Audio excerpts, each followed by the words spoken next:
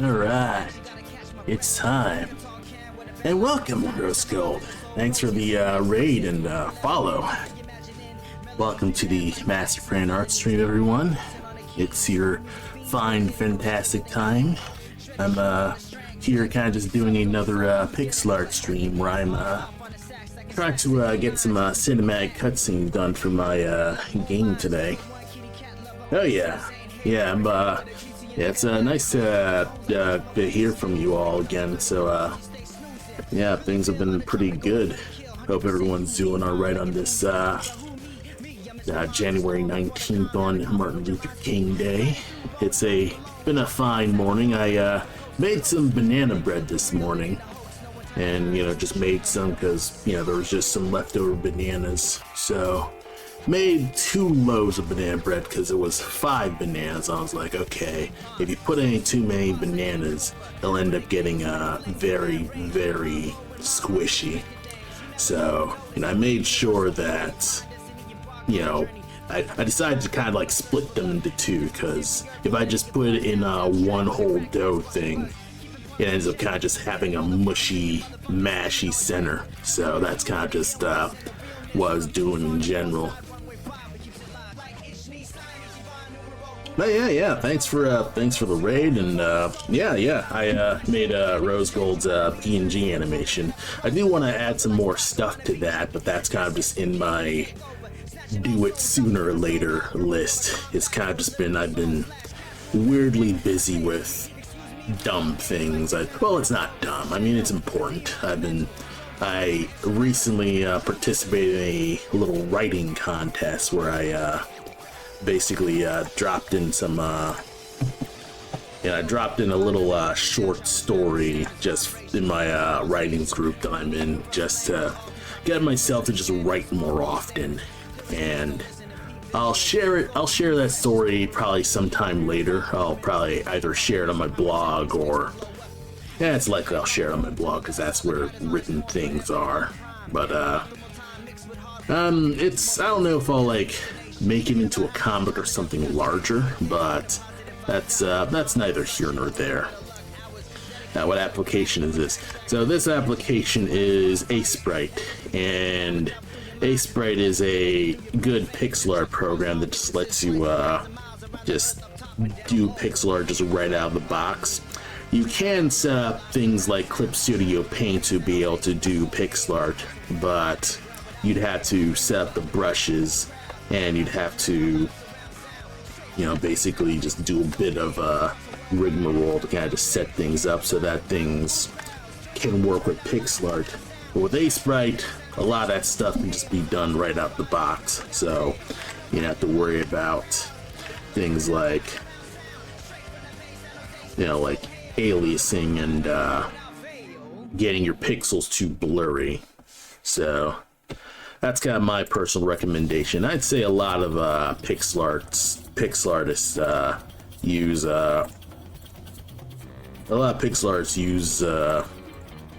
Aseprite for most of their pixel art stuff. I've known some veteran pixel artists who use MS Paint and things too.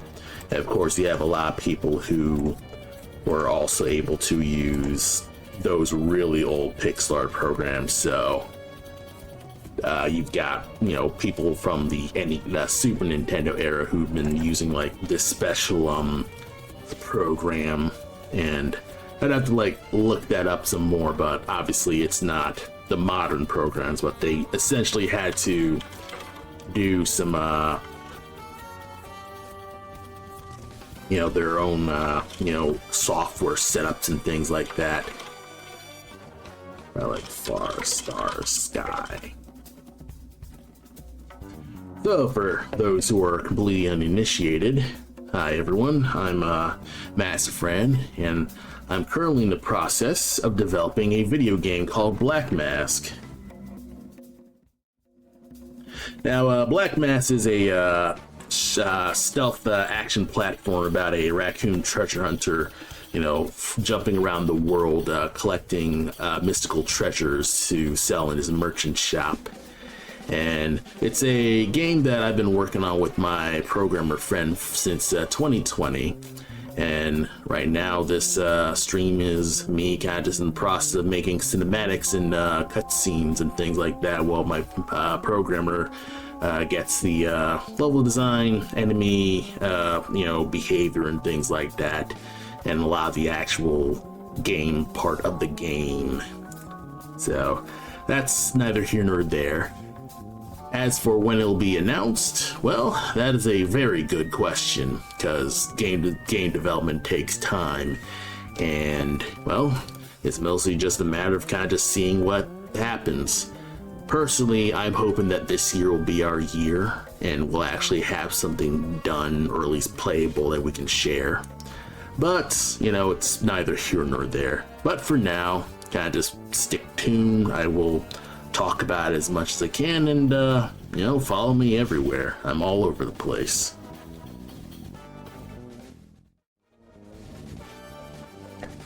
So I'd say the big mission for this stream is to try to get this night sky stuff done, so I can yes, and thank you very much for the follows and Zayaru. And yeah, it's going to be pretty rad with that. And right now the mission is to get as much done with the getting this island done as possible. Let's see, night scene, is this the right one? Incorrect.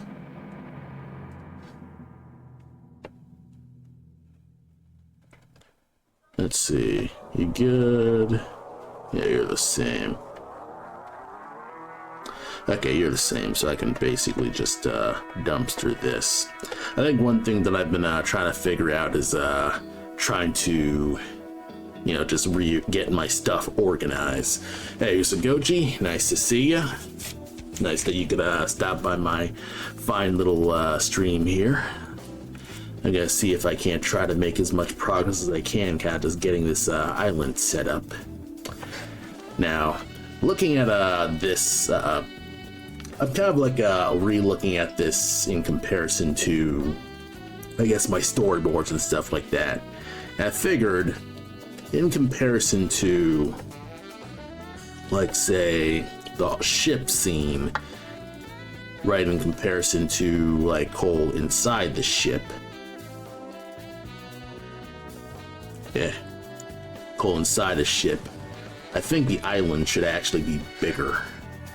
And it's one of those things where it's like, do I leave it bigger, or do I like make sure the sea's established? So yeah, we'll kind of just work on the longer shot one.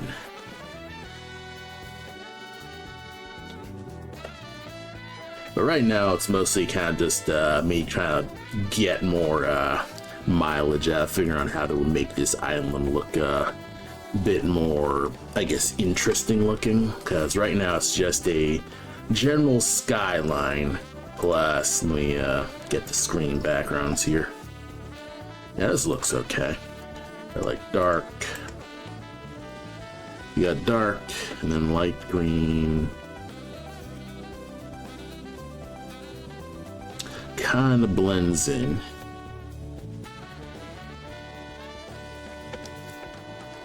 Yes, I think what I was doing here was I had a larger night sky. Okay. I think one thing that I've kind of been fumbling a bit is I've been very unorganized with a lot of this stuff, because I thought, okay, I'm going to work on many layers on the thing. The thing is, I put too many layers on it, so that's also a thing I've kind of just been fumbling. So night sky, far night sky, night sky. Yeah, easy to lose track of what you're doing with many layers. Oh yeah, and it's kind of weird because the initial idea of like using these layers was it would give me the opportunity to be able to reuse assets. So that was the core decision of why I was like, okay, I'll reuse the layers, and that way I can just reuse my skills with that. So one thing that I'm trying to figure out with this is trying to figure out how I could establish this tall tree gameplay.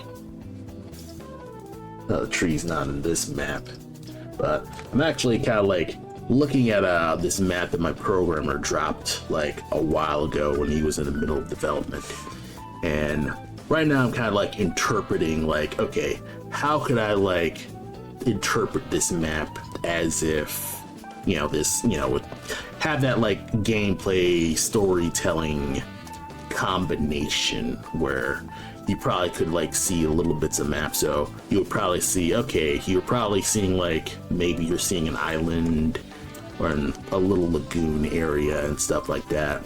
So I made a bunch of like little sketches, and I guess for some reason I was like imagining this level is kind of mountainy. So I've had a bunch of like drawings of this island just being a large mountain, and of course I was jumping around trying to like color in some other stuff with the mountain just to visualize how this was all supposed to look, and it's kind of just all over the place in general. I think one thing that I'm constantly like second guessing myself is just the broader decision of how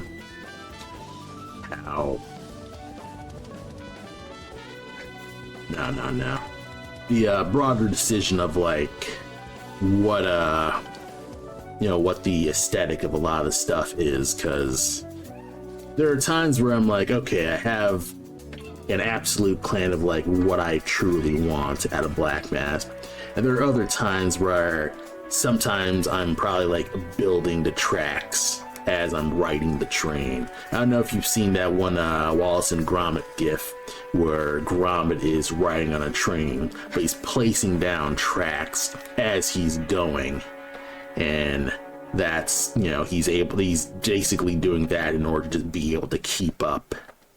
So that's sometimes how I feel at some, you know, at most places.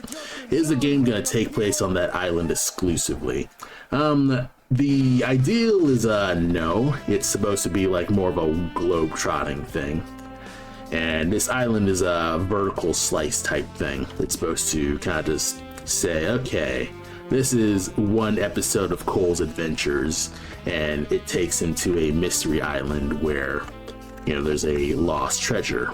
So that's a general guess of what this island setting is, to kind of just say, okay, here's a short, so what can you do? So that's basically what the island setup's gonna be.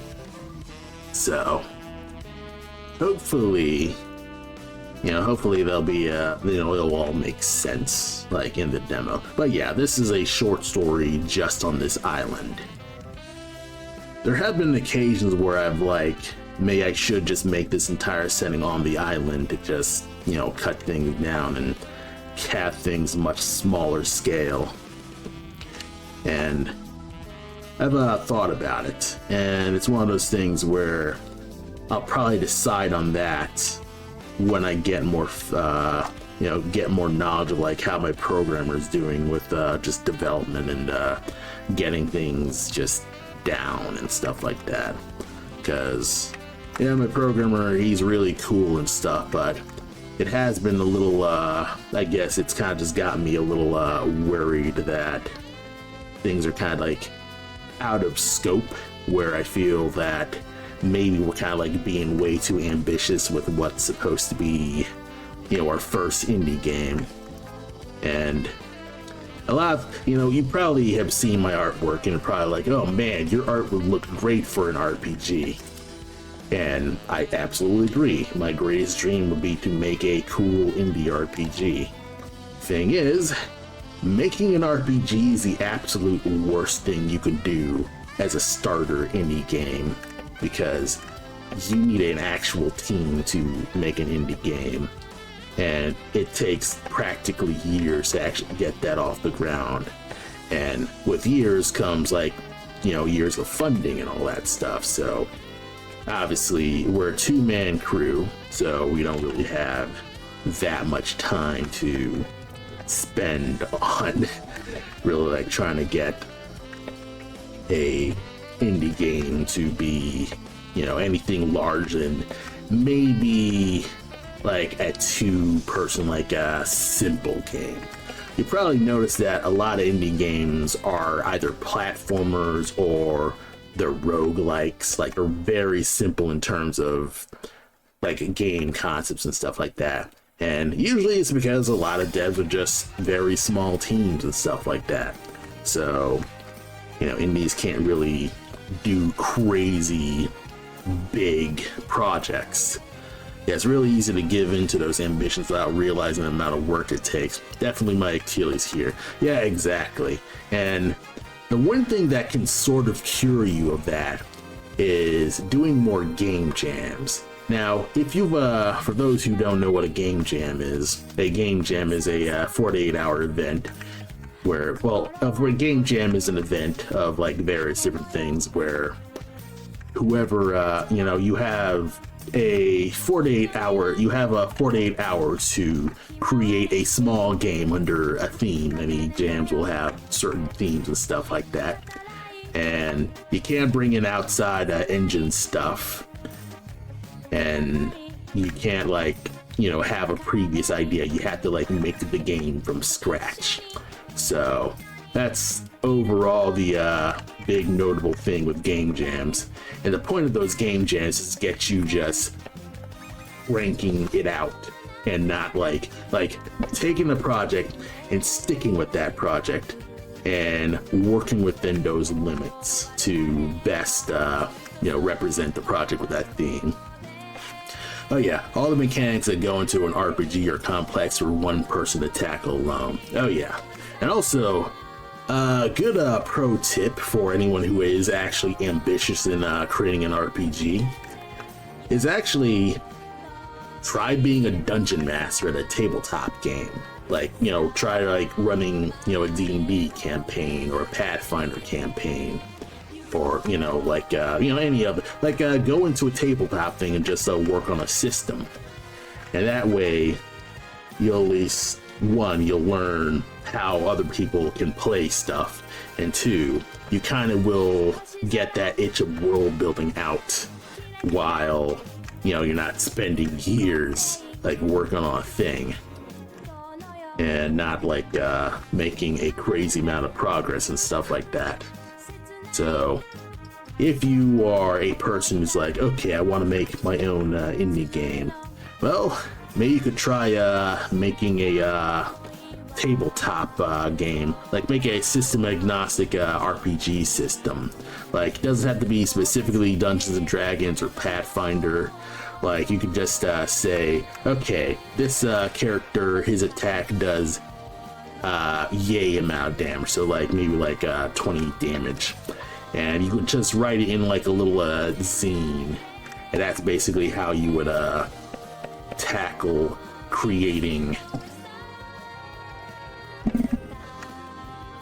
a game. And you don't even have to jump into programming too. So that's a nice way of getting yourself to get yourself in that sense of making games and learning the ropes on doing some really difficult tasks with that.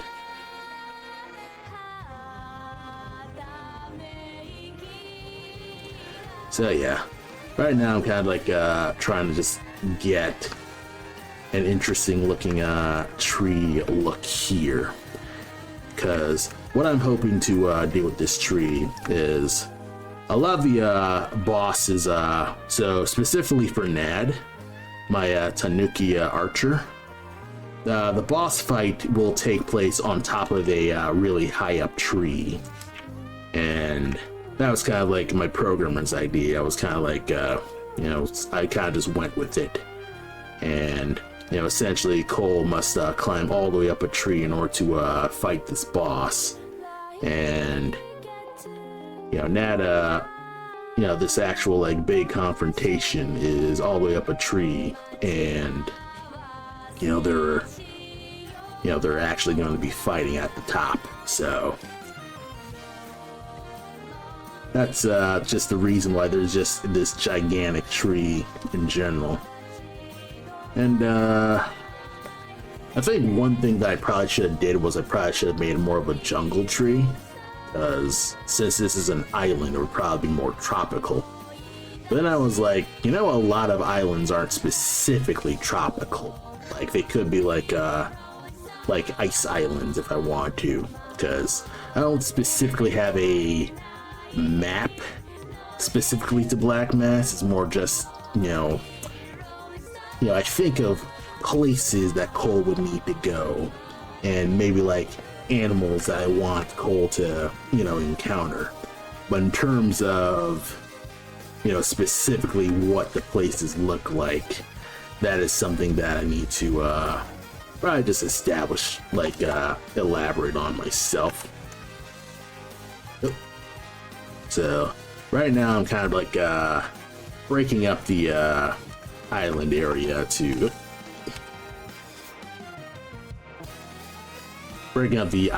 kind of just have some blocks of color and just establish a sense of where everything probably could look, and just establish that this island's kind of foresty in a tiny way. So overall, I think this is probably just going to be the design, because otherwise I'm just going to be triple thinking every tiny little detail with this. In terms of how I kickstart trees, it's the same principle of drawing trees. You don't think about drawing the individual branches, but the shape of the foliage. You start with the shape of the foliage, and then you break up those larger, broad shapes of the foliage, and you will be able to create interesting illusions of details with the leaves, because you'll create an interesting illusion with those trees because you're just drawing a bunch of basically dots, and those dots will accumulate into a very, very rough approximation, or at least a visual shorthand in your monkey brain of what a tree looks like.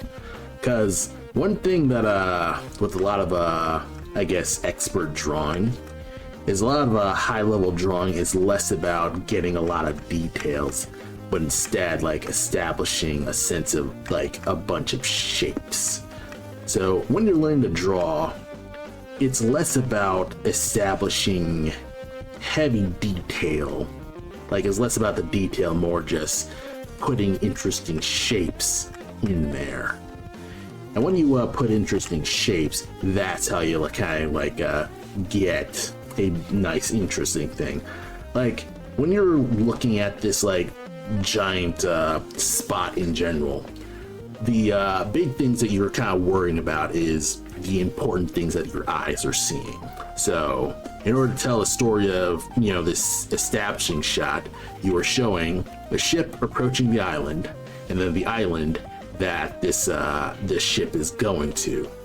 And then you're going to have other contextual things. Since the moon is the largest of the stuff, it will probably be like continuing forward here, or it could probably be here. But I'd say I'll put the moon here because all the light is coming to the right. And one thing that I kind of want to do with I guess the art design with that is I want to establish that the lights are going towards the objective. So, well, actually no. I want to flip that actually, because if it's a stealth game, you would actually want to go for the shadows, go for the next spot of the shadows where you're able to hide. Shoot. Probably could rework this then. And also, if I move the moon here, that way, yeah, if I move the moon here, that way it's a more even composition, where it's like you see the big moon, then you see the ship, then you're seeing the island, and then everything's like looking much more looking much more fascinating with that. Okay, a lot of these things you are thinking about it as you go, and that's kind of a thing that you're doing when it comes to like figuring out your creative process, is you are figuring out what can work in general and what you can do as to kind of just make things entertaining with this stuff. And obviously it's not easy, and it's a lot of just trial and error with that. I went to college for animation, so a lot of this stuff was kind of just instilled to me because that you got the time to do it. That's all you're really doing for, I'd say, the 3 years. So it's either you do that or you're like doing nothing. So that's a lot of stuff with like specialization and things like that. And of course you have people who they learn programming and stuff like that, and they're learning things like what's it called, technological debt or something like that, or yeah, I think it's called technological debt, where if you're doing a mistake that's costing efficiency, that's going to eventually start piling on, in that programming sense, where you end up kind of having a lot of stuff worse off because you never took the time to optimize that initial programming mistake that ends up like having things run way worse. It's difficult to explain. My programmer like told me about this a while ago, and I'm kind of really remembering it badly.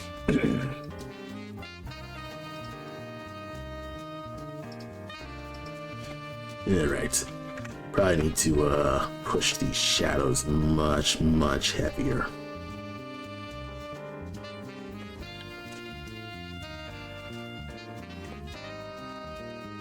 There's one thing that one advantage I do like about doing the Game Boy Advance style is it's getting me to think more about the values of the pixel art and not get hooked up with things like how the colors are supposed to look. It's pure values, and that's the big reason why I want to just do this in the Game Boy styles, because it encourages me to kind of just use that light.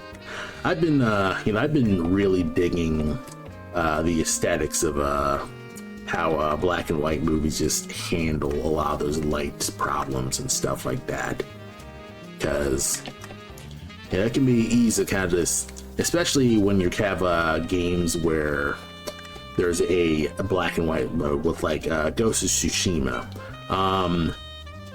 Ghost of Tsushima's 1's black and white mode is completely different from 2's black and white mode, because they didn't take the time to adjust the contrast and shadows, as opposed to Ghost of Tsushima 1, Ghost of Tsushima 2, where it actually took the time to not just readjust the shadows, but also to readjust like the contrast and stuff like that. So it's not just grainy, it's not just gray, it's actual legit black and white. You have really dark shadows with really light lights, and everything just looks much more cohesive because it's using the shape of the shadows as opposed to just making it gray and not really paying too much attention to how those shadows actually will stick together into a giant visual unit. So a lot of that stuff I'm kind of like really digging when it comes to, just figuring out how black and white art. And honestly, comic book art is basically that, where a lot of comic book artists and comic book inkers, the big goal of inking is, one, to make it easier to reproduce, but two, to basically get a lot of mileage out of just black and white, because obviously you only have so much black and white. So a lot of comic book inkers need to do things like learn things like cross hatching and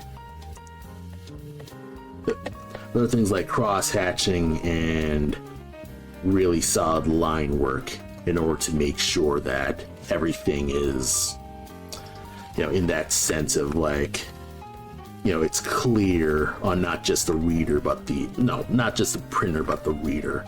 They're representing the pencil lines of your initial penciler and looking, trying to like make it look as close to, that initial pencil work as possible. And a lot of really good inkers, getting good at inking is also the gateway to getting yourself good at penciling and stuff like that, and vice versa. A lot of good inkers are also just solid pencilers in general. And, there's a reason why they're usually the number 2 with some stuff. And, they can make a difference having a good inker with the right penciler.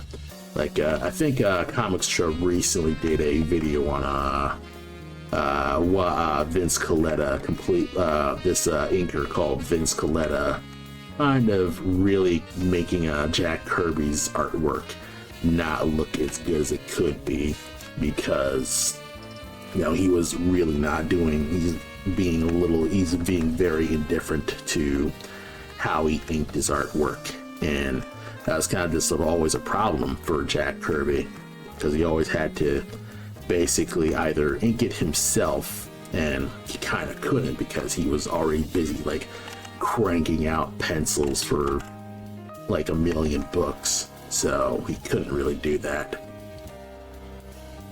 But of course, Vince Coletta, he's like, yeah, I'm just gonna crank this out too. And of course, he is, obviously kind of just phoning it in, because, he's got 1 million pages, plus he's basically working on, just getting it all done, not necessarily like, he's not as into the artistry of making comic art.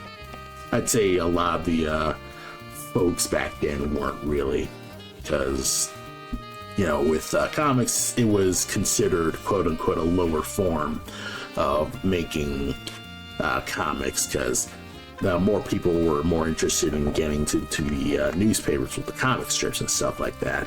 So that was kind of the big thing with that. And then comic books were kind of just the low rent kids entertainment stuff. So, a lot of people weren't as happy in the comics industry.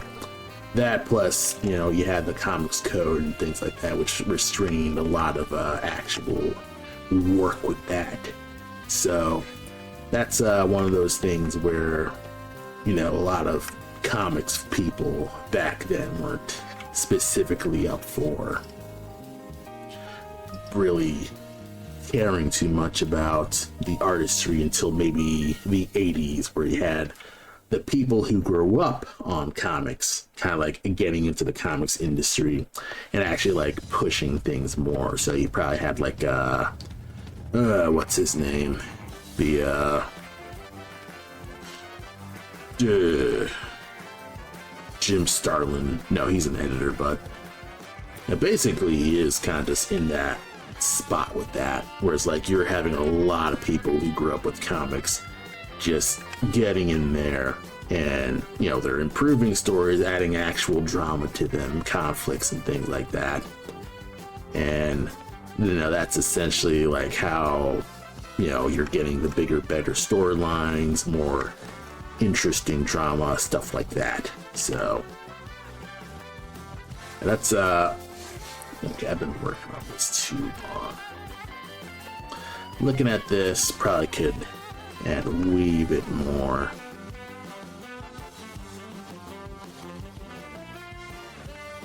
Pull this more. Because again, I need to just get that light just shining more.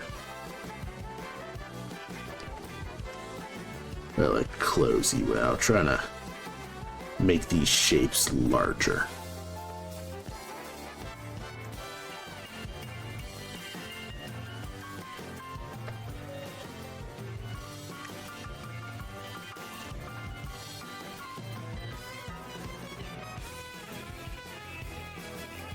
Of course, I want to obviously get rid of like all the stars here and get this looking like the trees look outside the background.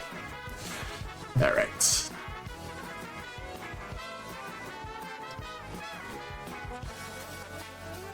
All right. I will do one more like bigger.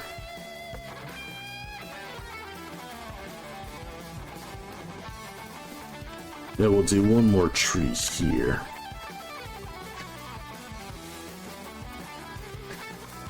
Probably like establish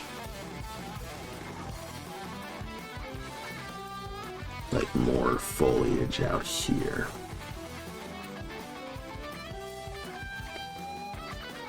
Like get rid of the pixel perfect. And it's always tough to like decide whether or not you want the pixel perfect in or out, because on one hand, pixel perfect can help you like get more precise inking, but I also sometimes feel like it can really hinder the flow of making lines and just plunking lines down. There's one thing that I'm trying to just get myself better at is not constantly second guessing every line stroke that I make. You know, I just get in there, plunk the lines down, and worry slightly less about what I'm actually, the deeper details of what I'm doing. And kind of just getting my ass to just not be as much of a complete psychotic perfectionist when it comes to making art and stuff like that. Obviously, it's an acquired taste, and most people are perfectionists for the right reasons. They'll end up thinking about details that no one will ever think about in terms of that stuff. Like, again, going back to the writing contest that I did a while ago, I'm seeing a lot of writers doing stuff that I did not ever think to do, because I'm just generally just inexperienced with writing. I don't really write as much as maybe someone who actually specializes in, putting words to a page. Like I recently, they recently just made a post where the guy was kind of like struggling, so he was like, okay, I just went and did a sprint. I managed to get 1,000 words in an hour. I'm like, what the shit? I've only managed to get like maybe 300 words a day on a notebook, and even then it was a giant struggle to just get that down. Meanwhile, this guy's just able to not just hit the deadline, but kind of just he's able to kind of just do this. He probably like did it way better than I did. I actually haven't seen his or hers actual writing at the moment. Could be sucky. I won't even know, because a lot of these writers are kind of strangers to me, so I'm not as well versed with that writers group, because again, I mainly just joined there to, one, get some feedback on my own story, and two, kind of just get myself just doing some just writing advice. And it's tough because I also just don't like a lot of writing advice is mostly like editing advice, and the only real good writing advice that you can really just take in is put the words on the paper, god damn it. the only reason you're asking for permission is because you're scared of fucking up. And that's a majority of writing advice, really, is just put the words on the page and stop questioning every tiny little decision you're making, because it's your book. You're the only one who's like writing it, so freaking write it, motherfucker. Yeah, I'm trying not to be as perfectionist myself. It's a difficult thing to break out of. Oh yeah, it can be really difficult to get out of, because not only do you put a high standards on yourself, you kind of want to live up to the high standards that people inadvertently put on you. When people say, oh, you're so talented, or wow, you really know how to do this, and you're like, really, really good at that.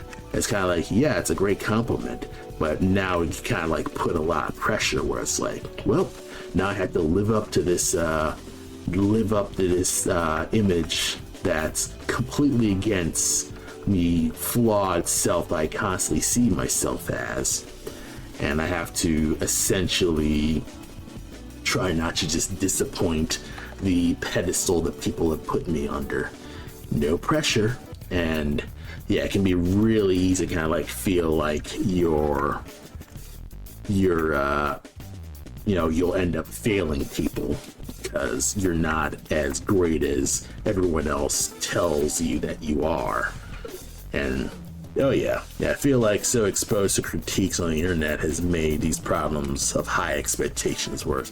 Oh yeah, that's also one thing where, because you have, so many people with basically opinions, it's all the more important to be able to just get yourself to kind of like insulate away from just saying, no, not taking every stupid like a comment personally, and trying to just get yourself to be like, yeah, this is just an opinion, this ain't a thing, this ain't indicative of who you are as a person. It's just some person who is just wants to speak into the void at the moment, and you're not a lesser person because someone wants to, because they spoke ill of you in some like capacity.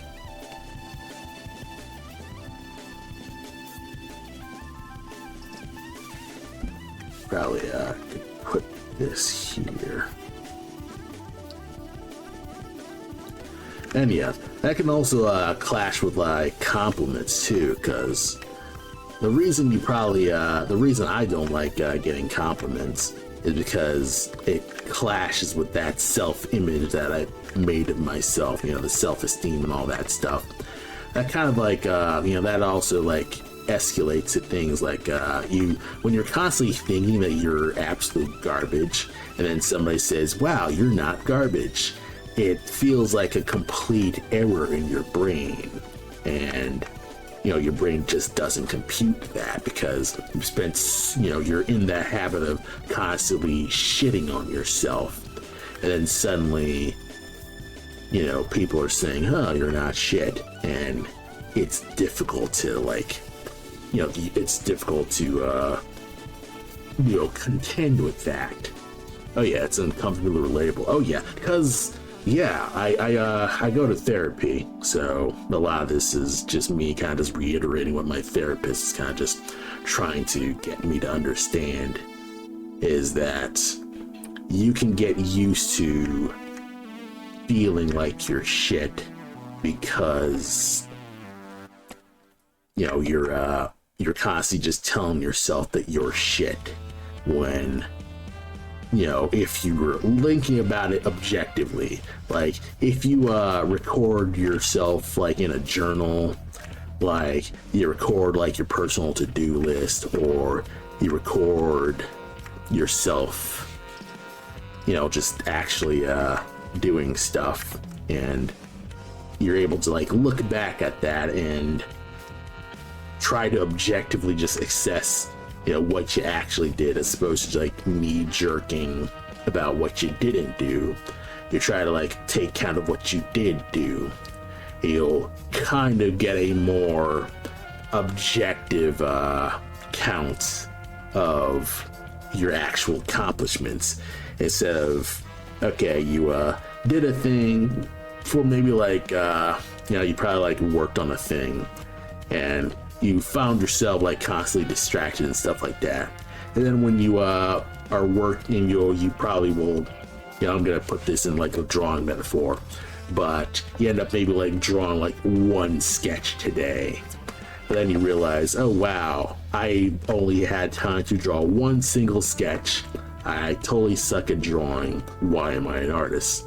Well, that's probably not a complete picture of what you did today, because obviously there's more to life than drawing for an artist. There's doing your like bank notes, there's doing your taxes. You should probably do your taxes now before April, but you're probably like doing your taxes, promoting on social media to let people know, hey, I have an online store, you should buy stuff. You're probably like writing your artist statements for like your artwork. You're posting your pictures on social media, and you're probably you probably have a day job. You probably need to go do work, and you'll probably have to like do actual errands, living your life. You'll have to get gas, probably need to do some like bill payments, drop some mail in, stuff like that. And obviously that stuff's important. Like, it's not like you're just in there existing just to exist. You are a person who is human, and you have human needs plus human lives and things like that. And you're not like a rock, and you can't just consider yourself a rock in a lot of these things. So having a bit of trouble making this tree look. Maybe I'll like add another just make it more. Okay, this is working better.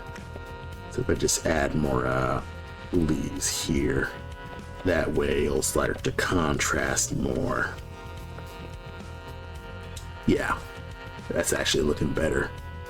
Like, get rid of this. Okay, looking slightly better. Okay.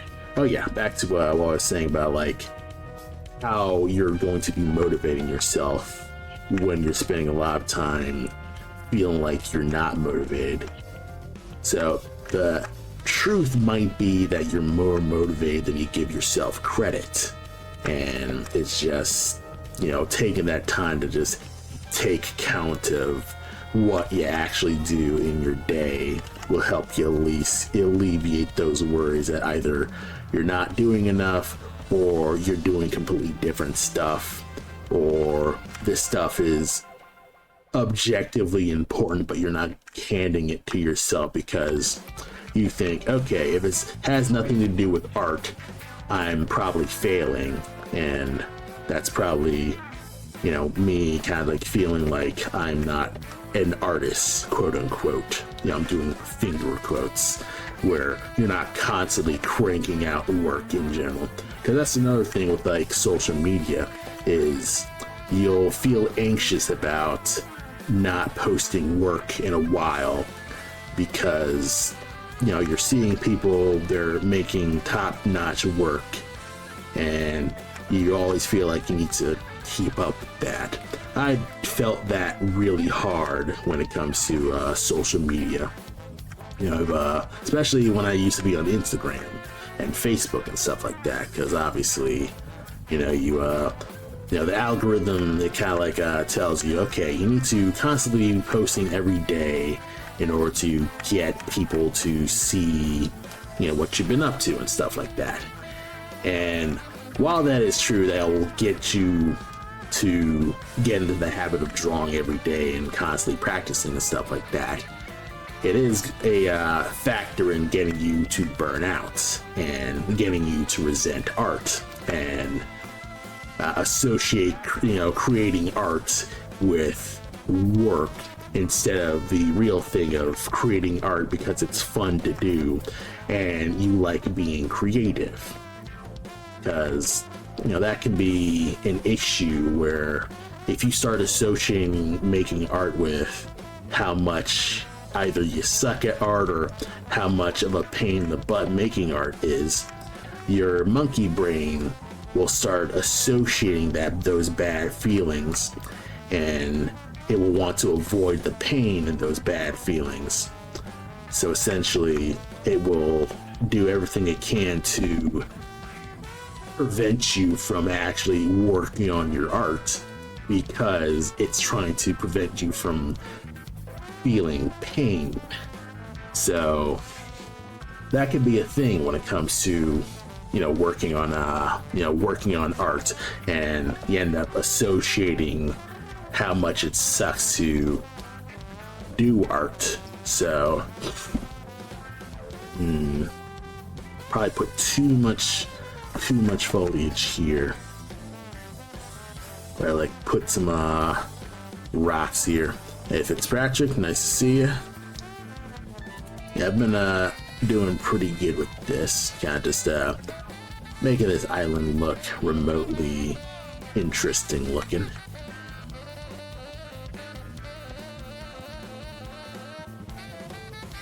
And obviously there's probably like way more to this in general when it comes to just motivation and stuff like that, getting yourself to like feel like you're enough and that your contributions to the world will actually matter, because that's also another thing that will like fill you with like dread and stuff like that, where you feel like what you're currently doing is just completely useless compared to everyone else whose worlds are currently on fire. Yeah, my king day's been okay. I made some banana bread with my family, so that's been pretty okay. So now I'm kind of just working on pixel art stuff, and maybe I'll play some video games, because I was playing Metal Gear yesterday and I nearly beat it. Thing is, I've just been stopped at the end. Like I went through a giant gauntlet of finding the pass keys, and then fighting Metal Gear Rex, and then fighting Liquid Snake. So that was always just one of those just tough things. I had to shovel some snow. Oh wow. Yeah, my dad shoveled snow this morning. Like, he just did it just because he just wanted to fill in the time. So yeah, that's been pretty nice with that. But yeah, other than that, I mean, my day was pretty okay when it comes to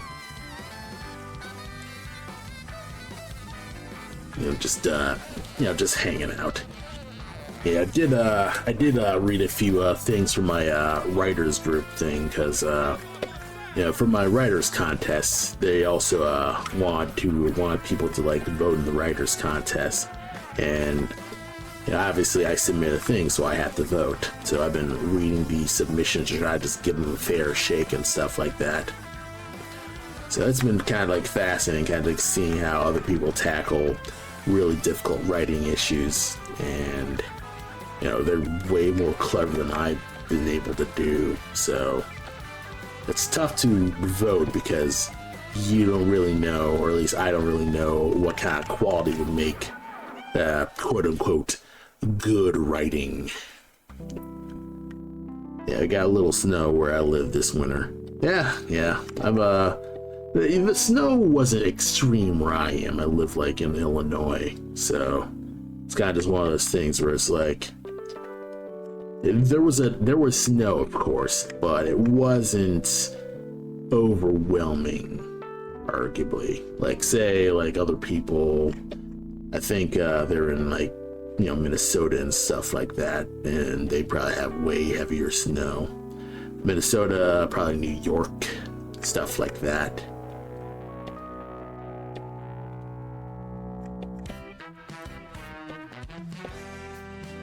They probably like have that just vanish in the shadows. And probably do things like add a bit more rocks, kind of say, hey, this is rocky. You know, it's looking like, yeah, just give it a bit of like texture with that.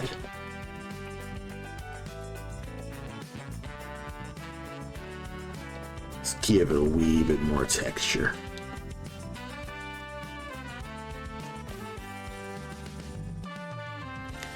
Just do stuff to kind of just push this to be a little bit more. Usually I'd probably like do something like dithering and stuff like that, but because this is a bit of a smaller sprite, dithering is going to be kind of useless. But I try to at least add some, you know, I'm trying to like do some stuff to kind of give it a bit more personality in general. I do some little stuff to kind of like thin out some lines, like get rid of corners, because due to the nature of like how pixel art works, when you're adding these fat corners, it'll make the lines look wider than they really are. But if you get rid of these corners, it looks like the line's much thinner. So that's kind of just one of those like little quirks with the illusion of pixel art. So that's kind of just one thing that will kind of like mess around, is you kind of like see things looking like a thicker shadow than they really are, mainly because you're just seeing this stuff just look more like it's contrasting and stuff like that. Okay. Kind of like zooming out.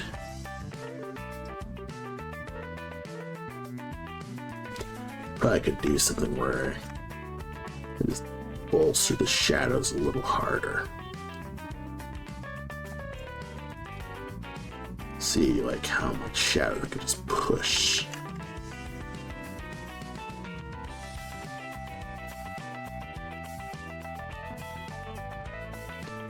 I just need to cover it in shadows.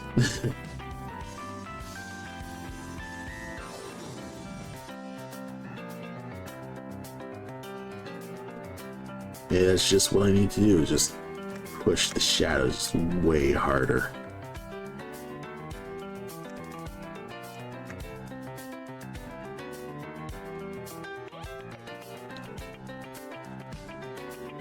Yeah, looking good so far.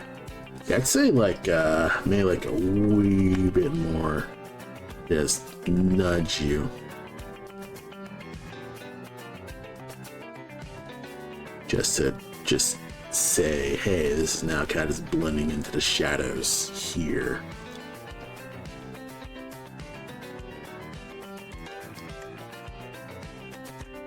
And also, it is possible that you can basically like refine out the detail of a pixel piece, because that's also another thing that you probably would have to worry about, is you end up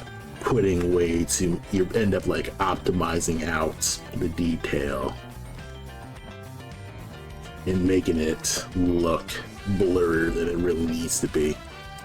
So one thing that you know, you kind of want to do is try to see if you can one, get rid of like orphan pixels, like any places where there's like a lot of like singular dots. You try to like get rid of that, because otherwise it'll kind of like look much muddier than it really should be.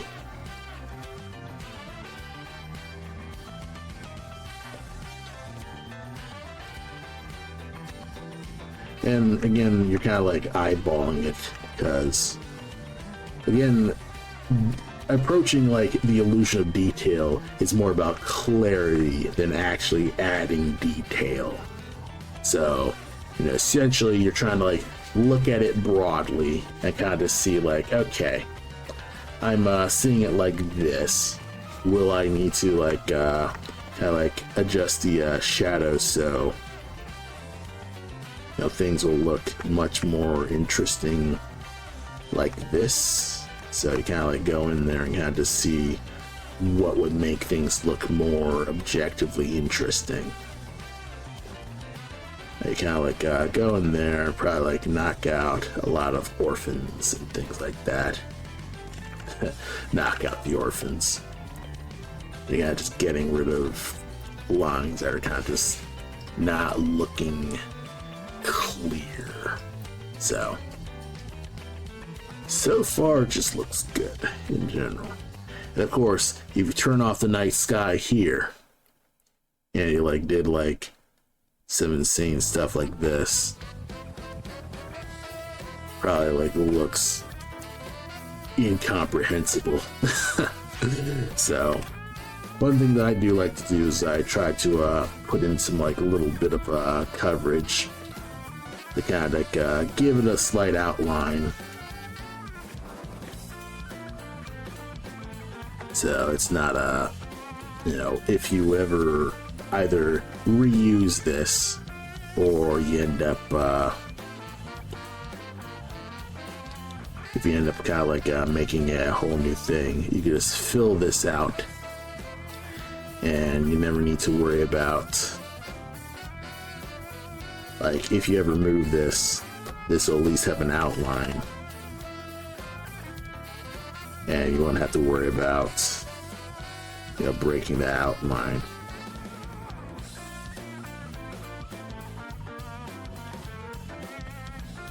It's not perfect, and obviously the faster way to do this would be to use the outline function Aseprite. Just put an outline there. Thing is, I at least want that control to kind of like work things out, because the outline is probably good for, you know, if it's doing figures and stuff like that, but not necessarily if I want to do things that's, you know, has finer detail like foliage and stuff like that.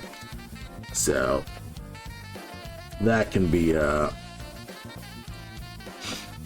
that can also, it'll let me be able to do gaps like this where I'll have like big blocks, because otherwise it would just do the outline, like it would just go all the way in here and not necessarily like get rid of like the big blocks. So yeah, it does seem more suited for simple sprites or sprites without gaps. Yeah, exactly.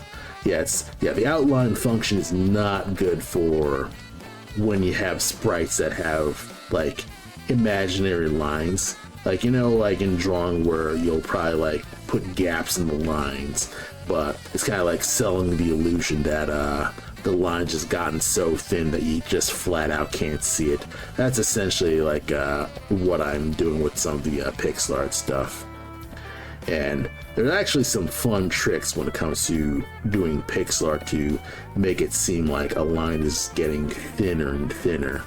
And one thing that you can do is you can lighten or darken a color as you see fit. So, okay. Invert the selection, and then select you, and that should be good. Now we can actually blend the rest of these C here. There we are, and everything's looking blah. Okay, everything's looking slightly better. And there are some things that I could do, like I could probably like reduce the mountain some more by like erasing little parts. And that could probably work in tiny ways. You know, let the contrast of you know, let the gradient of the night sky kind of like take that in.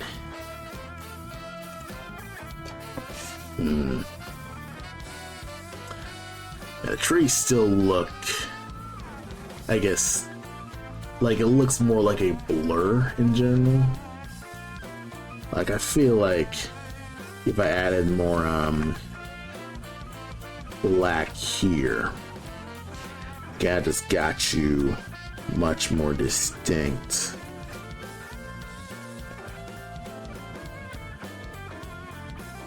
the trees will look more separated. Okay, this is looking slightly better. So what I'm gonna do is actually like adjust this tree, the leaves here, so that the shadows kind of just blend in much harder.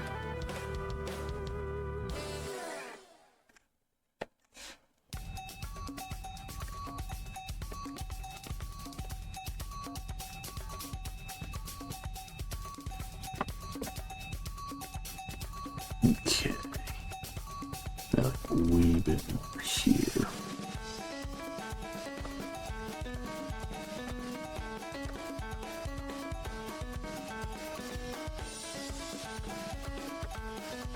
Okay, maybe that's a little too much, but probably like optimizing out the fun of this. But so far, it's looking pretty decent. Probably like zoom in here. Oh.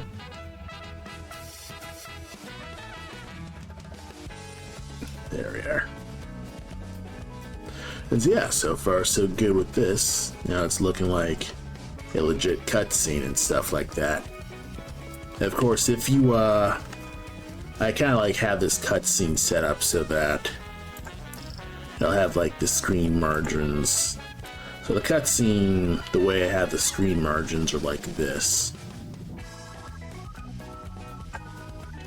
So this is the general live area. Let me see if I can't knock the layer opacity. Nope, can't do that. It's gotta be specific layers, which is annoying, but I'll just have to work with that. But yeah, the actual like live area is in this center spot here. But essentially this is a big like wide screen. So if you cropped everything and got rid of that, it would look slightly less cinematic, I'd say. So if it was like a typical like 16:9, that would be an issue. So I could probably do something like move the moon slightly inner, then move the moon a little closer in,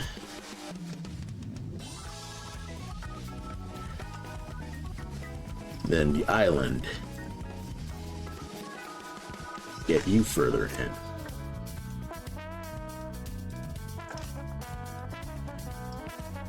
I may like nudge the ship back just a wee bit.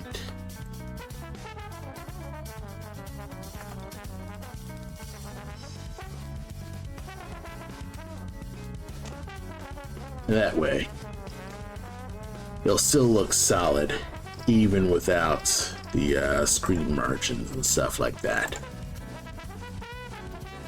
I could probably like readjust the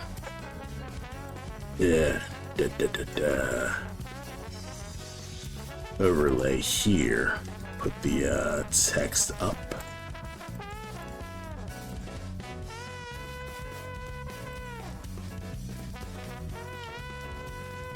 Yeah, maybe like move text up here.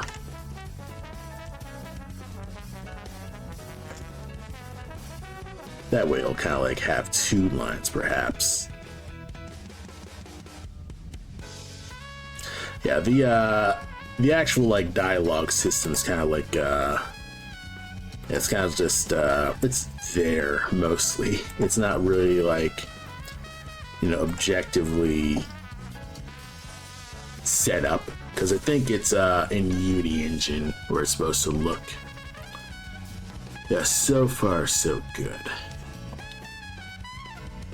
So I'm gonna save you right here.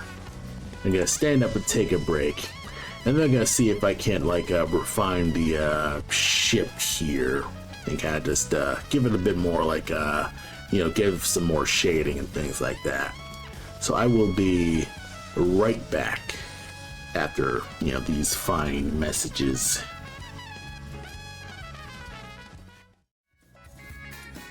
And I've returned.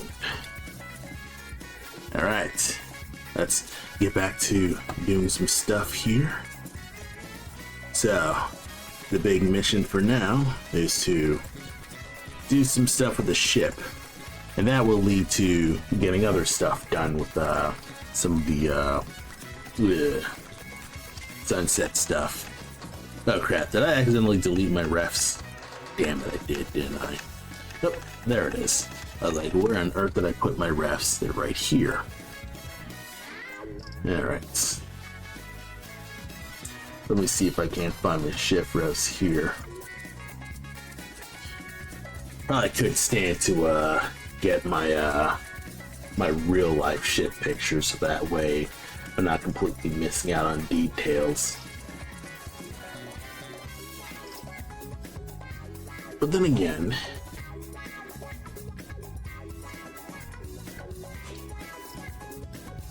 yeah, I'm kind of like looking at my ship art. I'm kind of like, do I trust my own insane like artwork with this? So it's kind of like I have a bunch of ship designs, and right now I'm kind of like thinking, okay, what was this like rope thing for? It's rope for the rigging, but it's like, I should probably at least really look at that so I can actually get something, I guess, probably not just accurate, but kind of just just get it accurate, because there's a bunch of like stuff that I'm I guess I kind of just want to be sure.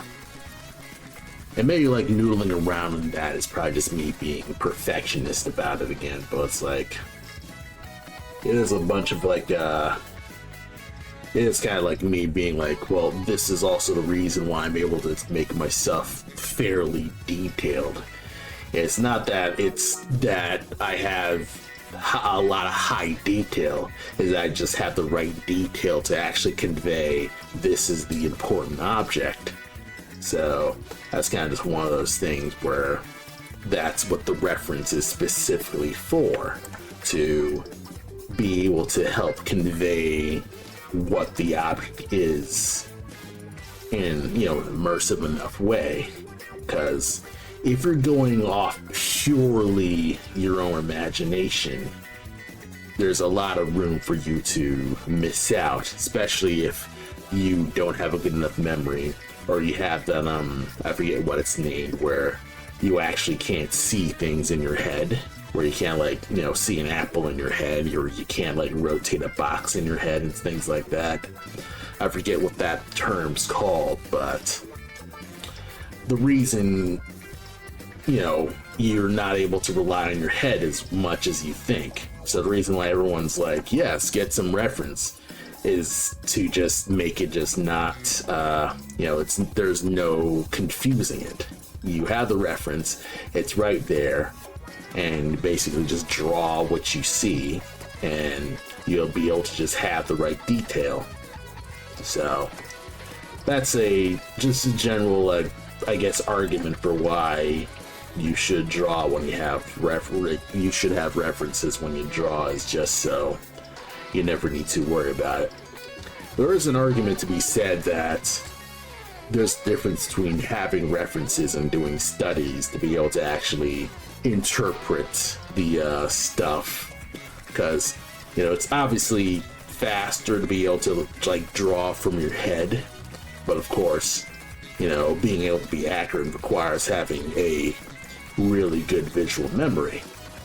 And you kind of can do that by obviously doing a lot of studies and like drawing a lot and being passionate about things like buildings, architecture, and vehicles and shit like that.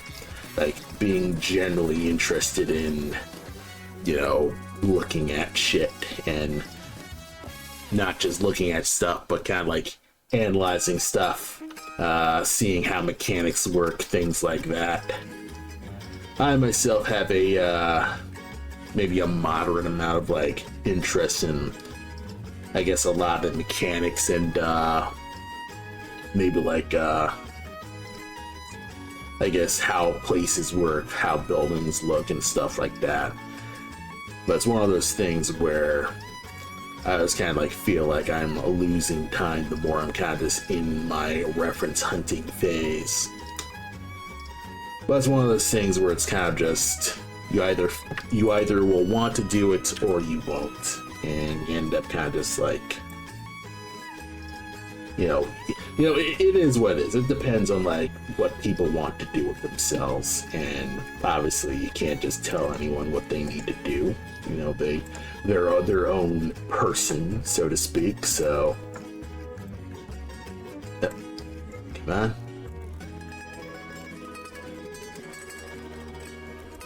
Okay, water-based vehicles. Where is it?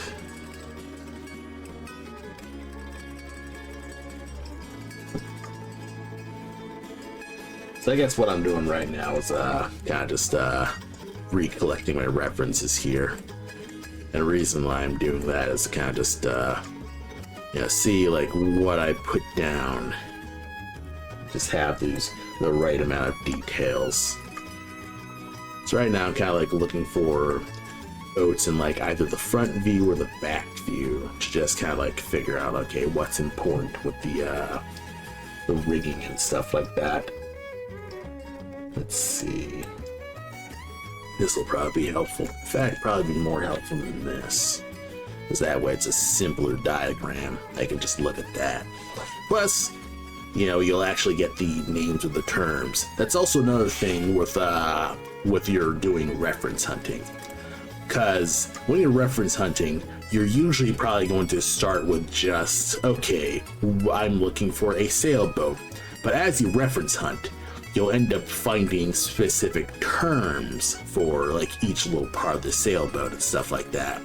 So then, not only can you just Google broadly, oh, what's a pirate ship look like? You can also like look up, okay, what are different types of sky sails or different types of royal sails?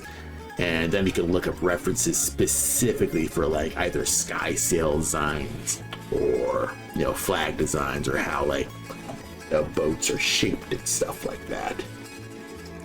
And obviously you have ships that are, there are specific names. You have like carvals and galleons and shit like that.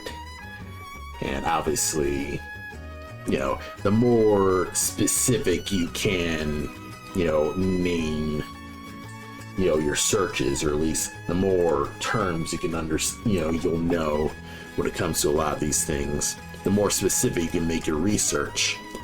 So that's also another argument for, having, doing the reference hunting. I got a low-res image. Might as well just delete that, because that's not going to help me. And I am not finding what I'm really looking for. This might help. Again, this is also a bit of like, I should have been doing way more studies, like in general. Because that way, I would at least know what I was doing here. Oh yes, I think this specific reference was what I used for the actual storyboard. Is this like really, really sloppy ship design. So I think what I'm like looking for is like these like rope spots here. So that's probably just what's getting me.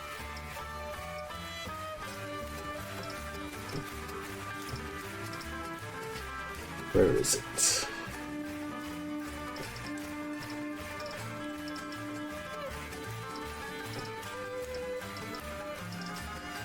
Push up's a shovel, I'll probably just wing it. Yeah, because sometimes you'll hit a point where kind of like you don't really have time to be like pondering literally every tiny thing, so you're just gonna have to wing it.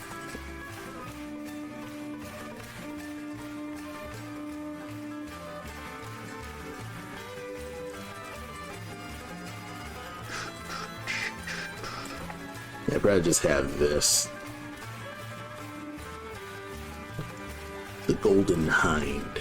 I think this is what's his face's ship. Actually, I think this is fictional ship. I just have it in my like list of fiction ships. Okay. Looking at a lot of these boats is reminding me that I do need to read One Piece again. because I've kind of just fallen off of reading it. Because I'm currently at Water 7 right now, and that's been, you know, it's been there. Finished Skypiea, and I was like, okay, finish that story arc, I'll take a break from that and kind of just read literally everything else, or like get myself just write more. And I haven't gotten back to One Piece ever since. Probably can though, like I've gone through a whole bunch. And it's not like, you know, One Piece is impossible to read, because reading the manga is way faster than watching the anime. Like, One Piece fucking breezes in the manga. Like, yeah, I'm glad that they're rebooting the anime, because yeah, that manga is not working. Probably like hide the night scene. Probably like hide the backgrounds. Just focus on this specific thing. What time's it? 6:28. You know what? If I finish this ship, I'm just gonna go on to making the game.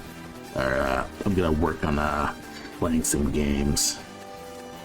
And just give myself a little treat.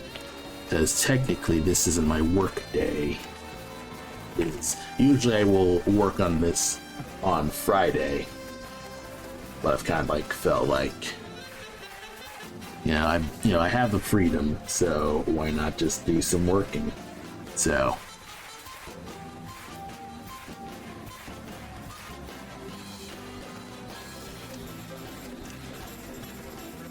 okay.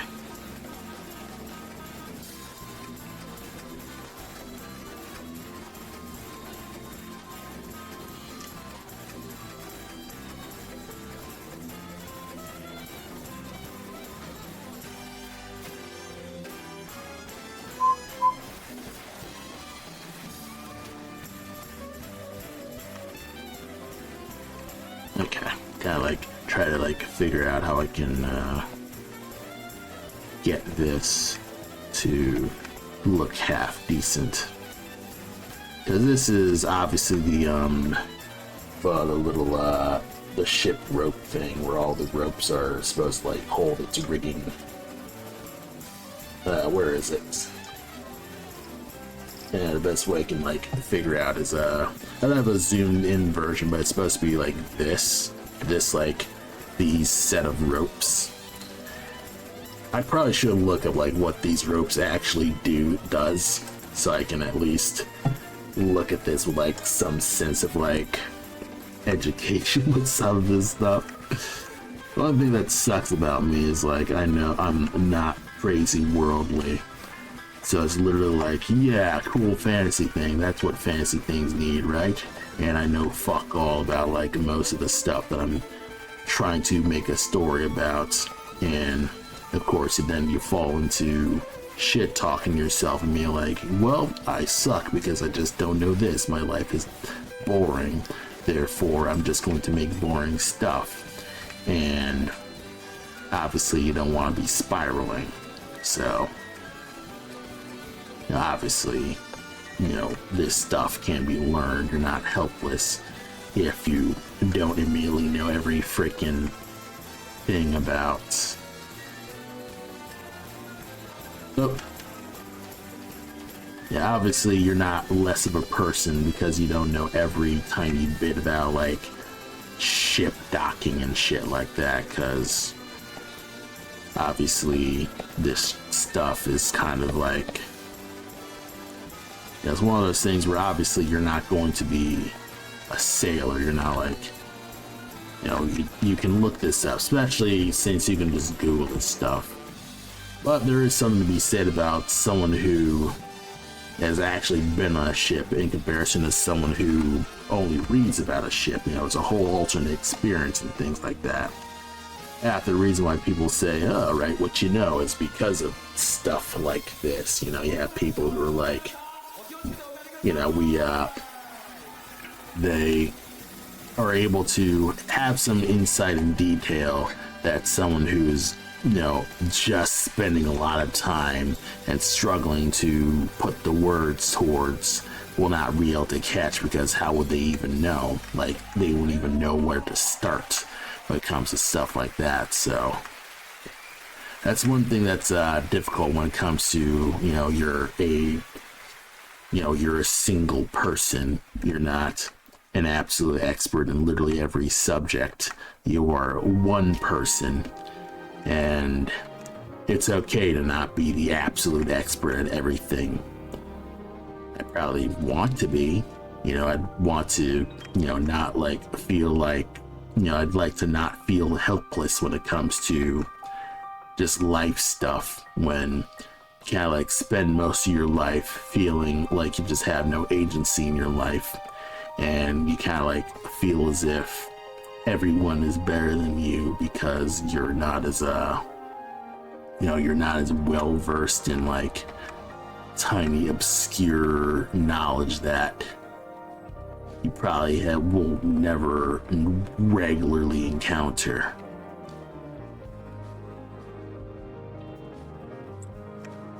And that can be a thing that can get people to kind of feel resentful in the world, is that you want to be independent, but you're not as independent as you wish you could be. Would this count as a shadow, maybe? Could I make this seem like it's shadowy? Probably nudge this down.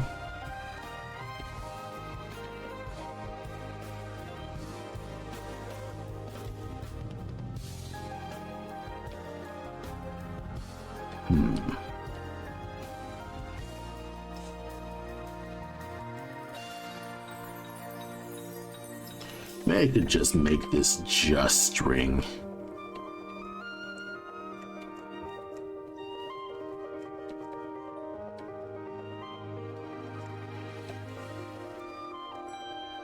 Make this.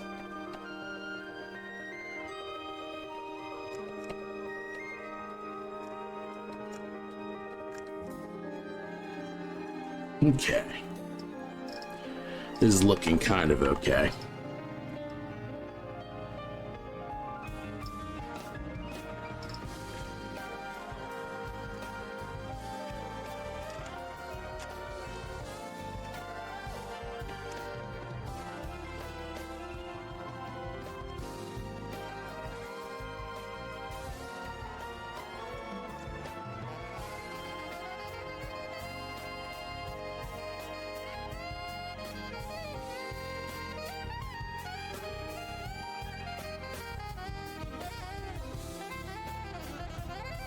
Okay. Yep, looking good so far. Things are making some decent progress. I could probably do a slight bit of dithering here. Other than that, I could probably let this go at this spot. Let's see. So this is more of a gunship when this really should be more of a cargo ship.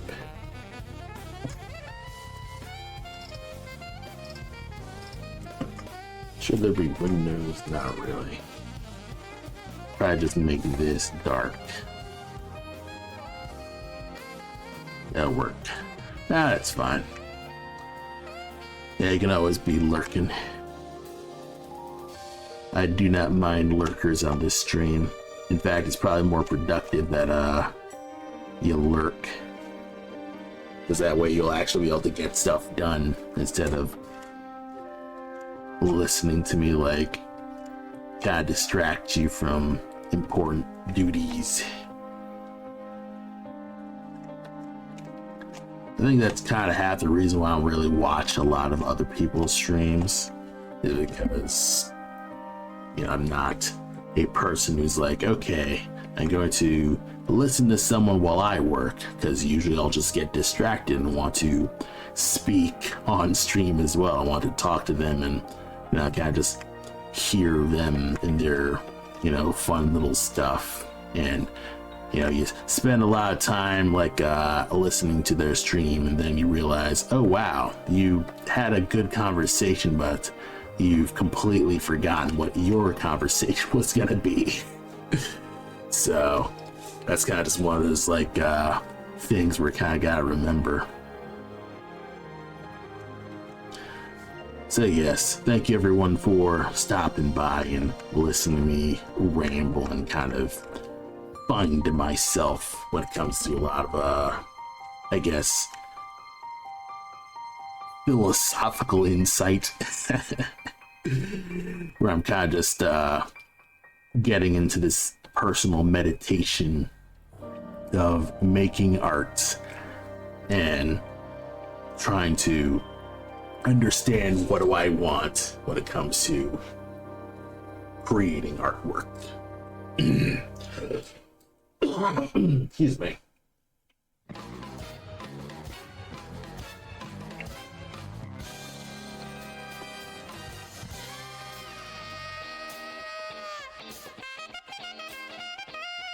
Oh yeah, exaggerating physical features is a nice way of how you can actually get yourself to remember anatomy. That's it's kind of interesting because a lot of people think like someone who learns cartooning will have a harder time doing figure drawing. And so this is going to be a burning fire take, but I feel like someone who learns stylization is going to have an easier time doing realistic art compared to someone doing realistic art and trying to stylize that. Because it's like one of those things where it's like someone who knows how to stylize is going to know what's the actual important detail that they need to convey when it comes to, you know, how you're going to make the art interesting, how you're going to, you know, put down the correct amount of lines, or, you know, establish like what's interesting about the subject. As opposed to if you're learning realism, you're probably going to be memorizing specifically lighting setups, or like how to like be completely accurate to you know, what the what you're seeing in general.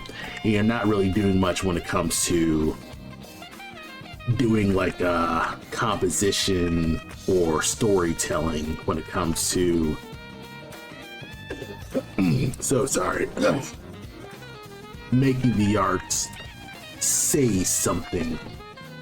Because, you know, there's plenty of technically good artists, but it ends up like feeling like it's boring when you're looking at it, because there's nothing really getting people to be like, okay, it's technically good, but what am I staring at? You know, what's so great about this? Like, I think it's probably like one of the arguments where it's like, you know, what's the point of like drawing realistically if I know how to take a picture? Well, it's not specifically about like drawing realistically, but showing the details that convey, you know, that realism that immerses you into that piece. And I think an important aspect of drawing and painting is shape language. Yeah, shape language and composition, basically. Again, back when I was like talking about the illusion of detail and all that stuff, where it's less about putting a lot of details and putting the right pattern of shapes to convey what that detail's supposed to be.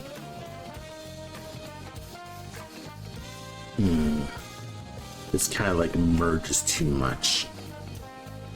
But what I can do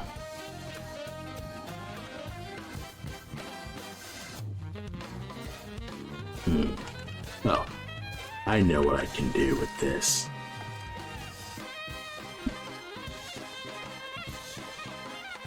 Okay, I think I know what I can do here. So, instead of this,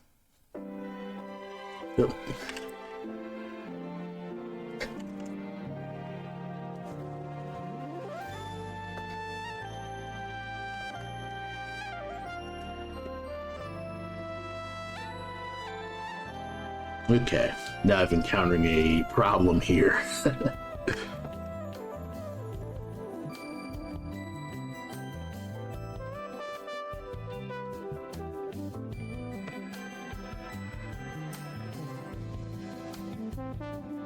Okay.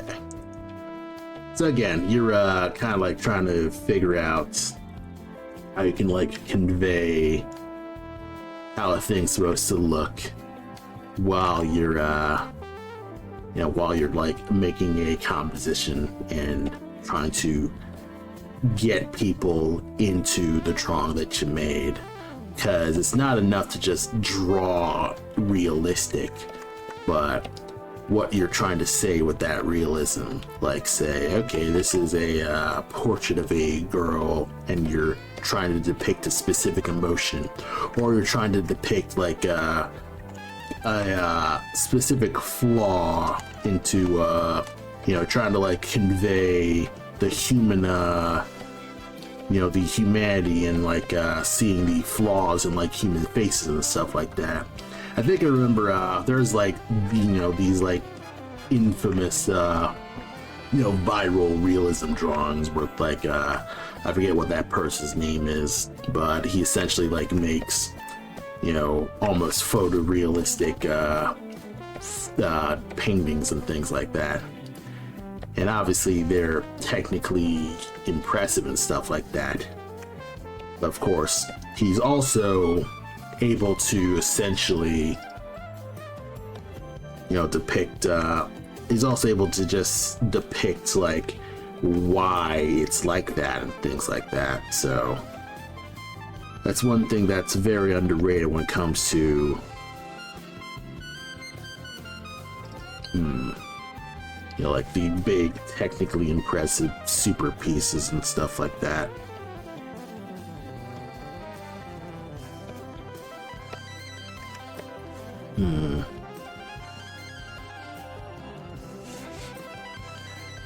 Shading would be, and where the shading would be like, so the paper would be like this, the light would be this way, the light would be there covering this spot, and everything would be over. So arguably this spot would actually be the detail that I'm looking for.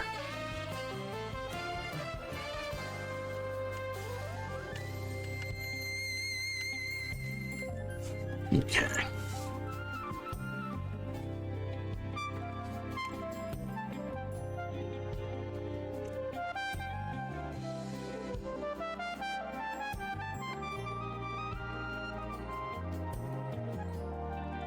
Yep.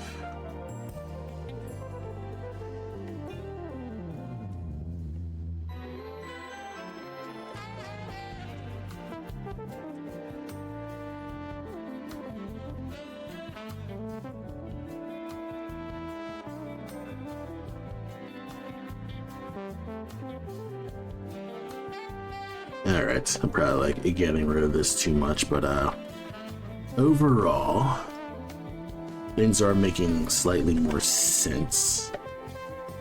As if the lighting is diminishing here, that means the shading would like be here. Okay. Yeah, again, I am spending a lot of time on what's essentially like a funny like drawing of a ship. But it's also one of those things where I keep thinking, okay, I think I'm gonna reuse this, so if I can make it look good, I won't have to draw it again. That's the insane mindset that I'm going through. And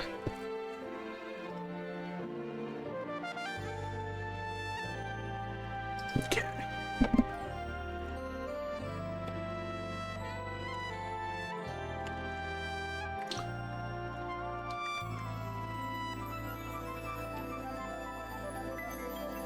Okay. There we are.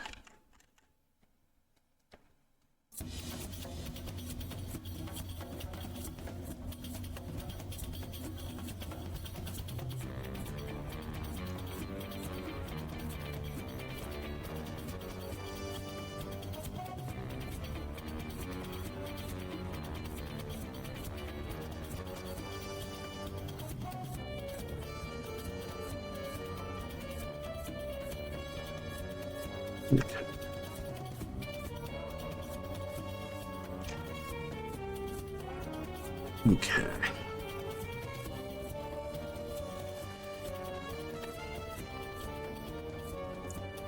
Stair stepping. We're 2 stair stepping. I think at this point, this is probably like a detail that no one's actually going to notice. But I will. You might not notice, but your brain will.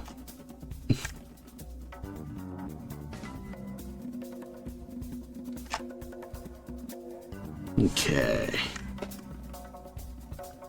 I change you to more of a white, or to make it more of a highlight.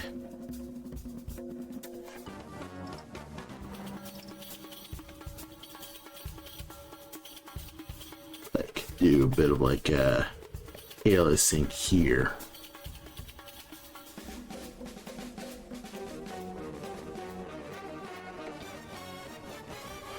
Okay.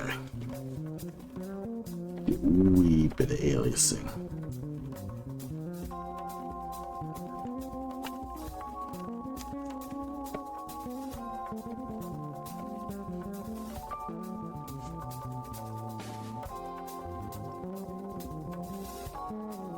Okay, so this one, if the light is like this, like a pyramid, so an inside pyramid, and the light was going here, like the light would be like inside, something like that.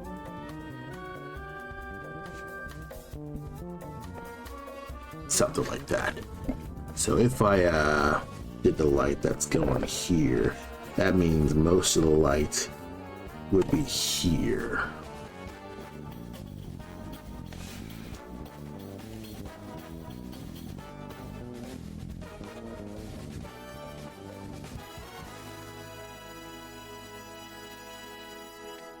Sort of understanding it.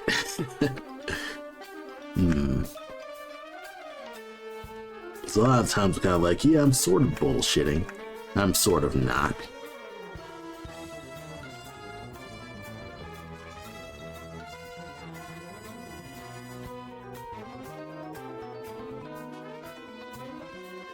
Okay.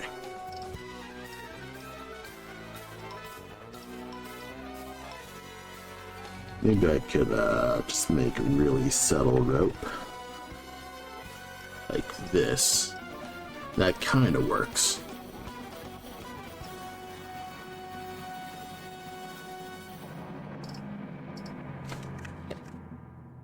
Yeah, like do some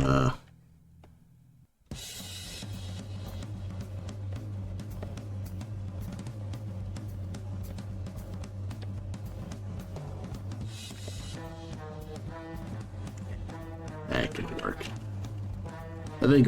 I think I'm starting to hit a point where I was like, okay, I'm just adding so much detail that's kind of just making it look more pointless than interesting.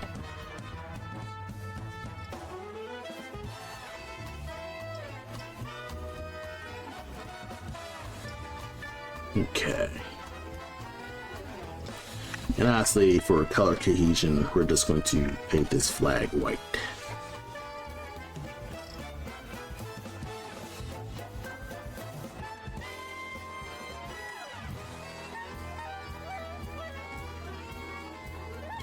Man, this big band music makes me like hunger for Portillo's, man.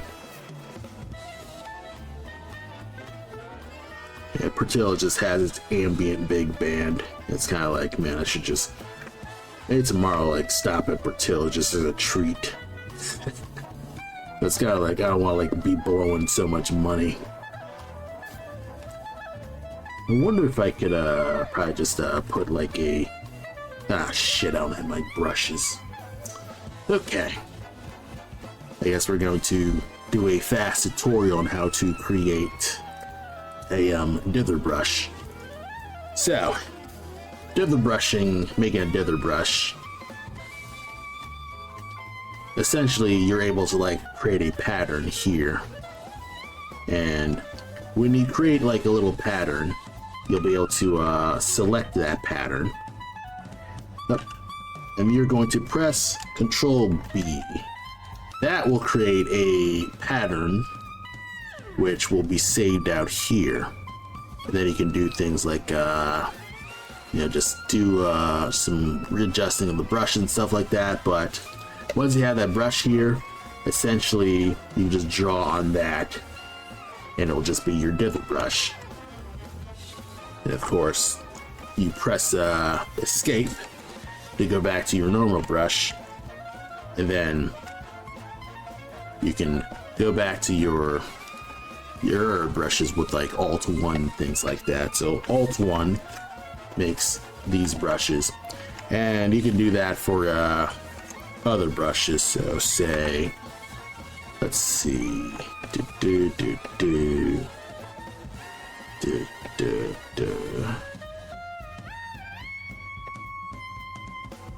think I may able to do that.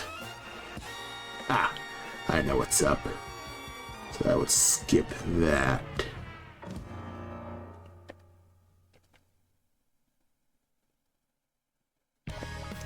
Okay. I think I know what I need to do. Make a bigger brush, make that dither brush, and that will make a larger dither brush. And you can do that with practically any pattern. But usually I don't like go any larger than maybe like a 4x4 grid, because that's a bit overkill. Usually I just work with this, and that's basically the best dither brush that I got. And when you use black, you'll be able to make this brush any color you like, because if you like use a previous color, you'll end up like not starting on a ideal color that you want, and that can be a bit of a problem.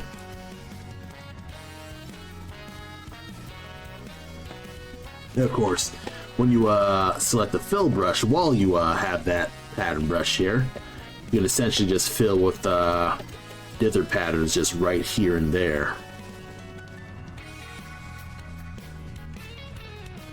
And right now it's kind of make it look a little too blurry.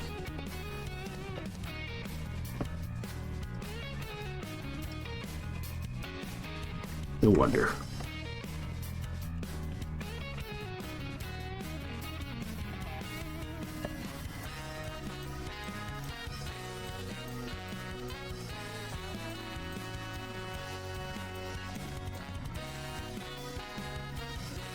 Probably like me, like try to figure out, okay, what would make this more interesting. Because the one advantage of dithering is that you can kind of like stretch your tones a little better. But of course, that can also cause you to like make gobbledygook. So it can be very easy to feel like dithering can be both a blessing and a curse depending on the sprite that you're making. Obviously, dithering's best for if you're making environments, and it's also really good for if you want to have a softer edge on a thing. Like say you have this ship part that's slightly going down, but not like completely in shadow. So that's the main reason why I'd probably put dithering here specifically.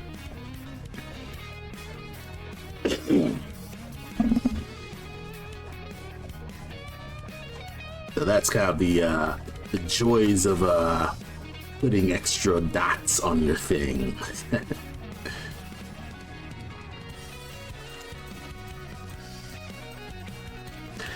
And it's also very possible I'm probably just adding too much detail.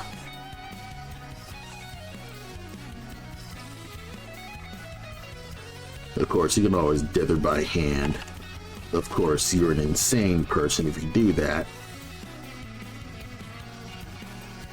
If you're going to do that for a significantly large piece.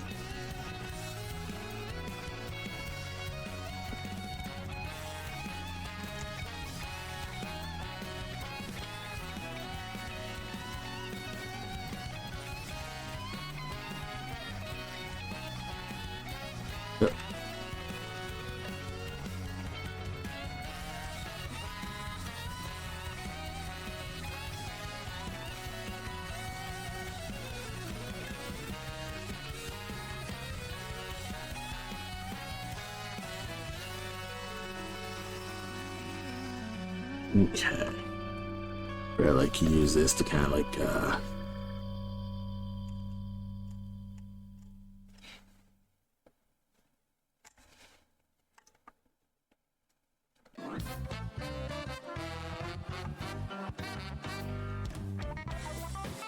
because right now I'm trying to like figure out a way to like get these sails to just look not close to what the what this looks like.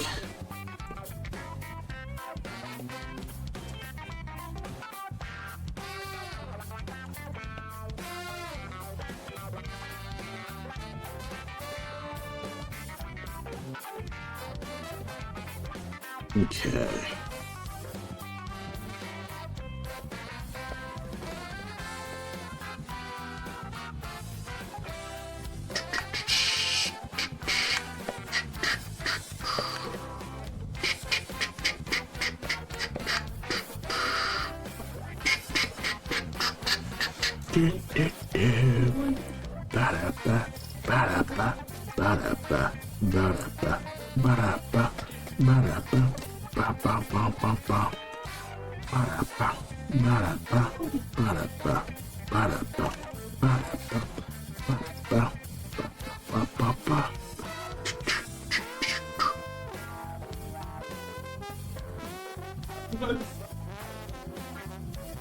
I'll just let this go. Because sometimes you'll have a dithering moment where you probably need to just have it kind of like diminish into singular dots and kind of just have the gradient kind of just go away. Or I probably would need to add some more color here to kind of just get this gradient kind of just smooth out. Yeah, maybe I'm just overworking this. Let's get this background look in here. One thing that I could do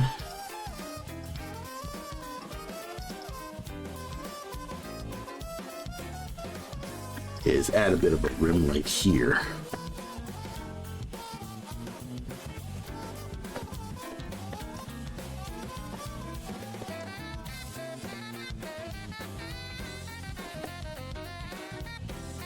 Ain't perfect, but I think you'll get the job done.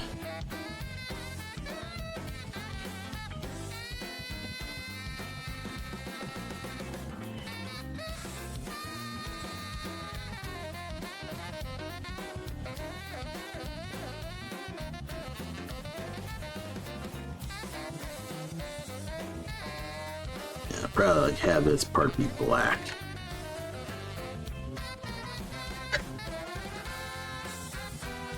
Actually, this is a great idea. Just make this area just black. That way, the ship just looks distinct. It's not like completely blending into the environment. Sometimes that's what it'll take. The ship just looks like this and it just doesn't blend into the environment. And then we have the backgrounds going.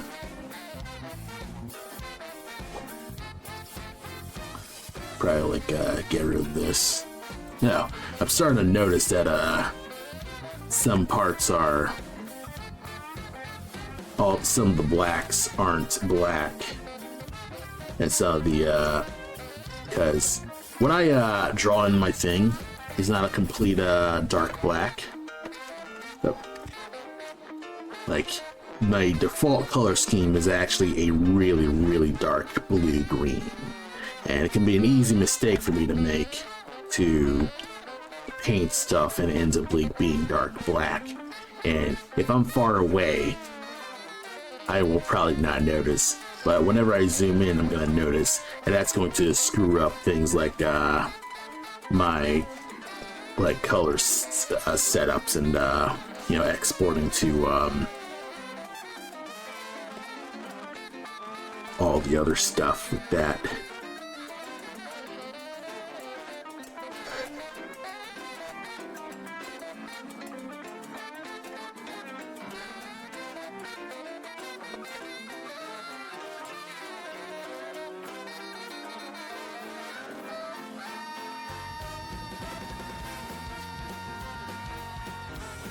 Okay.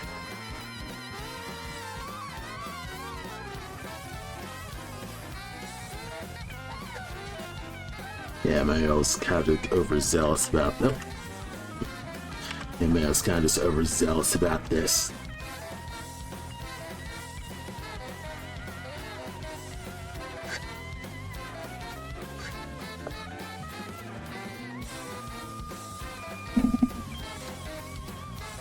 I made like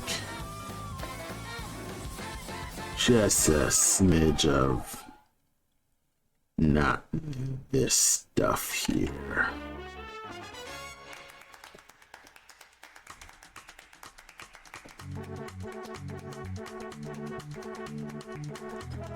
And just giving it an outline is more than enough to make it not blend into the environment too much.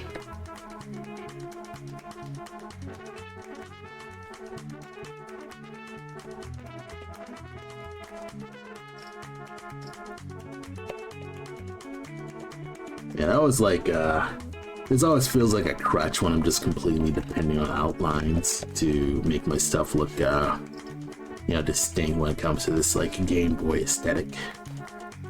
But sometimes, yeah, it's one of those things where you kind of just need the outlines, because otherwise everything kind of will just blend away.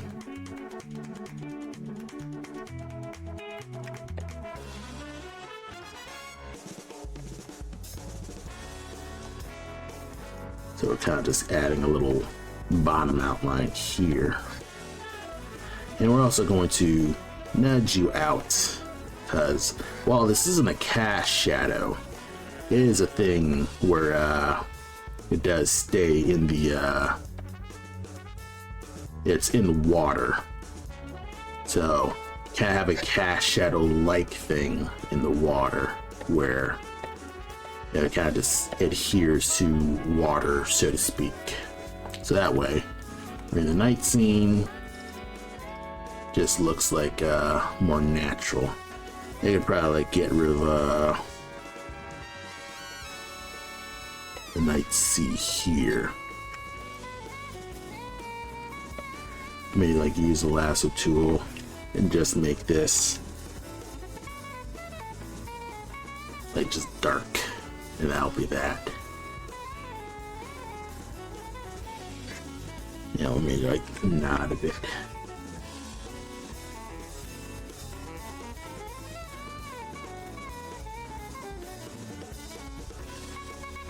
See, looks pretty solid.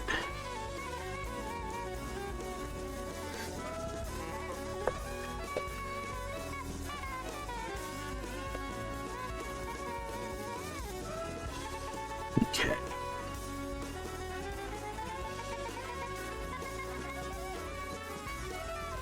Okay. Back to the ship. They like add just a little bit of a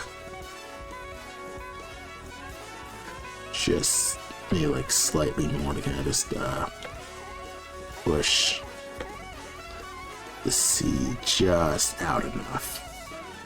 Thicken this bottom outline. And also like add a little bit of a outline to this. Got to establish, hey, this is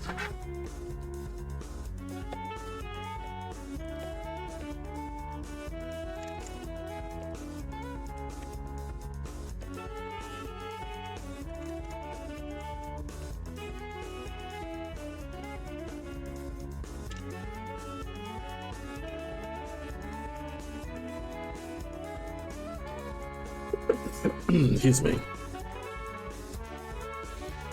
Yeah, it's a little obvious. It's a little on the nose.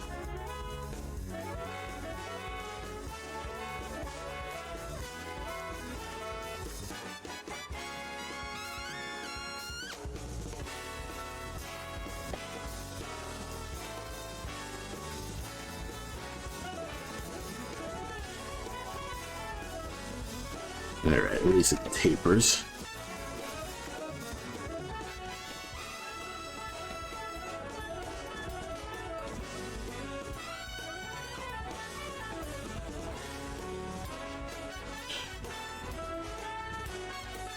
Great. Oh shit. Completely forgot about this. Alright. Control S. We're looking good. Show the island. Alright.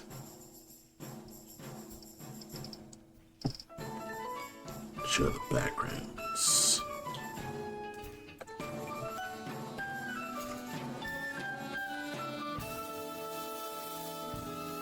Have half of mine to kind of just probably like put a night seat here or something like that.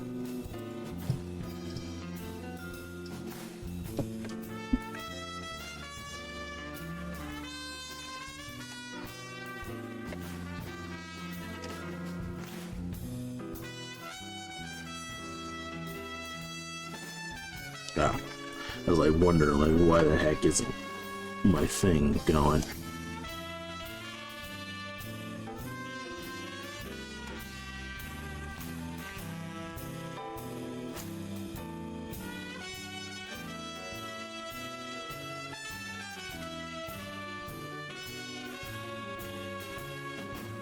Actually,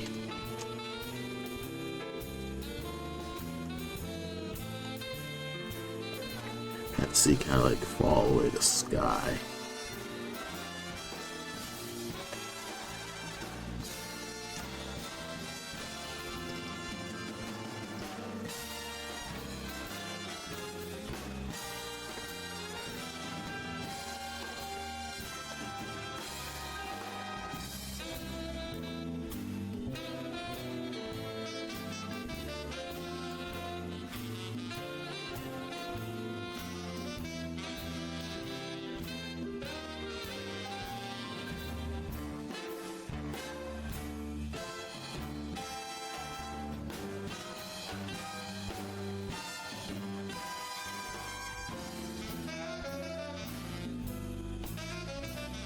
Really nice.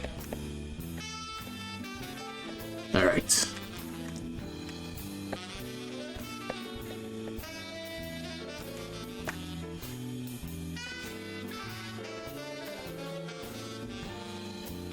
So far, it's looking pretty decent.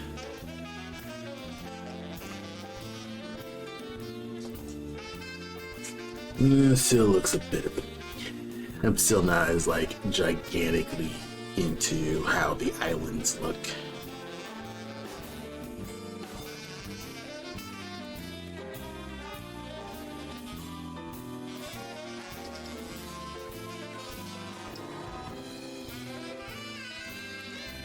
Also,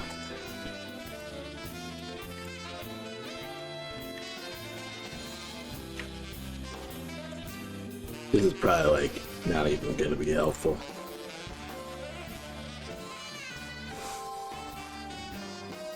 If this was slower, it could work.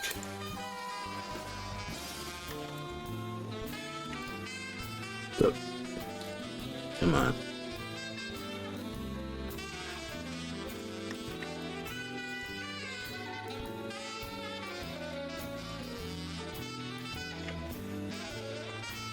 Let's see.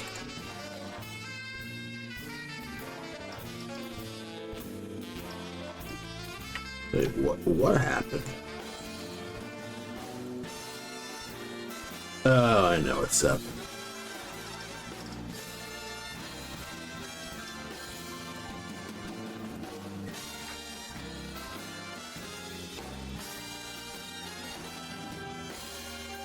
Kind of just seeing this, I'm kind of like working this off.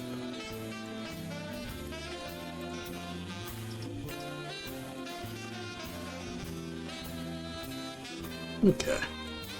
Nice and subtle. Yeah, it must be a lot of hybrids on Chimera Island. Oh yeah, it's very historical. It's a historical thing where it's like you have like a lot of animal hybrids and stuff like that.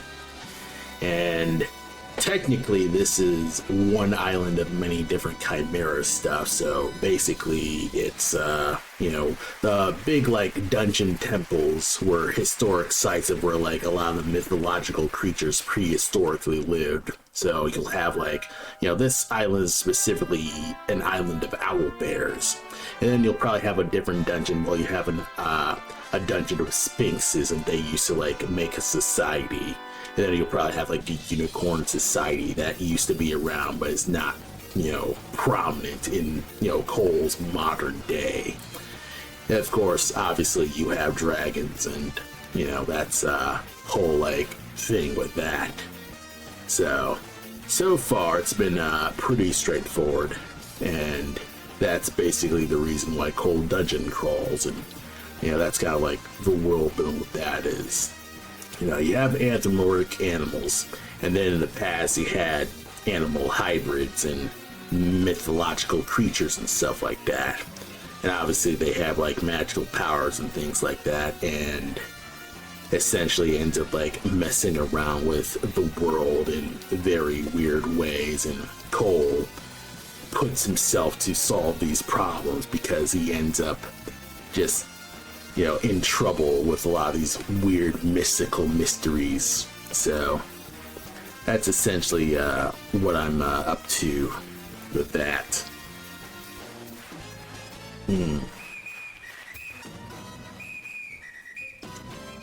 Yeah, I think I'll let this go, I'd say. I'll just save you. Probably might like do something. Oh, what I could do with the flag, I'd probably like do like a alternate flag look with this. I can do something where, yep.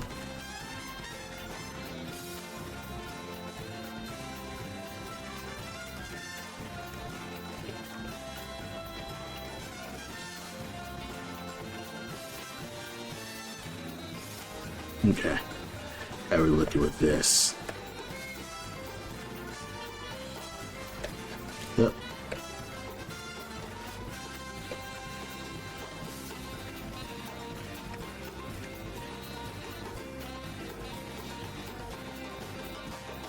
Okay. So far, so good with this. I could probably do some like water thing.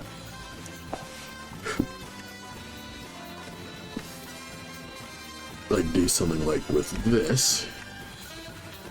Do something subtle. Get rid of this.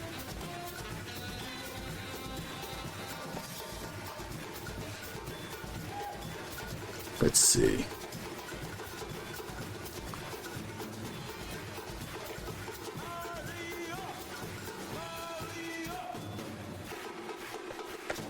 Maybe like do a bit of a squish here.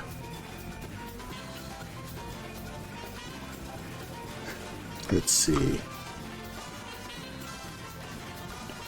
Alright, it's looking just subtly good.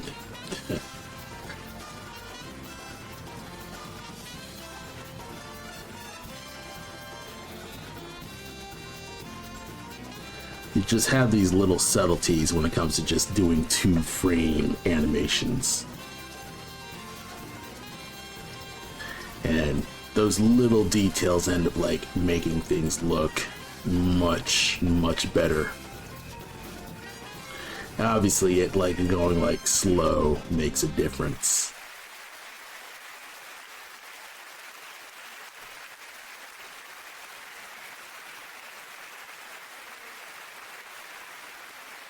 Okay, I gotta let this go. Let's let this go. It's already 7. Alright. I'm gonna let this go. Because I think I've done an okay amount of stuff. I wanted to go on to a different cutscene, but I think I'm just gonna let you go. Well, actually, no. There is one thing that I could do that I think I could probably like do fast. Is I could probably get the sunset scene done. So let's see if I can't get that down. So let's see, night scene, and then sunrise scene. So what I'm gonna do So I'm actually going to copy paste this.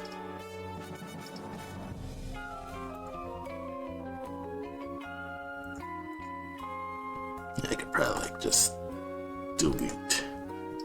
There's a lot of layers that I'm kind of like don't remember here. Oh, I think this is the gradient here.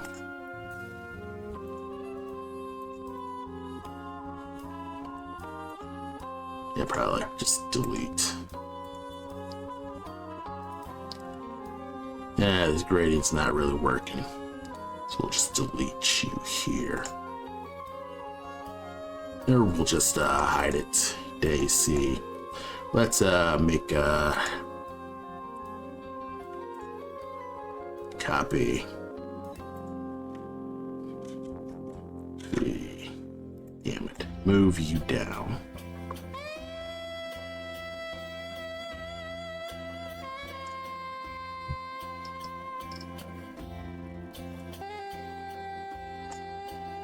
Yeah, put you here. And then put this as a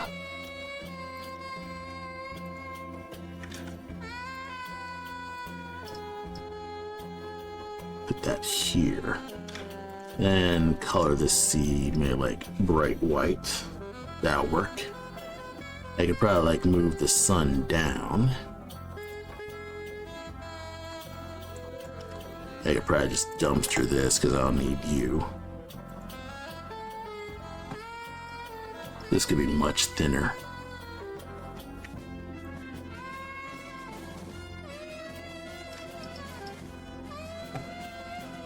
You probably didn't need like such a thick line here.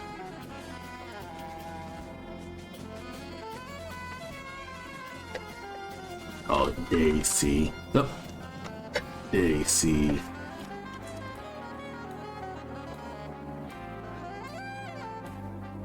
Call you Daisy.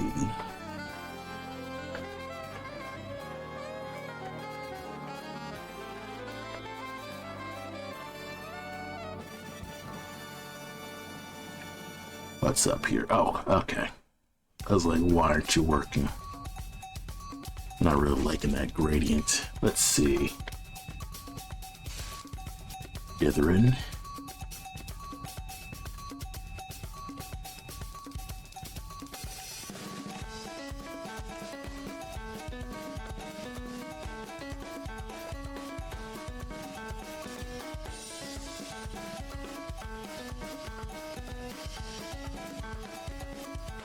I was like wondering why the heck.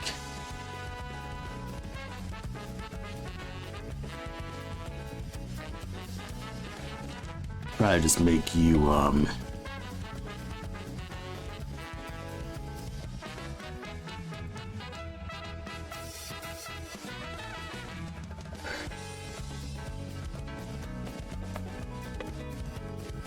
yeah.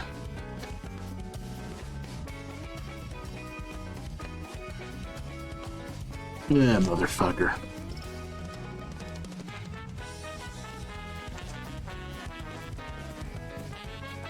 Make it nice and huge.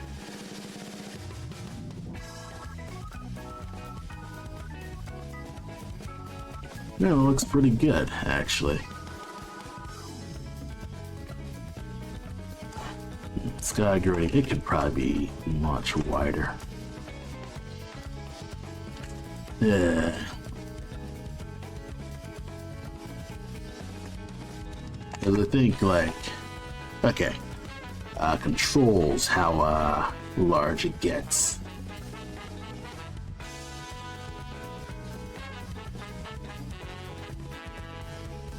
There we are. Looking really good. And I could probably like do some kind of like fun thing where put like a new layer. I could probably mask this.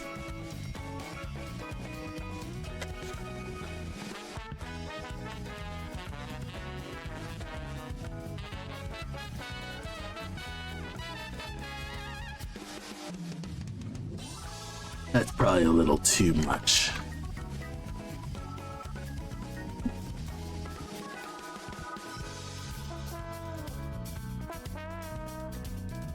I wonder. Like me, the Daisy just as black, and then go back to this. Nah, that ain't working. Like, I had the right idea, but I think the gradient's just too much. I think it's just the lines throwing me. Like, this line is not good. Like, dumpster this line right now.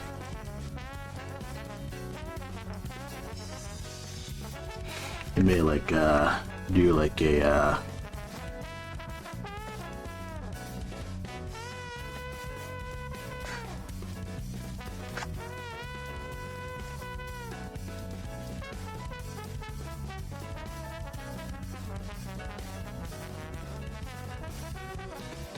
have it just lead to the path. And now it's kind of like looking really good. The light is kind of like looking a little weird with the ship. Probably could readjust the ship a little better, but probably just do that another time. But it's a nice sunrise mode where Cole's now just gonna leave the island or like go into the sunset. So I've already like basically made the ending, so I'm pretty happy. You know, that's the power of reusing stuff. You end up realizing, oh hey, you end up just making stuff work better. Alright. Maybe like Onward to New Horizons or something like that. Like make a new layer called Onward to New Horizons. That's dumb, but we're just gonna put it here. I think it was 14.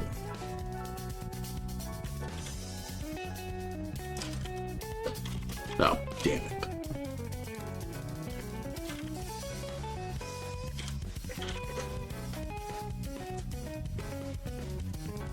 Damn it. The enter key isn't working. The enter key isn't like what it's supposed to be.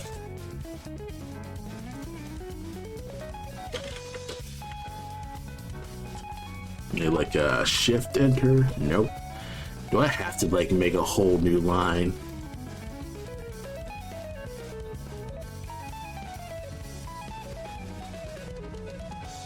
Yeah.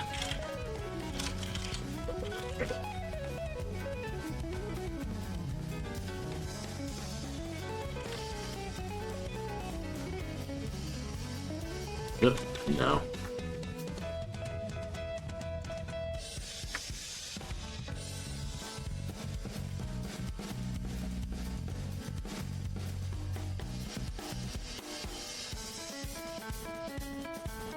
I think I could actually fit New Horizons there, actually.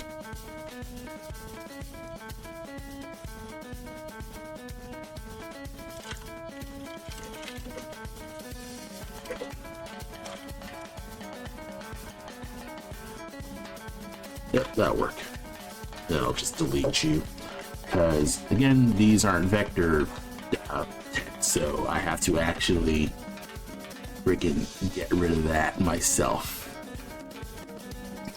But it's starting to look a little better than not. Onward to New Horizons. Real nice. Yep. Okay. So I'm missing out on the gradient here.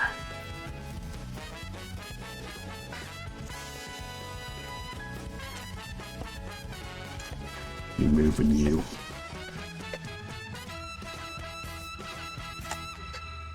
Okay. Looks pretty good. I did like leave black there, so that's going to be an issue.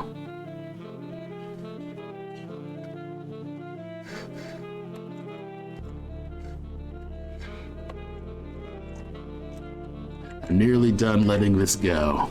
I just have to just keep at this.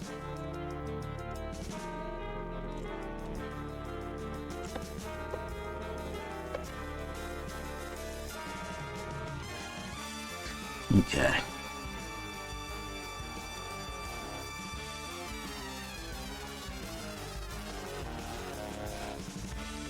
Okay, something's up the C. I think it like remade the C part that I didn't want.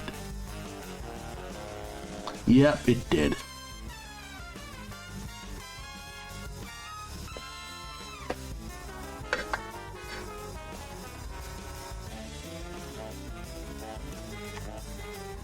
Yeah. Don't worry, I'm gonna let this go soon.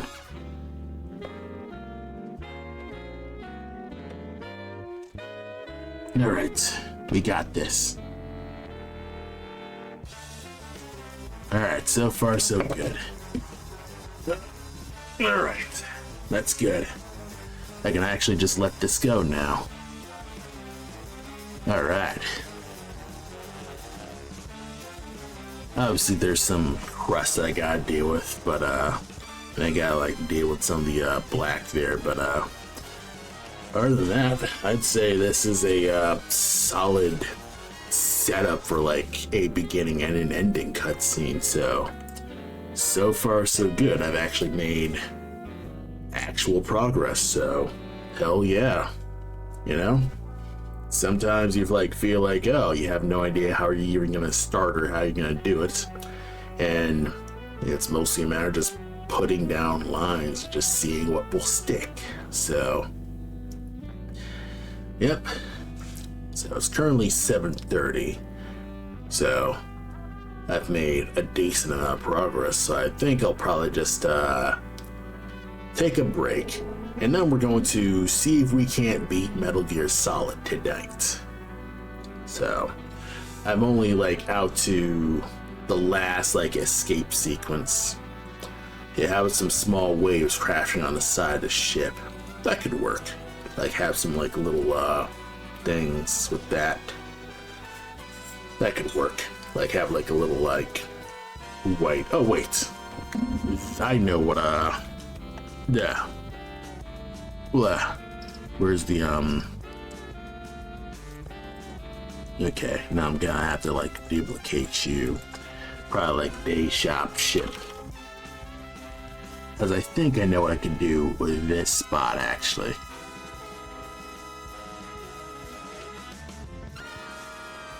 Fuck. We're just gonna have to work with that.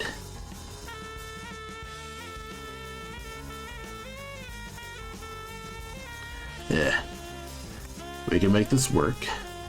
Because I know where the heck the ship things are. Alright.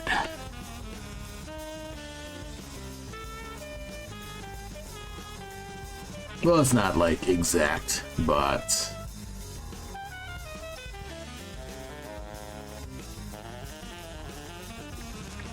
you could probably like do something where the water kind of like goes higher up.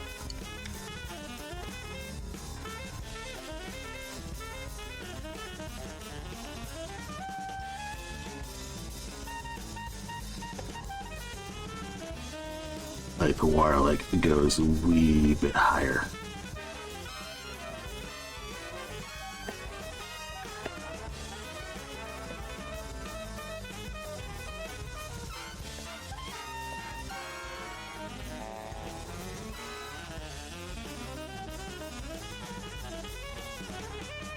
Let's see.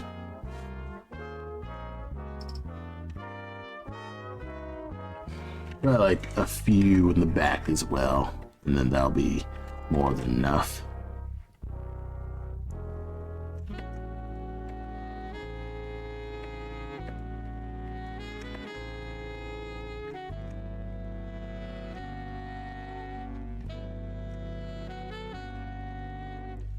I could probably like nudge this away.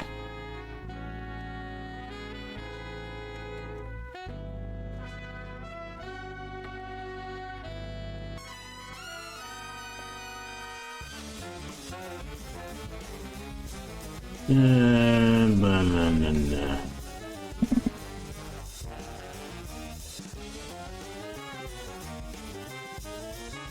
It's okay.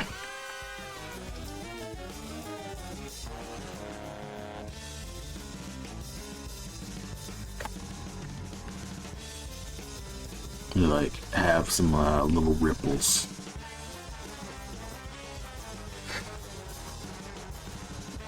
Further out.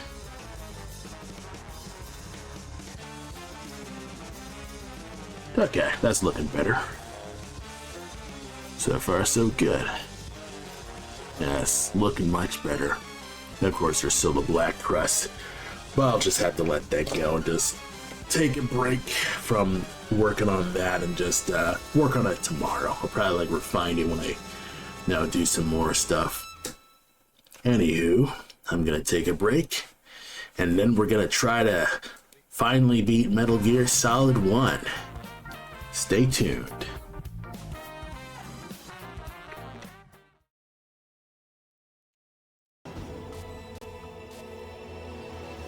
Right, we back into it. We're gonna do it. We are so close. I can taste it. Last time I was doing a stream, I went through a gauntlet of trying to beat Metal Gear and Liquid Snake. And now we've got to escape. And I was feeling the escape sequence, and then it got late at night. And now I'm kind of just, trying to just do this again. I'm nearly there. I can taste it. Let's freaking do this, guys. Let's just do this. We'll do it.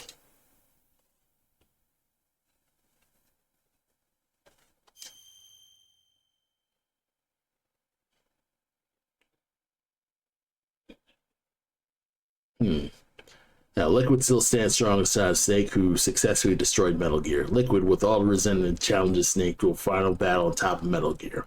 After winning the battle, Snake finally rescues Meryl. Before they have a chance to enjoy the moment, the U.S. Air Force, his air raid starts shaking the base. Otacon deactivated security along the escape route. Snake and Meryl use the escape route to attempt to flee the collapsing underground base. Let's go!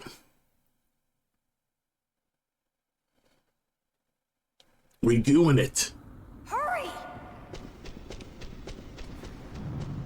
All right, we doing it. We doing it. We doing it. We got 9 hours to go. Damn, Oh no! We moving. Damn, no keys. All right, keys.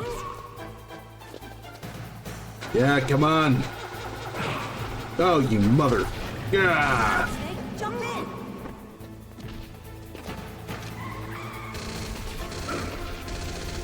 Motherfucker.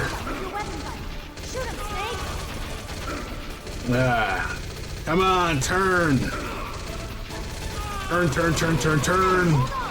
Stop shooting me. Okay. Okay. That was a complete fumble. All right, we going. All right, let's do this. We're gonna escape. I like to go to the side and just get that going.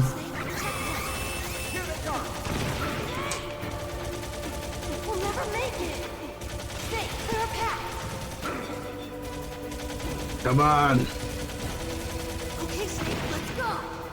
Okay. Maybe if I let go of the fire button, I could probably do it well. We're not out of the woods yet. Here they come.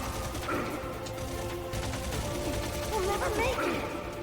Snake, clear a path. Come on, stop fucking shooting me.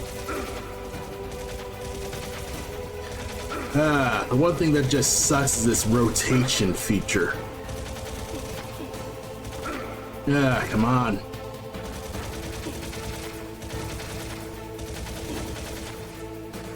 Come on. Back. You did it, Snake. Yeah. Because you gotta rotate it. You actually need to do it. You can't just aim yourself. You have to rotate it, which is insanity to me. Not yet, Snake. It's not over yet. It's not over yet.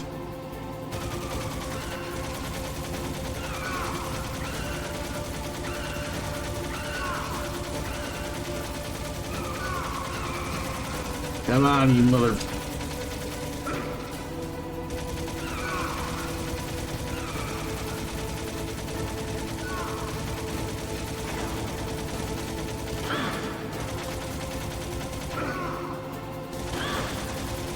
Ah, you frickin'... Come on.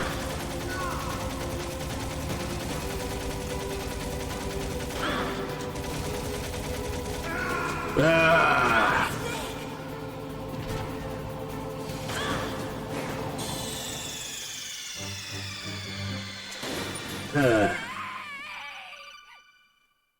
Why is this escape even so hard? I don't know. Hurry! Ah, no gun, no item, no nothing. We're stuck here. I'll drive. Damn, surveillance camera. Is there a gun here, maybe? Damn, no keys. Whoop. Keys.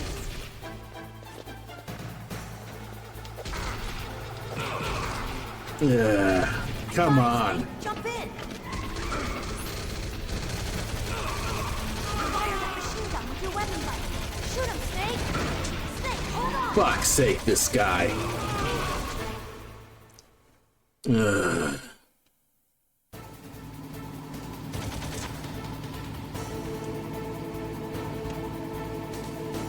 Alright, maybe I can like nail the guy in the side.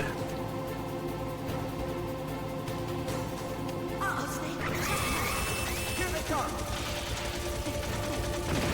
We'll never make it. Come on. Okay, Snake, let's go.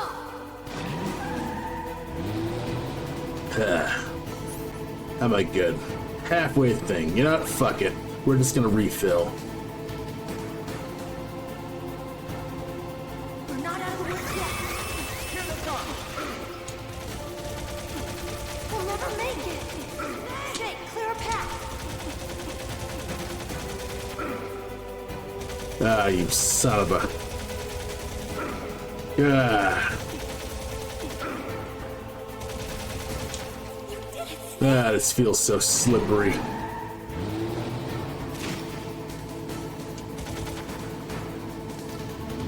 Oh wait, I could go into first person, shouldn't I? Not yet, Snake.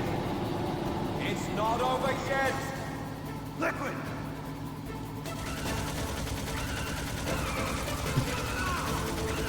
Oh, this is way easier.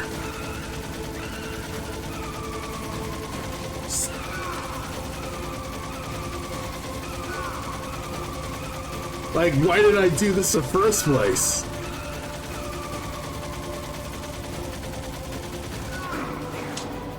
Ah.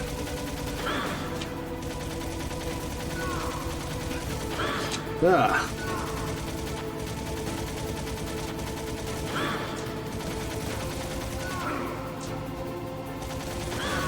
You motherfucker, stop it.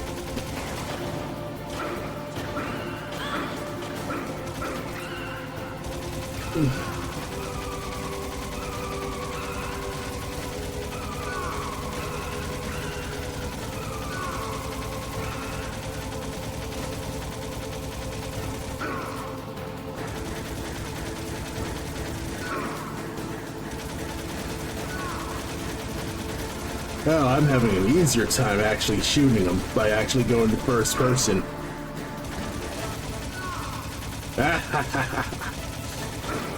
Oh, you frickin'... I got you now, you frickin'... Ah! Look, Snake. Oh, I better not take another hit.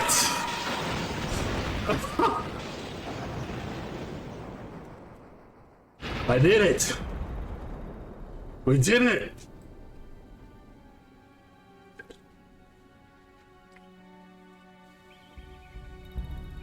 We're out!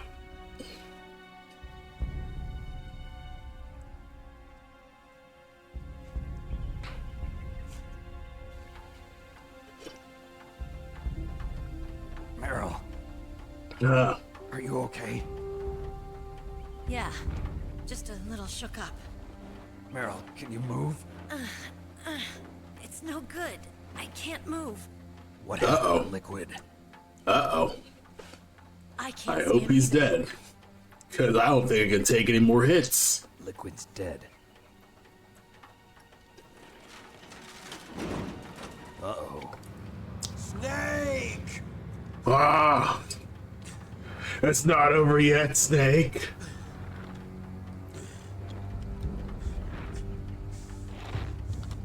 Snake!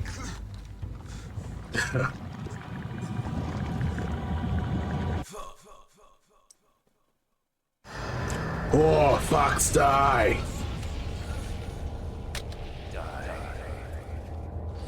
Fox, die! It's too late. You're already dead, Liquid. The Fox die got you. No!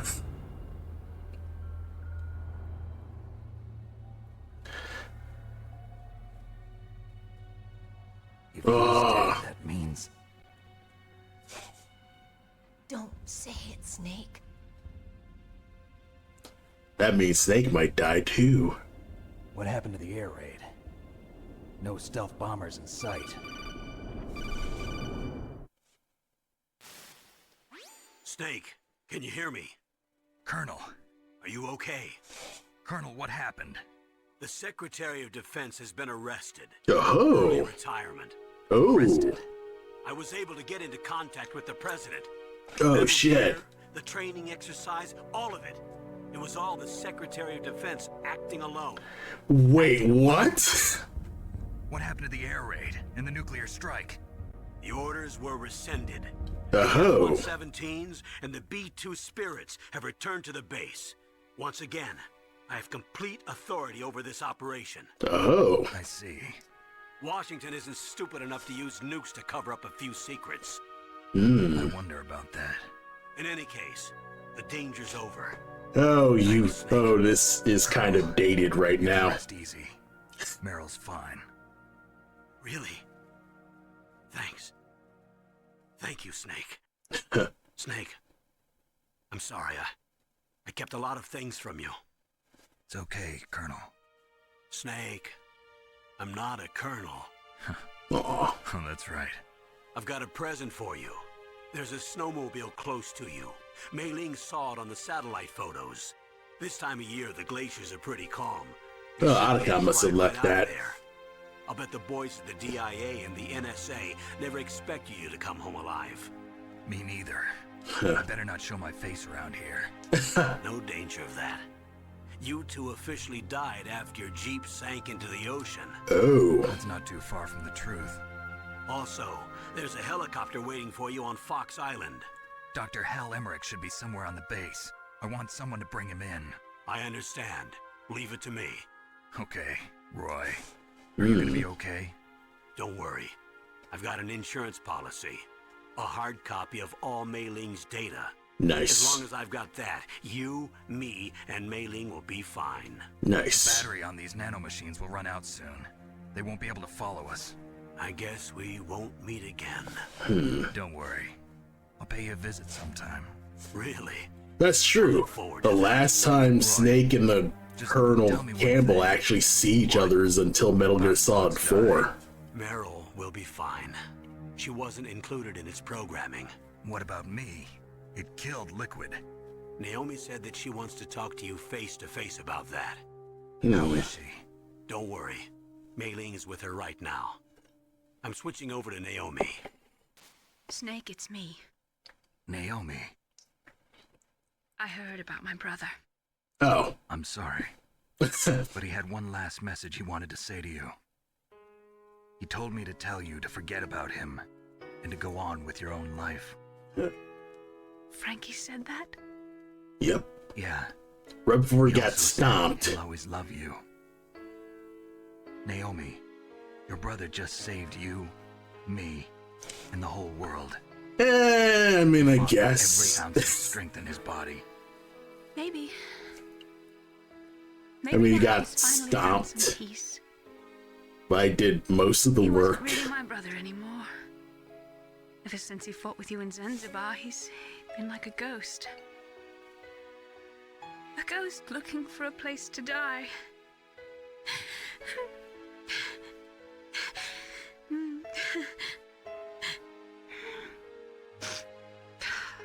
Naomi, Liquid died from Fox Die too. What about me? When am I gonna go? That's up to you. Wait, What what? do you mean? Everybody dies when their time is up. Yeah, so when's mine up? It's up to you how you use the time left to you. That's not the answer, Naomi. Snake. It's all I can say to you. That's not an answer, Naomi.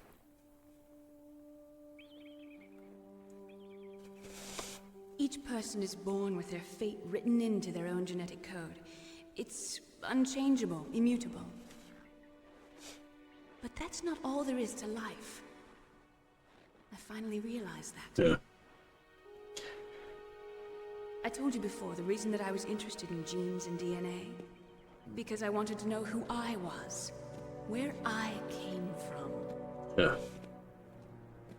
I thought that if I analyzed my DNA, I could find out who I was, who my parents were. And I thought that if I knew that, then I'd know what path I should take in life. But I was wrong. I didn't find anything. Yeah. I didn't learn anything. Yeah, Snake ends up choking on a ham sandwich. Just like with the genome soldiers. Well, actually, no. Doesn't like big bots like freaking CQC him or something like that. The most I know vague stuff about Metal Gear Solid 4. You mustn't allow yourself to be chained to fate, to be ruled by your genes. But you kinda are, You Snake. choose the type of life they want to live. Snake, whether or not you're in the Fox Die program isn't The important. Patriots are trying to kill you, What matters is Snake. that you choose life. And then live. Don't you think, Snake? Don't worry. I'm going to choose life too. Until today, I've always looked for a reason to live. But from here on, I'm going to just live.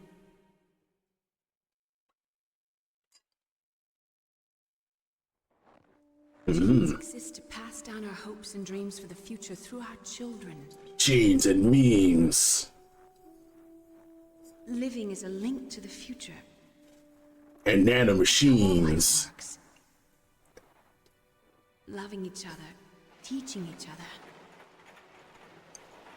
That's how we can change the world.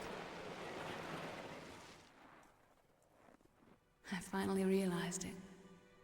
The true meaning of life. Memes. Thank you, Snake.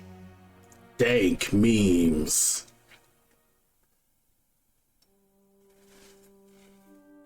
Look, I found this. Let's keep it as a reminder. Of what? A reminder of a successful mission? Or the first time we met? Infinity Reminder of headband. how to live. Huh? Until today, I've lived only for myself. Yeah. Survival has been the only thing I cared about in my life. That's not just you. That's how everyone is. I only felt truly alive when I was staring death in the face. I don't know. Oh yeah, you Maybe it's took a lot of deaths in the face, Snake. Sorry about that, everyone. What do your genes say about your future now? Maybe it's time I live for someone else. Someone else? Yeah, Like Otacon. someone like you. Maybe that's the real way to live.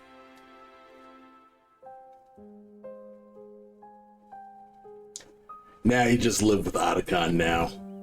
So, where to, You Snake? just have a vaguely heterosexual lifestyle with a So where nerd to? and a child. I think it's time we look for a new path in life, A new path? a new purpose. Will we find it? We'll find it. I know we'll find it. What are those? Caribou. To the Aleutians, the caribou is a symbol of life. It'll be spring here soon. For us too. Very few animals. Spring brings There were life to rats, and there were wolves, It's time for hope. and then ravens. I've lived here a long time, but Alaska has never looked more beautiful. The sky, the sea, the caribou, Man, David Hayter crushes this. you. I think I'm gonna like this new life.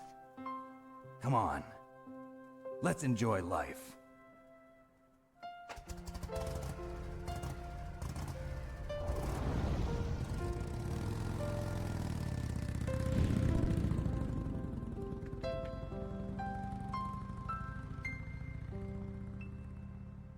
Really nice.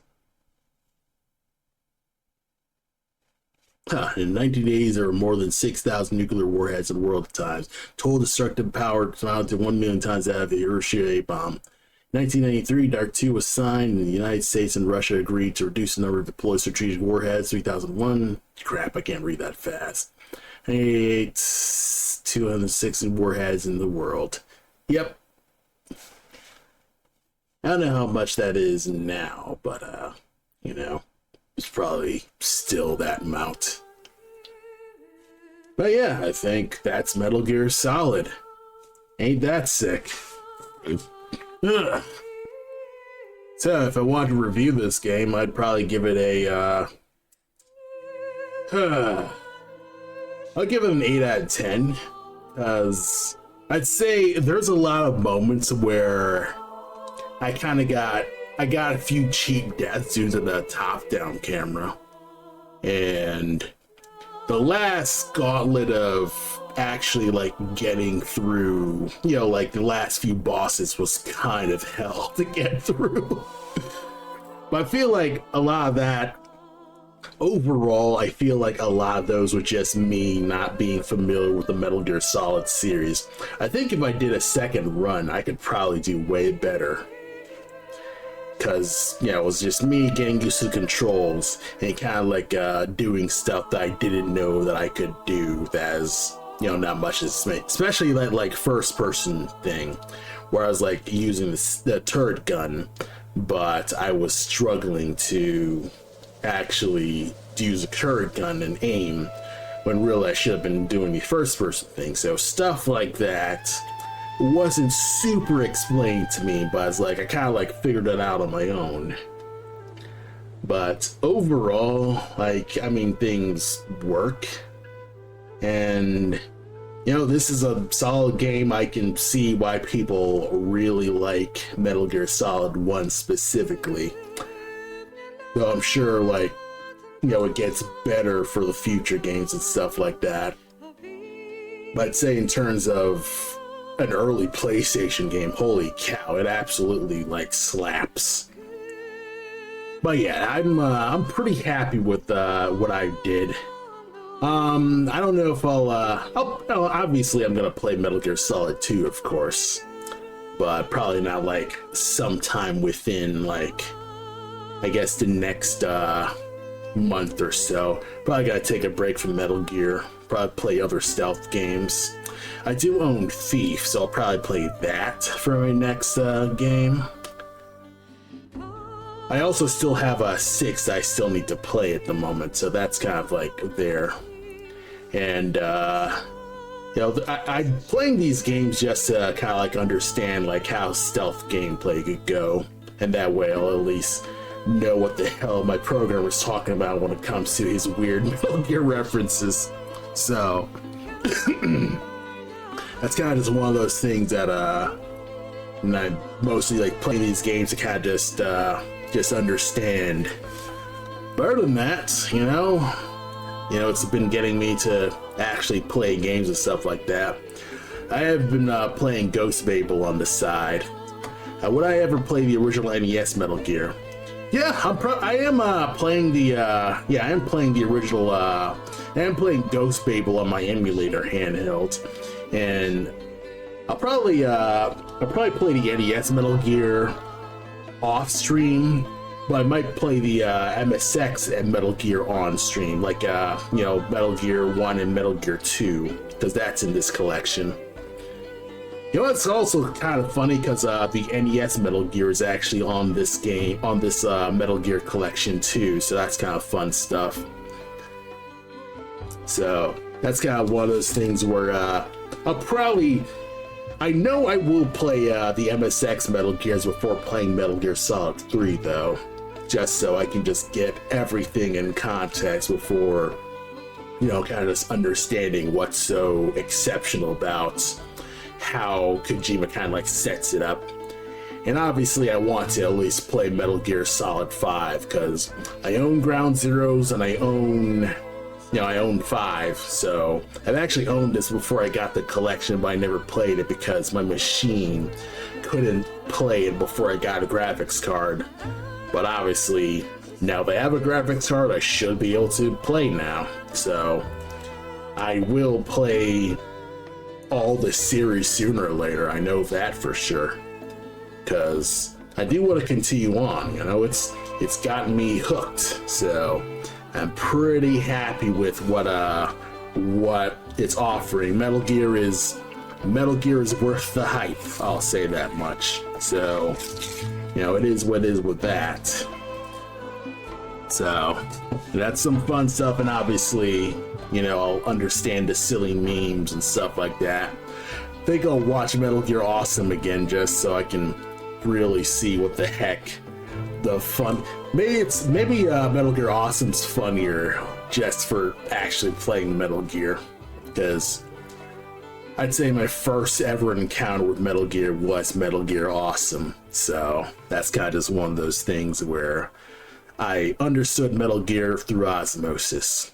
But now it's been nice to actually see Metal Gear in context. So that's been pretty nice with that. So hey. Mustn't allow yourself to be chained to fate, to be ruled. Oh, we got little doggos.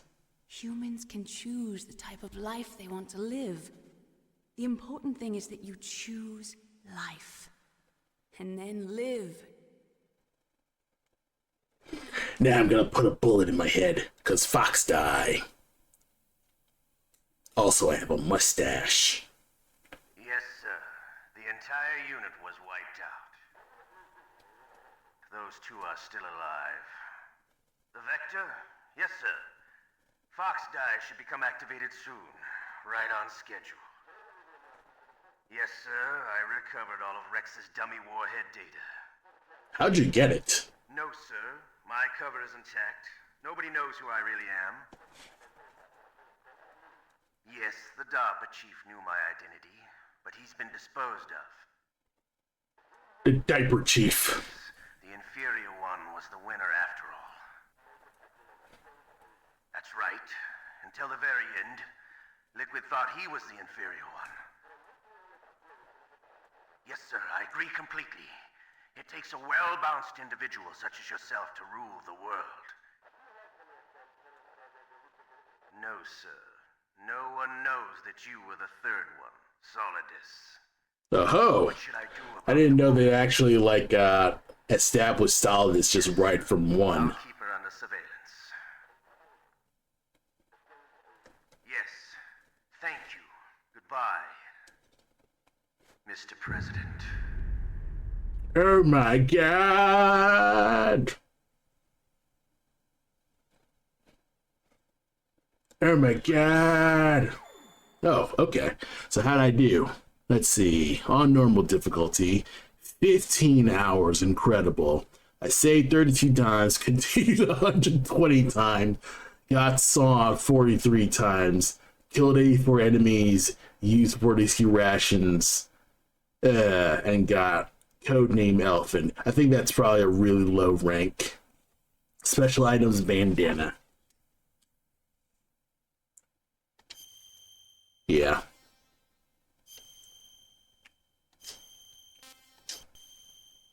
Alright. Obtained the bandana. I think that's the Infinity bandana. So I just get unlimited ammo for a lot of my weapons.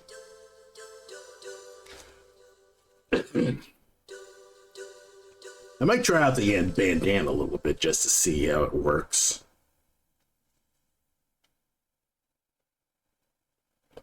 All right, let's see.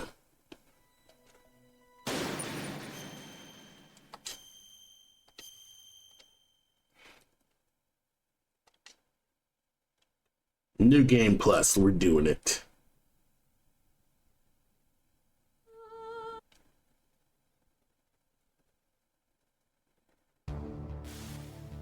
This is Snake. Okay.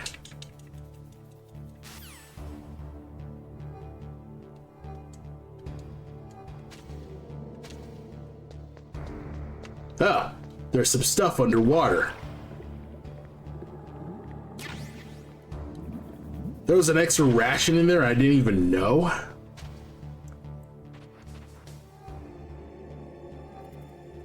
Oh. I got no gun. Let's see.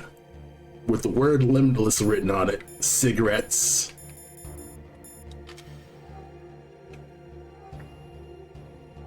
Yeah.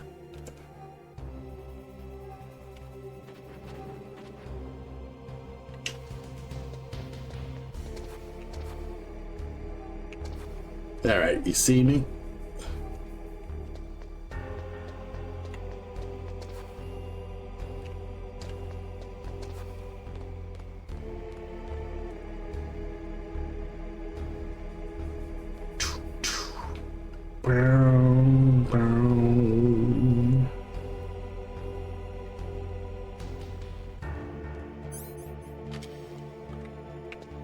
You gotta turn.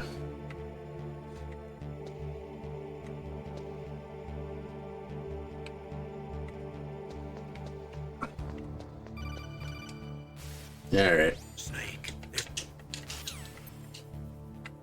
All right.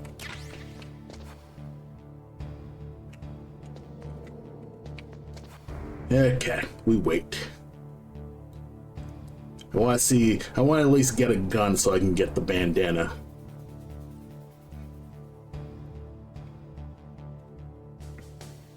Come on. We waiting.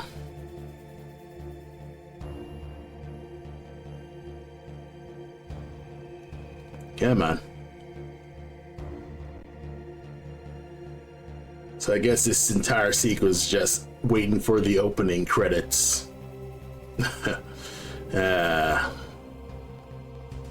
Up.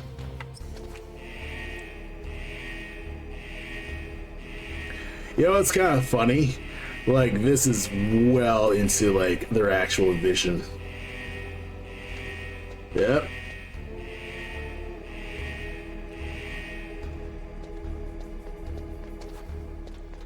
See you later, fucker. Yeah. Catch me if you can.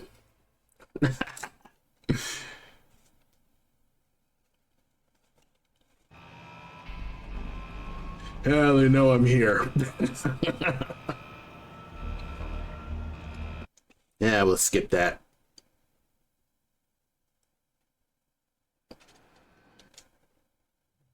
All right. Okay.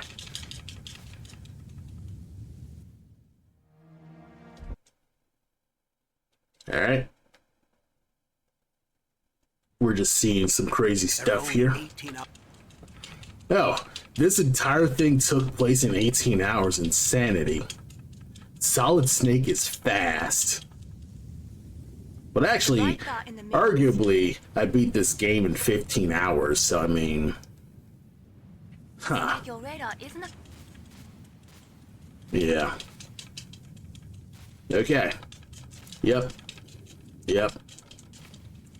I'll probably like replay this story myself later.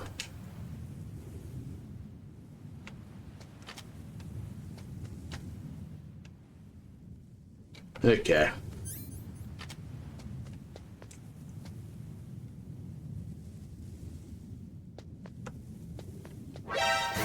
Fuck it. Let's get it.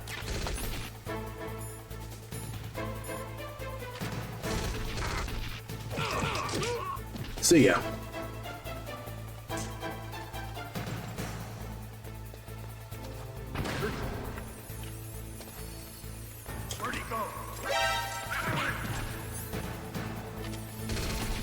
Ugh.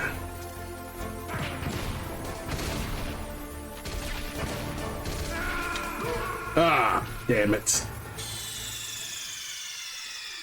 Well, that was a total fumble, but it was nice to just have infinite grenades.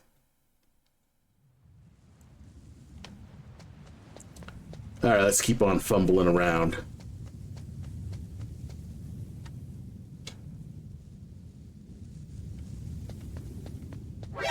Uh-oh. Fuck it.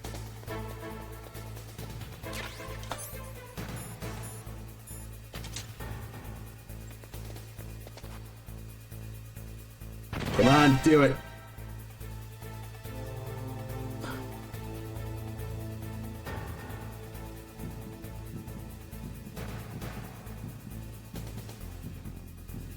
Do it. Come on.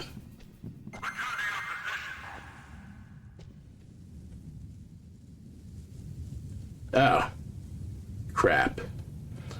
I kinda trapped myself, didn't I? Oh, wait, I could have did this without...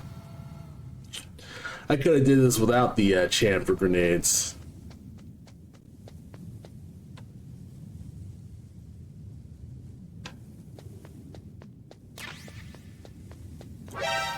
Oh, there we go. See ya. Bada boom. We're just running around, baby. Infinite guns. Infinite ammo.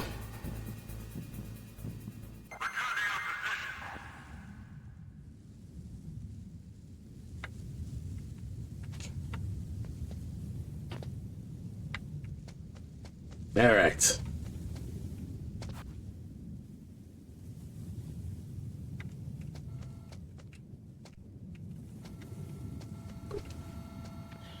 Going up.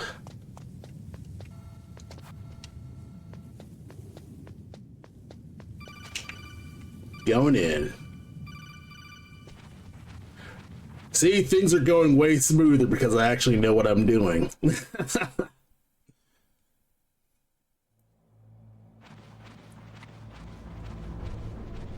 All right. Infinite ammo.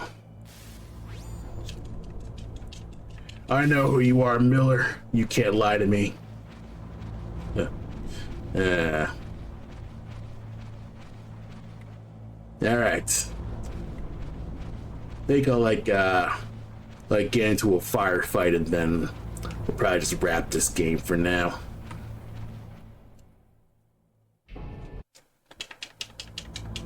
Because I don't think like the cutscenes are different if you're playing New Game Plus.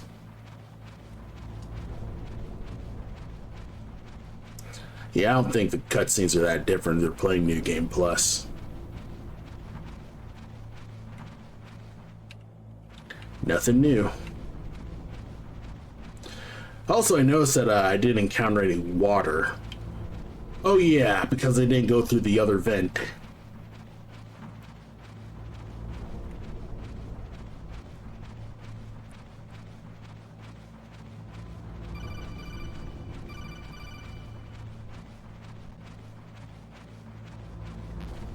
Oh, I can't stash any more rations. Oh yeah.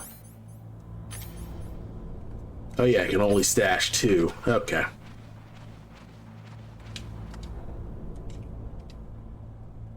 Alright, we going down.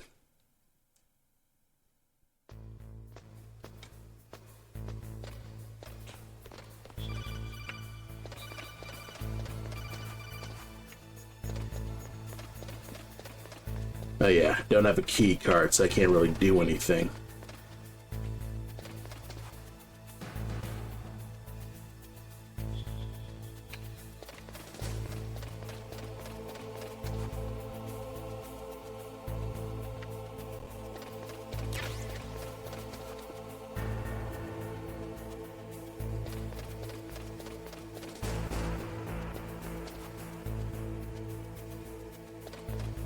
Alright.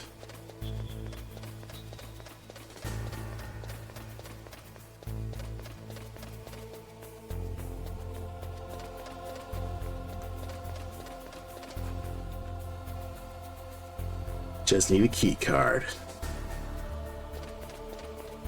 Uh-oh. See ya. Ah!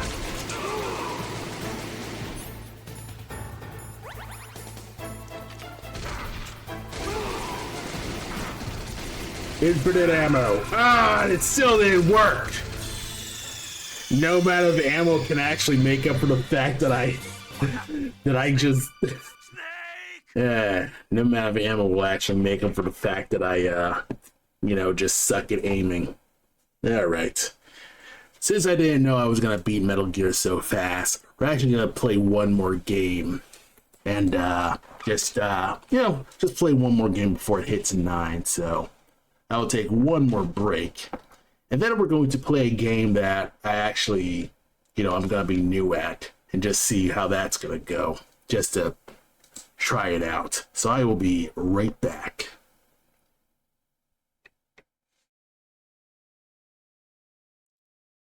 Hello, everybody. Uh-oh. Hello, everyone. And welcome to Deadlock. I've never played Deadlock before, and this is going to be my first ever time playing this game. So this is going to be fat. Oh, shit. Merche's playing Deadlock already? Yeah, well. Alright, let me, So yeah, I've never played this game before, so I'm kind of just fumbling around with some stuff here. Yeah, let me put this on my Cintiq settings. We're kind of just go off of that. One moment. Let me nudge some things around, because kind of just fumbling with everything.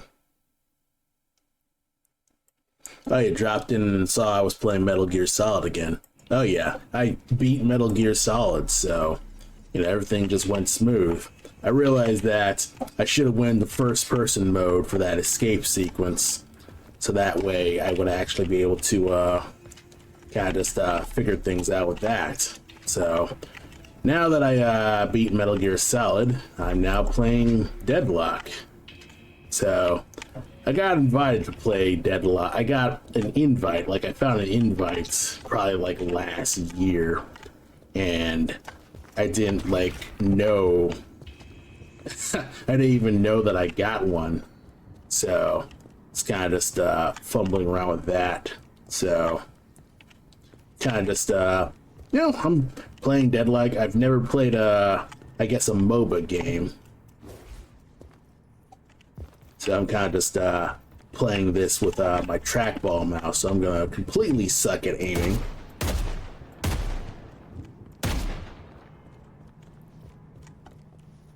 Yeah, Valve has approved the shit out of this game. Oh, okay. Yeah, this is my first ever time seeing it. Wow, what's this? Okay, so you got an air dash. Oh, you run out of stamina. Oh, okay. You climb on stuff.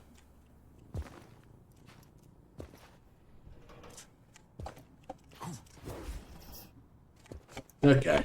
You hold. Oh, okay. So you hold space, so you essentially hold jump to move. Let's see.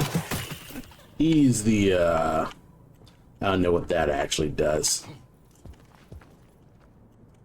Okay, so you hold space actually, alright, so there's no run, but there's a dash button.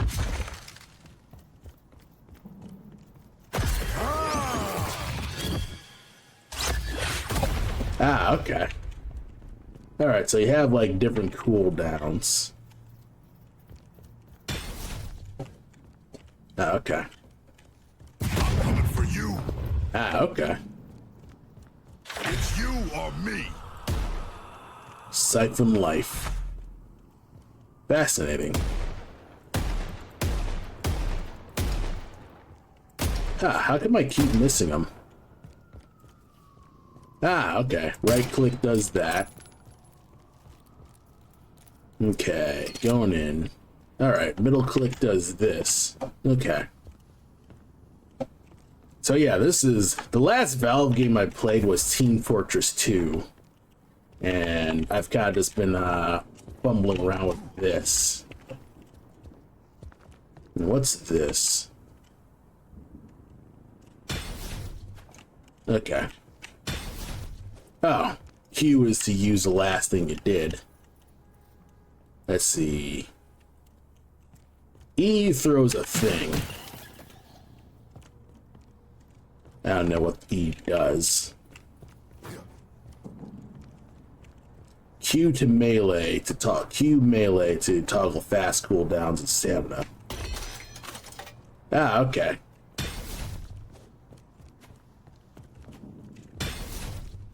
Ah, okay, you hold Q and that's how you do it.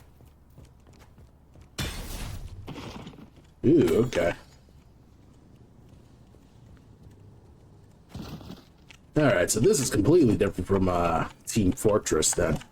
Kind of just fumbling around and kind of just exploring what's what. Let's see. Oh. Settings. Let me see if I can adjust some stuff to kind of just see what's what. Let's see. Kind of just exploring what I'm doing. Crosshair, gap, hit. Guess I'll kind of just see what's up. Let's see. Rendering. Probably doesn't matter like what I change. But most of this is on my graphics card. Maximum frames per second, basic frames, fastest. And I'll probably not mess with that for a bit. Audio. Okay, I know what I need to do. So I'm actually going to knock the game sound lower and try to see if I can knock the chat higher. I mean, this is probably not ideal. This is probably like the worst thing to do, but I try to like keep a thing where it's like everything is decent. All right.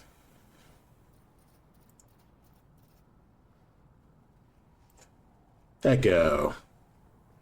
Default mic threshold. Let me get review. Echo. No. Right. Knock you lower, maybe? That doesn't work. Sound device. Meh. A default device. Just if it's on, it's on. If it's not, whatever. Okay. And put social there. Allow chats. I'll probably just keep that going. I don't know what I'm doing. Force English hero names. Hero names will display in English regardless of that. Localized names. Okay. I'll just do that. I'll just do that later. Since I only speak English, I'm not gonna fret about that. Yeah, I should probably like turn on streamer mode since I'm currently streaming.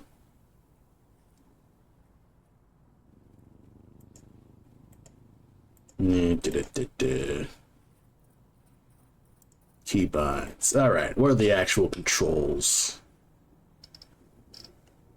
Okay.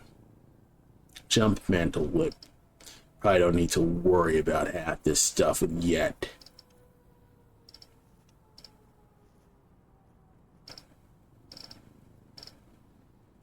Open shop, purchase quick buy.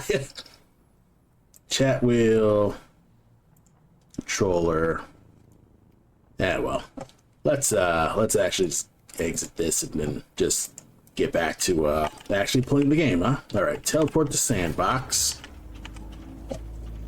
All right, and we teleport to sandbox, and we're gonna just try this out some more. All right. Let's see, X region, close quarters. I actually don't even know like what this hero does, so Spirit Strike. Perform a light or heavy attack against heroes, do spirit damage. Kinetic dash, berserk. Okay, early game. May just do, how much money do I have? Nothing like New York during the holidays, am I right? This guy looks like Hellboy. Yeah, this guy looks a lot like Hellboy.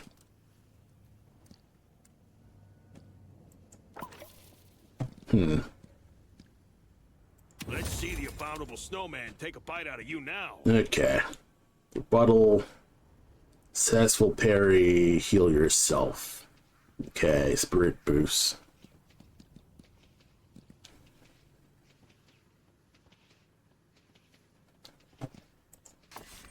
Alright. Maybe we'll just work with what we have right now and just see what's what.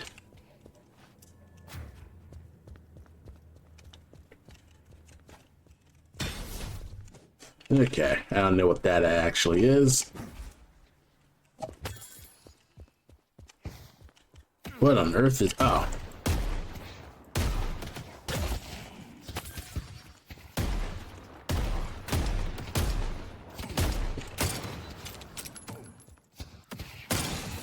Alright, so we have these little guys.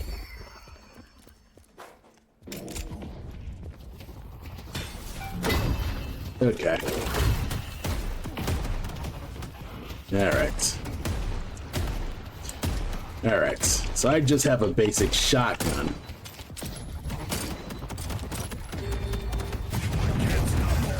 Oh. Okay. So I can't actually do this.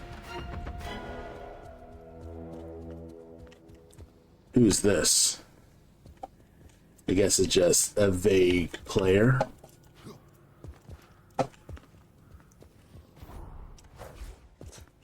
Okay. So you double jump. Oh, this has a lot of like navigating movement. Can I? Okay, I can't ledge grab. Real nice. Ooh, zipline speed boost.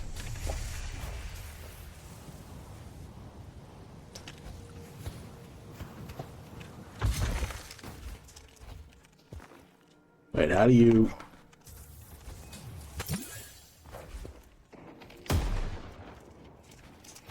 Okay. I don't know what I'm actually doing at the moment, so we're just gonna go.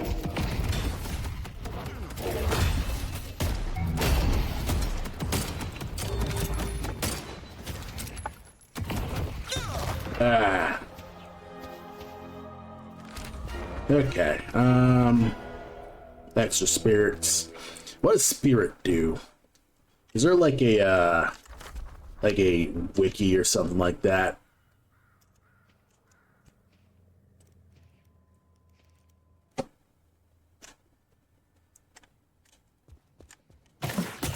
Oop.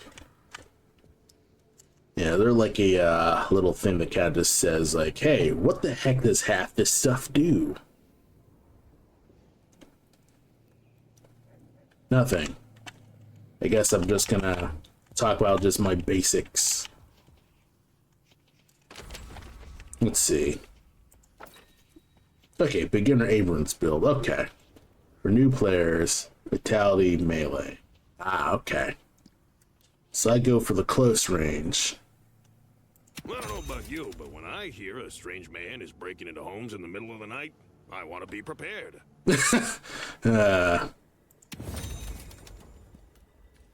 Spirit Strike. When you perform a light or heavy attack against a hero, deal extra spirit damage with the attack and reduce the target spirit resist. What does spirit actually do? Spirit power increase, vitality increase. Okay, that's health. Weapon increase. Boons. Boon rewards. At each threshold, Abrams gains. Alright. Ability unlock. Base bullet damage, base melee damage. Alright, so I'm guessing this guy is about getting close and punching you in the face. Yeah, this guy is all about melee attacks. So I am constantly pressing Q all the time. Let's see. Okay, 50% melee distance. Santa, you give that son of a bitch what's coming to him. Light or heavy melee attack against a hero, deal extra spirit damage. Okay. Kinetic dash. When you dash, jump, gain fire rate and bonus ammo next reload. Lasts up to 7 seconds. Okay. I'm running a special. Buy a gun and get 10% off Nutcracker tickets. Your weapon damage increases as you take sustained damage. Okay. Alright, so this guy is all about, like, just getting fucking close. Siphon life. Alright, shoulder Not afraid to charge. charge into a fight. Oh, I can just upgrade this. Okay. Alright, how much do I got on this? Infernal resistance. Alright, get regeneration. Seismic impact. Okay. Nope. Let's just get on to it, huh?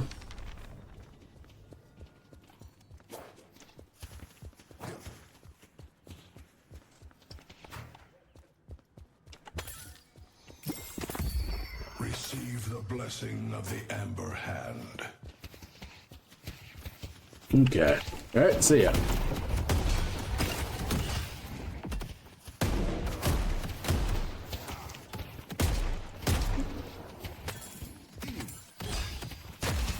Alright, punch you out.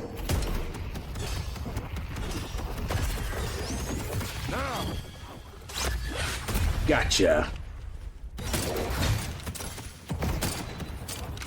Alright.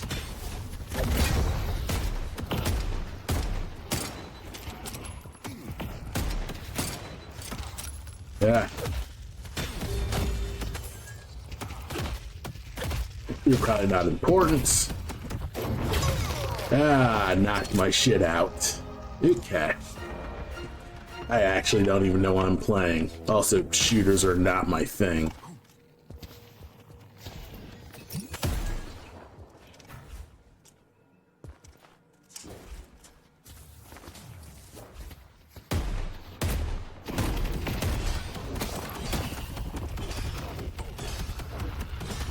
Oh, I'm out.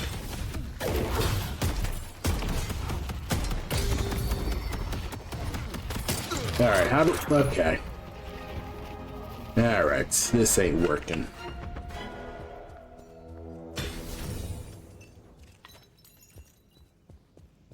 Right. Oh, what's this? Heavy melee to claim power-up. Heavy melee to... Okay. Teleporter. Storage.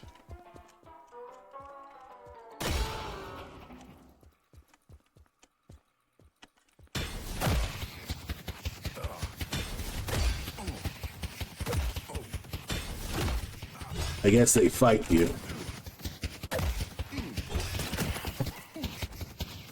Alright. Yeah, see you later. Alright. Probably can't be messing with that. Regions in hand. Now's our chance. Now, what's a teleporter do? Alright.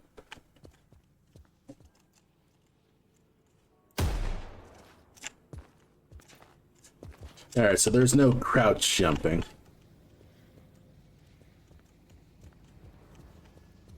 Gym. What's a gym for?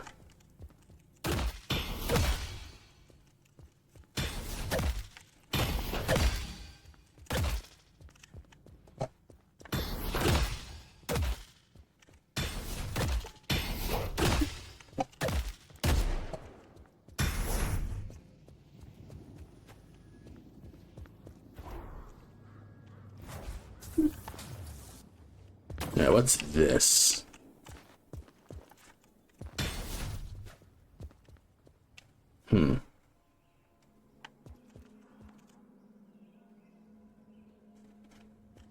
What's this? I don't even know. I keep charging. I just want to tap.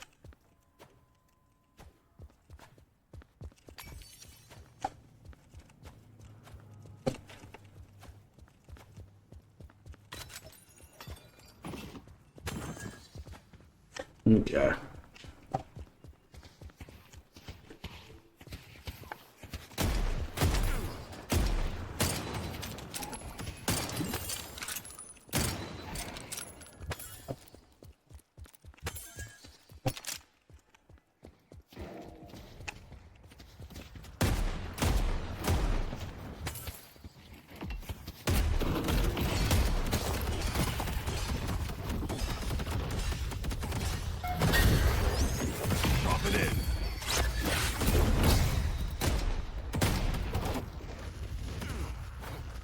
Okay, gotta regenerate.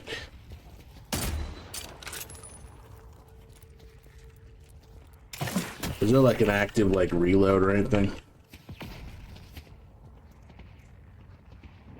Oh, okay.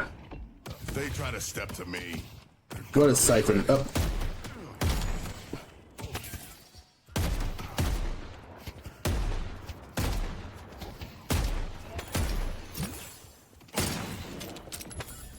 Okay.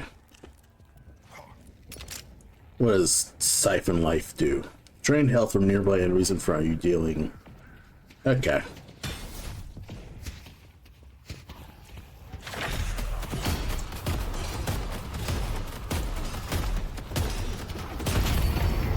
Alright. So gotta... Okay.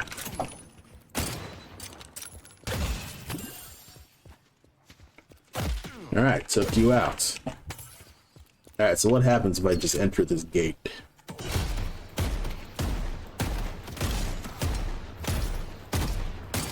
Do I just claim the base, or what?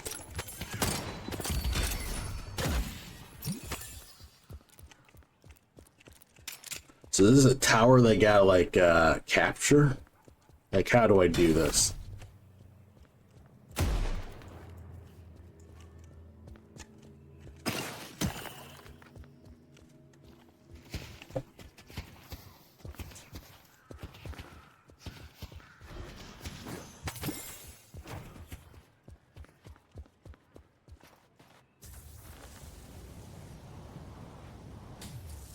Death brings consequences once more. All right.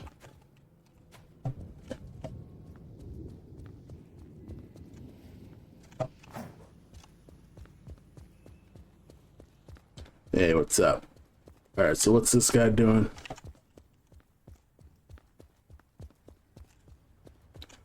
Just running side to side.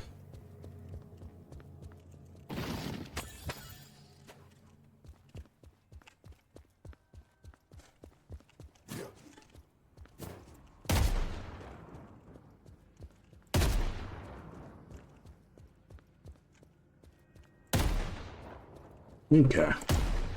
Oh, I think it tests like me actually like Okay, so it's like you got an air dash, okay. Oh. You got like a wall run?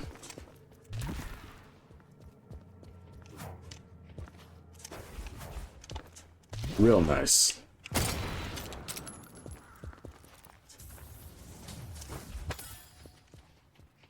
Let's see.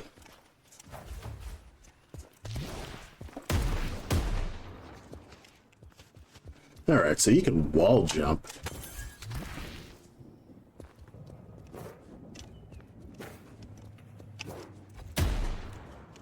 All right.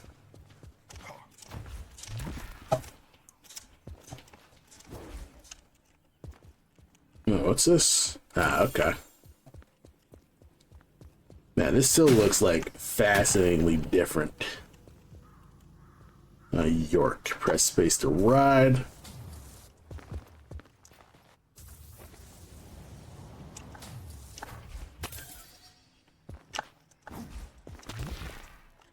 Oh, you just jump backwards, and that's how it goes.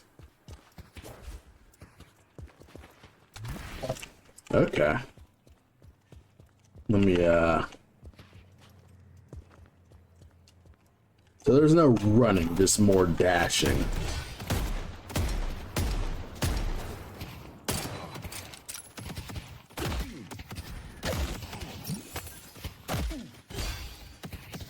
Alright. Alright. We'll probably like go to a different spot. Yeah. Welcome to the Hideout. Read all about it. 6 new heroes. Come to the streets of the Curse Apple. 6 new heroes have been spotted on the street of the Curse Apple. Mina, Vampire, Billy, the Demonic Goat, Paige, who can bring books to life, the Doorman, who's always at your service, Victor, the monster who can't be stopped, and Drifter, who terrorizes the city. Rather than enabling all these new heroes at once, we're trying a new approach where we're staggering the release, unlocking one every other day, with the first starting today. When does this come out? August. Okay, so I think by the time they'll probably already just be out. Now, rather than enabling new heroes, okay. Along with new heroes and highlight, there are various map visual updates as well as character select screen. Alright. Okay. Replaces the existing dashboard UI as your personal area to play around in while waiting for a match. Invite friends to your hideout or join them in theirs. We hope it'll be a fun place to spend time as well as provide a future opportunities. Okay. New character select screen, I guess. Hero voting. Alright. Okay. Made a vampire. Killing enemies has never looked better. Made as a glass cat to deliver quick bursts of spirit damage at a rate. What does spirit do? I guess I actually need to go to an active wiki to figure out what the heck I'm actually supposed to do.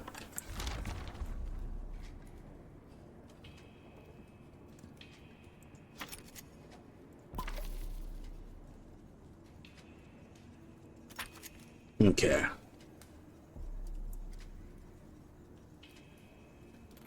What's this? Oh, okay. So this like evolves to this.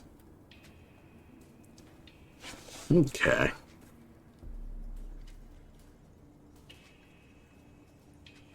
Alright, tier 4 experts only. Fairfax. Okay. Tier 1. Melee resist. Additional weapon damage. Okay. More ammo. Alright, so your headshots are stronger. Faster fire rate. Okay, weapon damage. Bullet resists. Okay. Faster rounds. Restorative shot. Now that's a stocking stuffer. Point blank. Okay.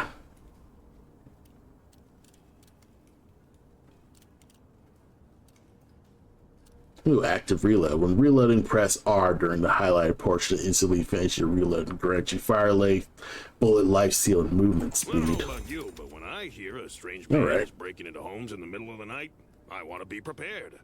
More stuff. Alright. Okay. Weapon damage increase as he takes sustained damage. Give you a lump of coal now. Connect dash. When you dash jump, gain a fire rating bonus. I guess it's expecting me to dash more often. I'm running a special. Buy a gun and get 10% off nutcracker. Now let's see. Next heavy melee attack against enemy deals increased damage. Okay. Crushing fists. Your melee damage will restore ammo and apply stacking bullet resist debuff on enemies. Alright. Experts only. Alright, I won't mess with that. Let's see. Snowball. Throw snowballs at my enemy? Okay. Alright, that's probably useless. Alright. Extra health, that's always good. People lose their minds this time of year. Fortitude. After not taking damage, gain 2% health regen. Okay. Colossus. Alright, gain bullet and spear resist. Slow the move and dash speed of enemies nearby. Model size growth. Okay, that's probably a problem. Extra regen. This'll keep you nice and warm. Healing booster. Increase the effectiveness of healing by 20. How do I heal? Alright, apply heal to yourself or an ally to gain target. Alright. Spirit stats. Alright, what's this? Do I need spirit in general? Extra charge, I already used that. Extra spirit. It's one way to show your good cheer. Surge of power. View the ability with a permanent spirit power. Oh, okay. Alright, it's probably, that's probably just something that I can't, like, flex with at the moment. Oh! Well, the actual tutorial. Welcome to the Cursed Apple. If your team wants to emerge victorious, you'll need to wield both guns and supernatural powers to lay siege to the enemy base. Okay. Welcome to the There are 3 lanes, each with a transit line that players can ride to move quickly. Okay. Alright, League of Legends stuff, I suppose. I've never played League, but sod Troopers it. periodically spawn in the base, and then run down a lane, fighting any enemies they encounter. Okay. Guardians are the first line of defense in each lane. Their attacks are very powerful, so it's best to push into them with your troopers. Walkers lie deeper in the lanes, and have an arsenal of defensive moves. Okay. Your goal is to siege the enemy base, and Okay. destroy their defenses to reveal their team's patron. Destroy the patron, and victory is yours. Okay. Alright, so you just gotta get all the way over there, and we're all, like, fighting to get there. Okay. Press space to jump. Okay. We jumping. Hold space to get on the line. You can jump off by pressing space. Alright. Press mouse 1 to shoot. Gun damage falls off at longer ranges. Oh, okay. So it works like TF2. Hold mouse 2 to zoom in with your weapon. Press 1, 2, 3, or 4 to use your hero's abilities. Alright. Hold space when near a ledge to mantle up. Okay. Press Q to make a quick attack. Hold Q to deliver a powerful charging attack. Alright. Get souls by killing troopers and players. You can also get souls by killing neutrals, located throughout the map. Souls are shared among allies nearby. Oh, okay. When an enemy dies, extra souls appear. You can secure these souls by shooting the blue orb containing them, or letting them float away. Okay, so you shoot those orbs and you'll get the souls. Okay. Enemy soul orbs are orange, and enemies will get them if they float away or if they shoot them. You can shoot these orange orbs first to steal them. Oh, okay. That's fascinating. That's a unique, like, take on that. As you collect souls, you'll also be granted ability points. You can spend these points to upgrade your abilities by holding tab. Ah, okay. Right. When you have souls to spend, go back to base to heal and buy powerful items that increase your stats and grant additional abilities. Ah, okay. There's also a shop next to each Guardian, available until the Guardian is destroyed. Okay. Hold left control to slide while moving down a ramp, or moving at high speed. Oh, okay. I didn't know about that. Oh, it's because controls crouch. Press space at the top of a jump to double jump. Special moves like double jump use your stamina bar, located next to your reticle. Okay. While moving, press left shift to dash. While airborne, dash to perform an air dash. Okay. Combine a dash and a well-timed jump to perform a dash jump. Okay.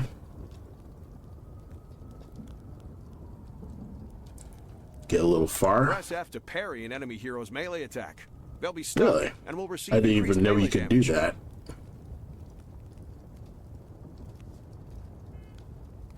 Okay.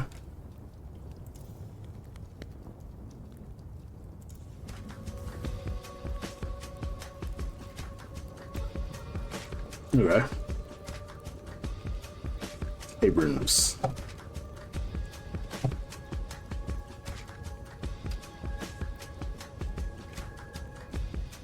Calico. Trixie, slippery, burst damage. Dynamo. I do like these character designs. They look pretty cool. Gray Talon. Precision Hunter, Area Denial. Okay. Haze. Assassin, Stealthy, Lethal. Holiday. Crack Shot, Explosive, Apprehender. Infernus. Arsonist, Explosive, Burn Rubber. Ivy. Team Up, Disruptor, Rock Solid. Kelvin. Vector, Explorer, Ice Cold. Lady Geist. Lifesteal, Self-Damage, Fatale. Paradox. Calculated, Disruptor, Tactician. Okay. Page. Helpful, Protector, Booksmart. I guess Healer. Alright. Mole Krill. Tag Team, Initiator, Burrower. Mirage. Bodyguard, Traveler, Focused. Mina. Harasser, Nimble, Vexing. McGinnis. Inventor, Support, Disruption. You an engineer? You the engineer? No? Okay. Lash. Initiator, High Flying, Arrogant. Pocket. Trickster, Burst Damage, Frogs. Oh yeah, that guy was on Maxor was talking about this guy. 7, yeah. High Voltage, Merciless, Area Denial. Shiv. Rage, Bleed, Repeat. Sinclair. Trickster, Copycat, Versatile. Victor. You can't kill me. That's fascinating. Vindica. Sniper, Soaring, One-Shot Kill. Yeah, of course, you're a noob friendly one. Viscous. Evasive, Disruptor, Gooey. Viper, Gunner, Slippery, Rat-a-tat. Warden, Initiated, Fearless, One-Man Army. Wrath. Duelist, Isolator, Telekinetic. And the Yamato. Relentless, Aerobatic, Pursuer. And then there was Bebop. Click Bomb, Punch. Billy. Punk, Chaotic, Goats. Greatest of all time, that's fun. The Doorman. Disorienting, Map Control, Mind Games. Okay. Drifter. Stalker, Bloodthirsty, Cruel. So I guess this is like very like urban fantasy tilting. They're smart. They'll stay out of my way. Alright. So I guess this aesthetic is more like urban fantasy in like the olden days.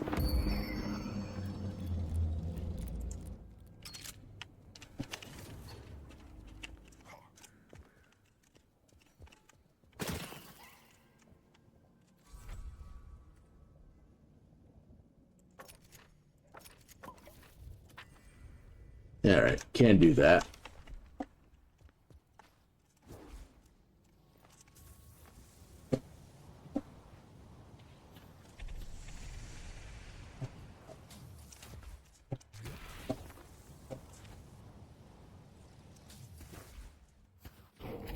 Oh.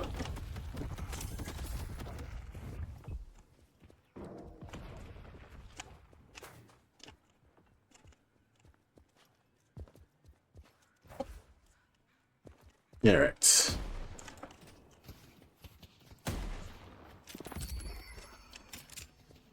All right. Tab to unlock an ability. Suggested 2.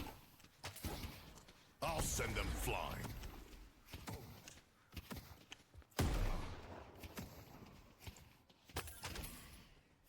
Drain health from enemies nearby. Heal for proportion. Okay. Not gonna want to get up close. Okay. Oh, I gotta unlock all of them. Okay. Infernal resistance. Gain boosted defensive attributes. I will be the one still standing.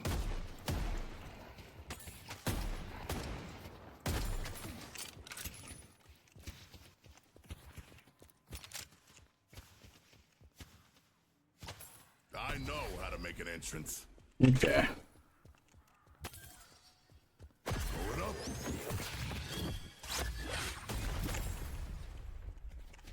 Right. You won't kill me.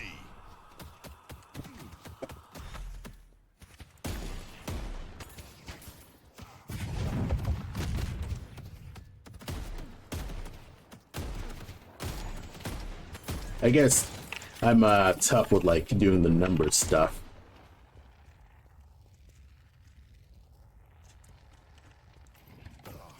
Alright, hold tab, spend your abilities.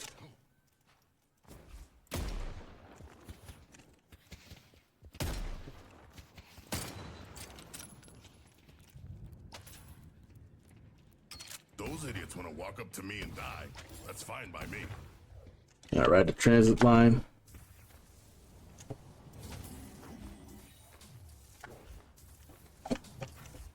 Oh, purchase items for my hero. Okay. So now we can actually buy stuff. Right. Smart thinking. It's Krampus season.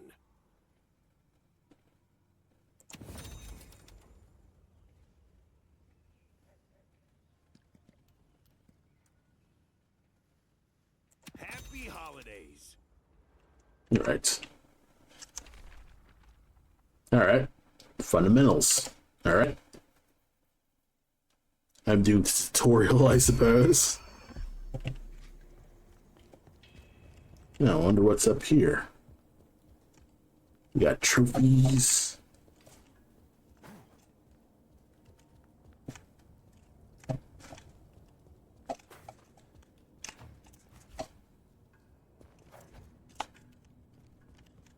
You know, what's this?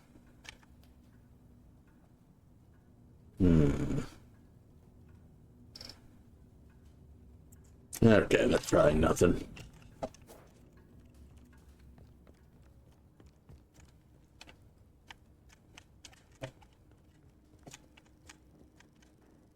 Oh. Yeah.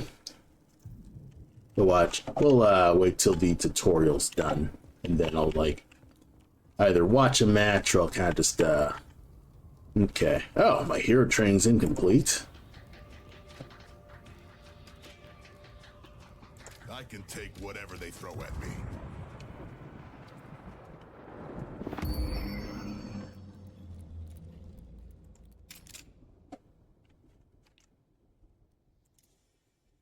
Okay.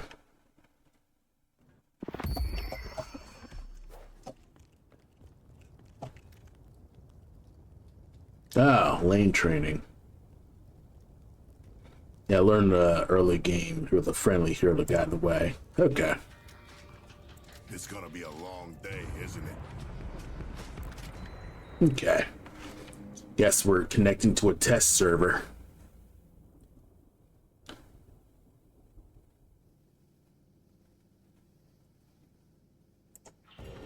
All right.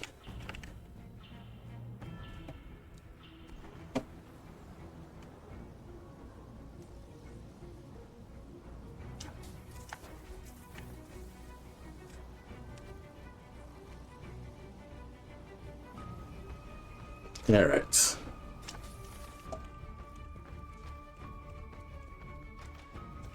All right, where are you going?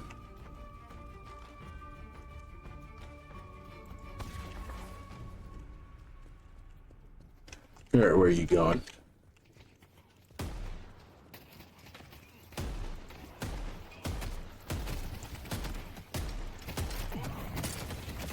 Every time you put the final bullet into a trooper, you earn souls. But be careful.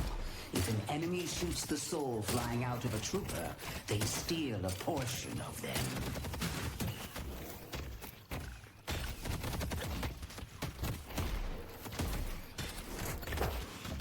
You're taking heavy damage. Go back to our base to heal. All right.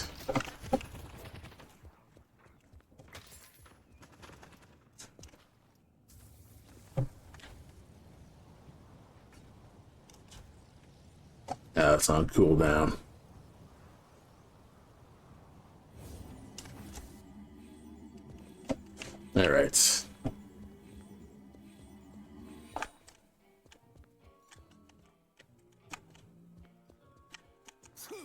They're broken.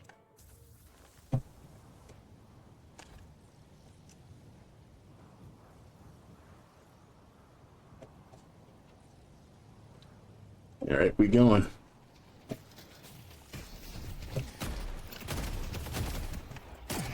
Don't forget to shoot a blue soul out of the air. You have 4 training tasks left.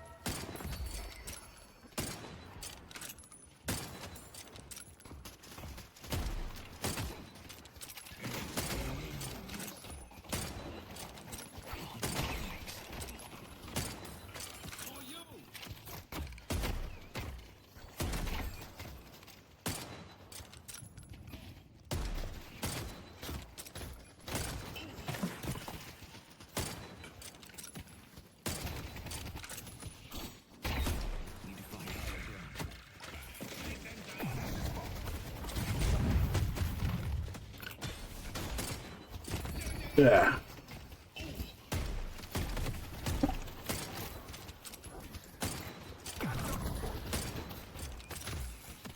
Yeah.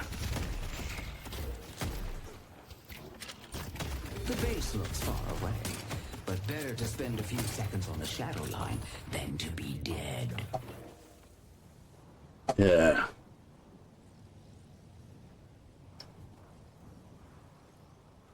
Okay, get back to base. I don't know what the heck to do.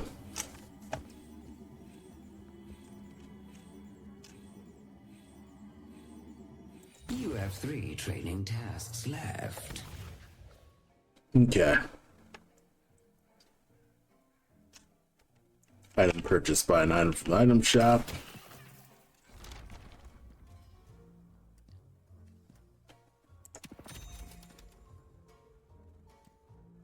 Okay. You have 2 training tasks left.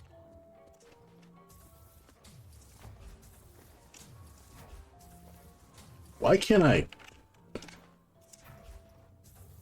Ah, okay.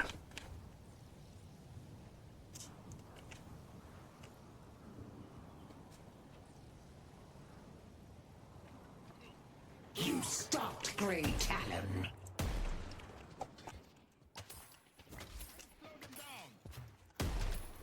You're out of stamina, but don't worry. It'll recover over time.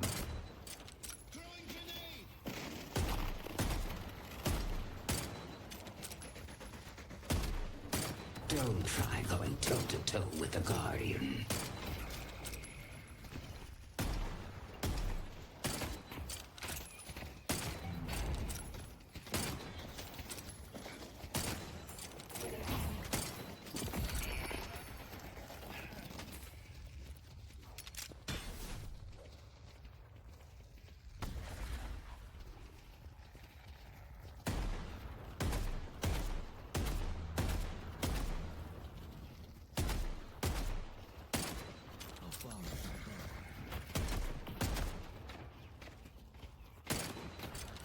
Don't forget to shoot a blue soul out of the air.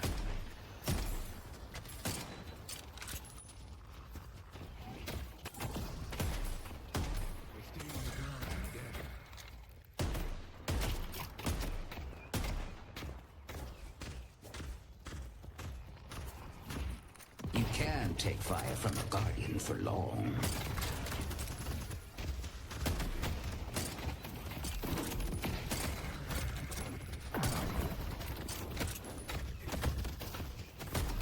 The base looks far away, but better to spend a few seconds on the shadow line than to be dead.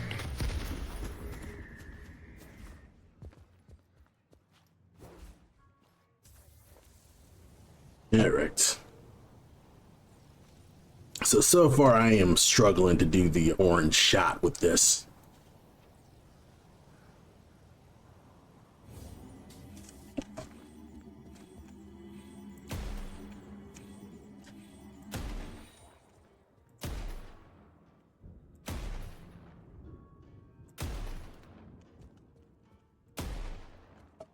Okay, I have no idea how to actually, like...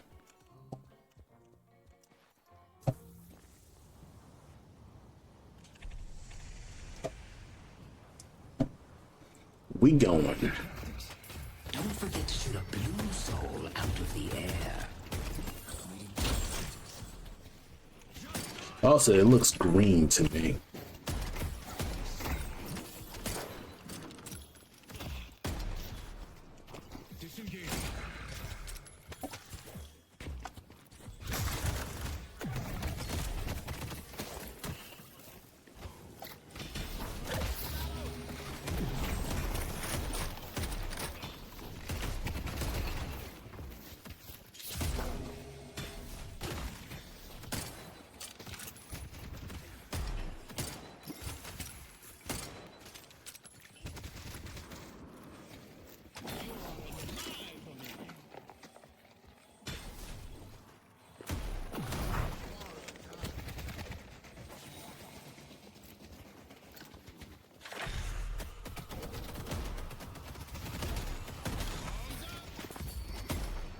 Yeah.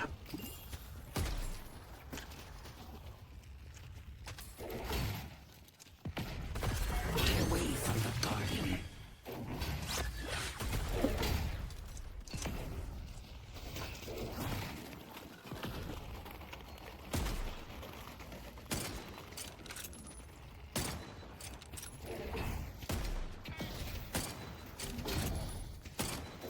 Don't forget to shoot your companion was slain, but they will return.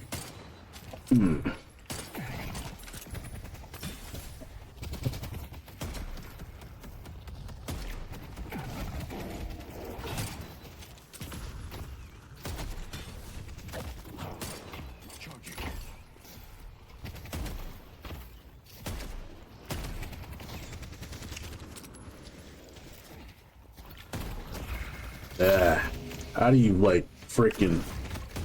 Back away from the Guardian.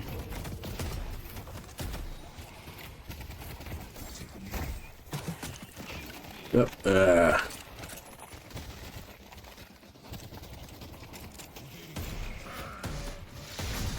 yeah.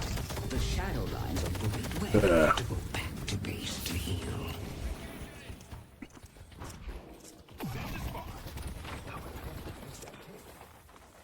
Alright.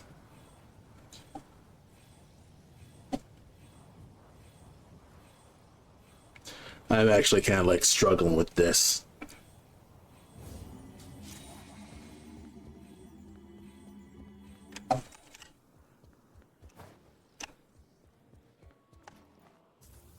Because right now I'm like struggling with these like two objectives. Don't forget to shoot a blue soul out of the air.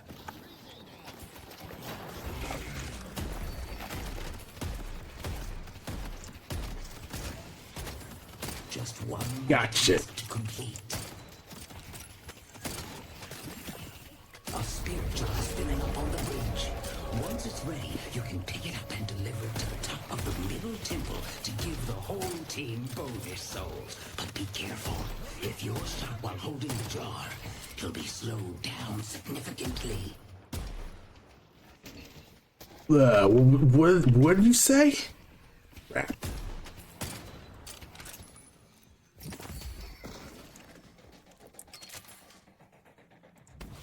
The spirit urn is waiting to be claimed.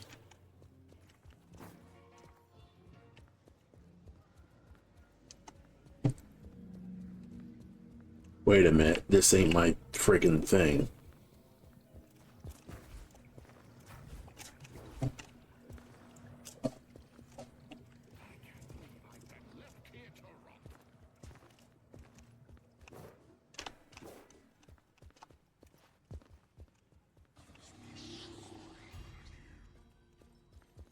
We can get her into the altar? Okay.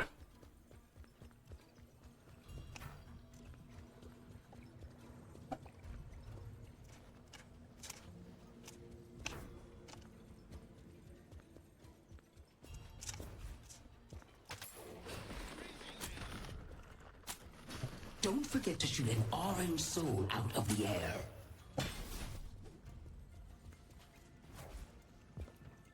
What is this?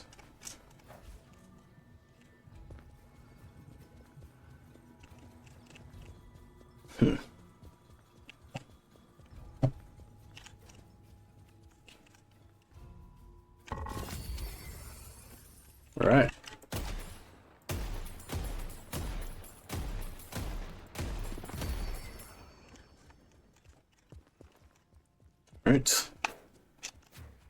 This is completely out of where I'm supposed to be, I suppose.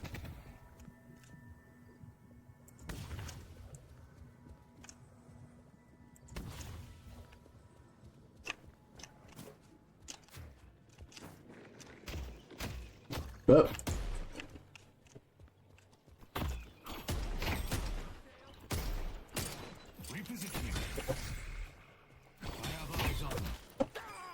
Your rivals are all dead.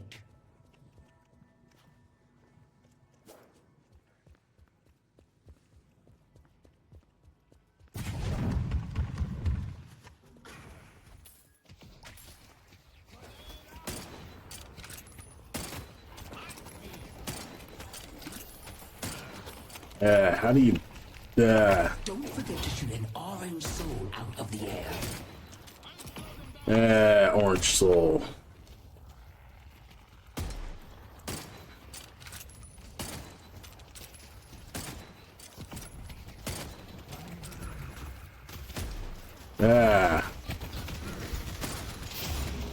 You can't take fire from a guardian for long.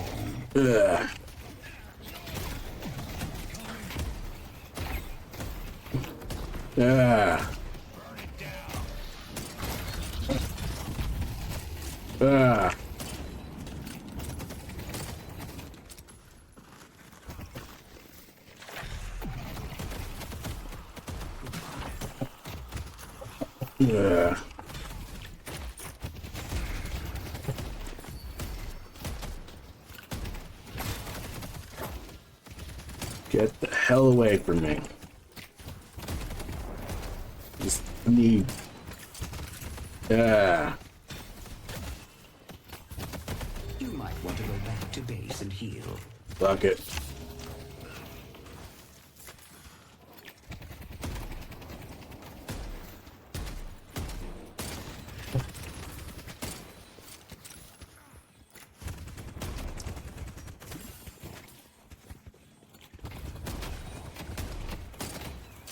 Don't forget to shoot an orange soul out of the air.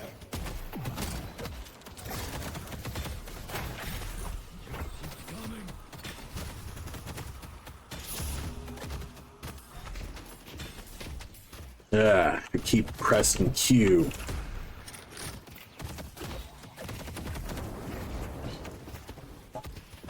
Alright, I gotta fucking book it.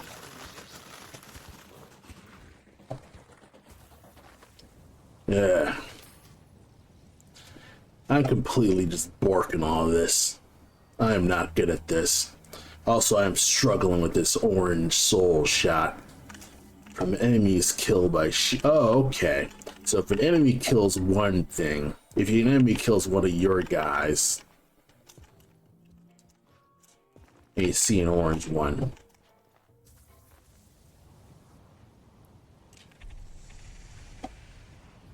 Okay. So I had to let them kill one of my guys and then wait for... Spirit urn is waiting to be claimed.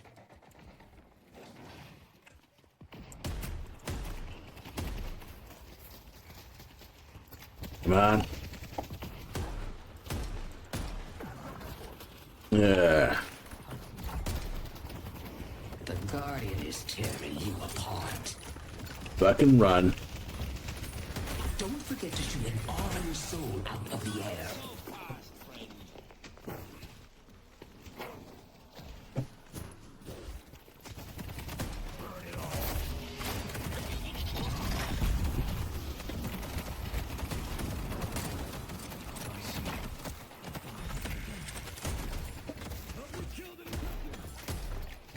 Okay. Yeah. I honestly don't even know what I'm doing.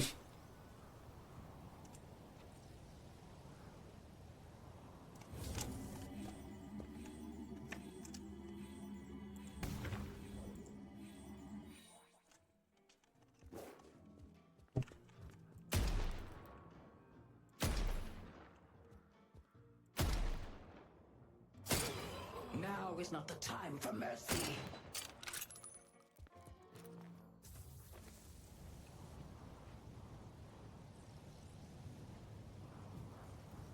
And we going. Okay. I guess I just have no idea what I'm doing.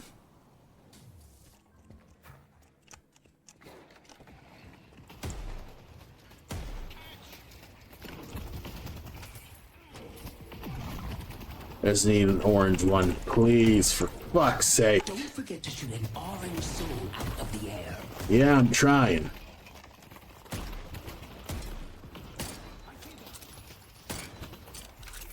The Guardian is tearing you apart.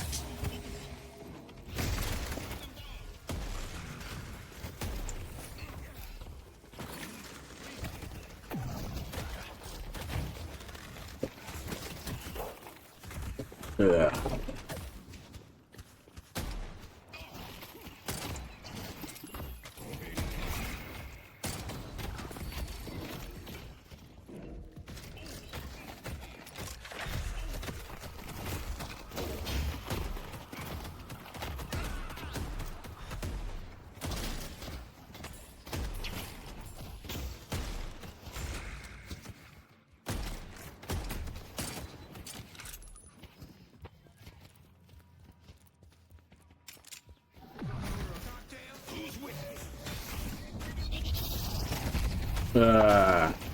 Get up, motherfucker.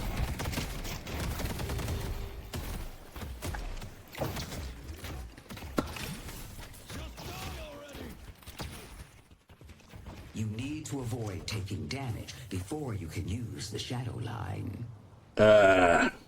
Okay. Don't forget to shoot an orange soul out of the air. Yep.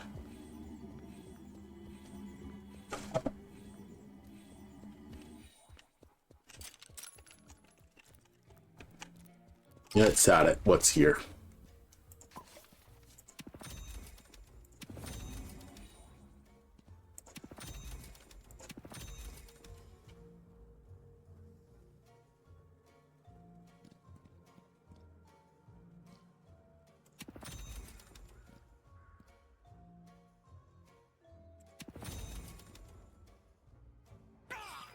Now is your chance.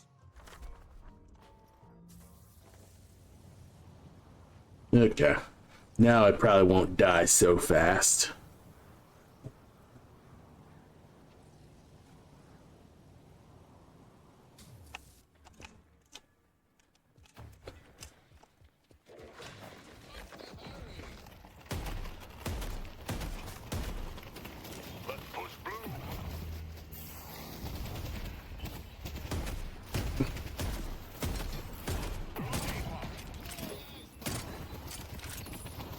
If an enemy is meleeing you, use parry to stun them.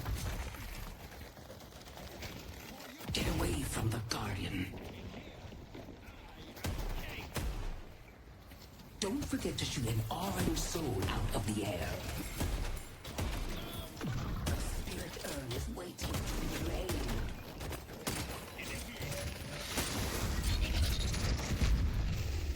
Yeah.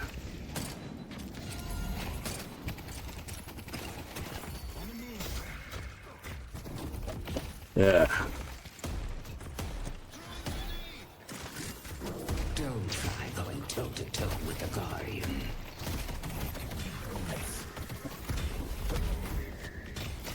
Great job taking out Infernus. You found opportunity.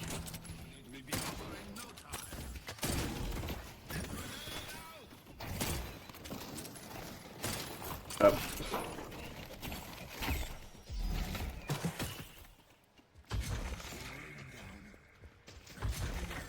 Okay, so parry is perfect.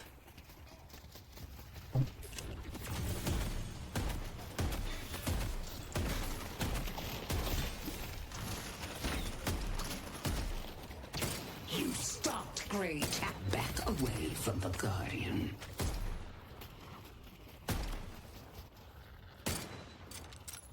Alright, how do I,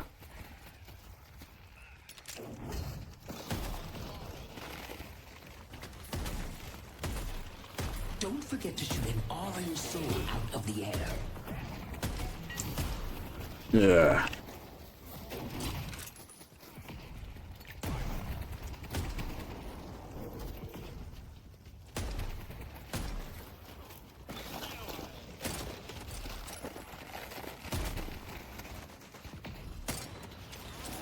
I,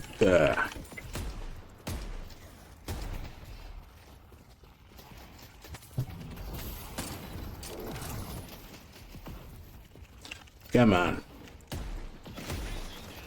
Yeah, keep, nah.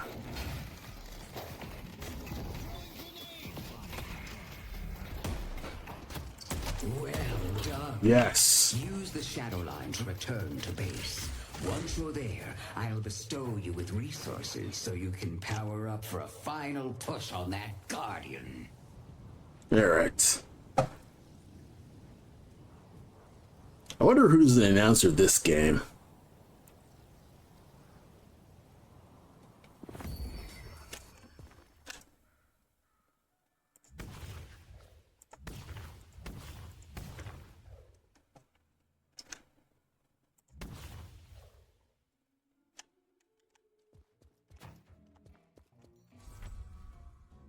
Oh.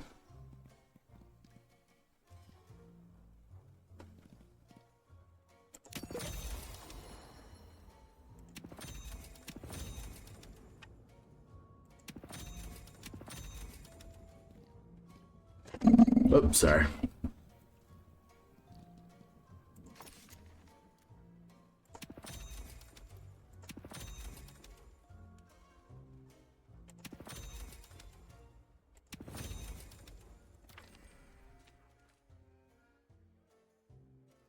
Oh, I get it. So it just buffs your like cooldowns. Oh, I'm full. Okay.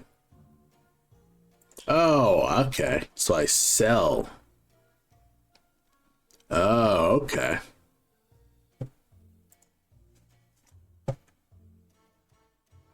It's time to go take out that Guardian and kill anyone who stands in our way.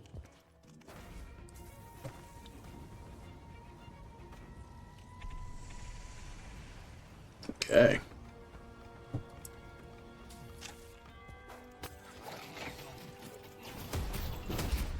Protect our troopers so they can attack the enemy Guardian.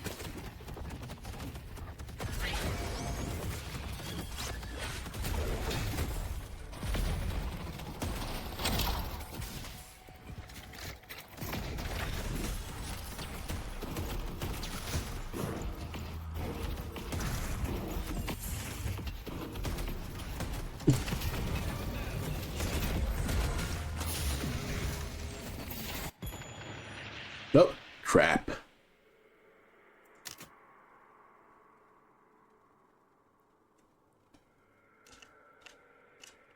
Oh, did I? Great job. Uh-oh. Stay out in Furnace. I'm frozen. Uh-oh.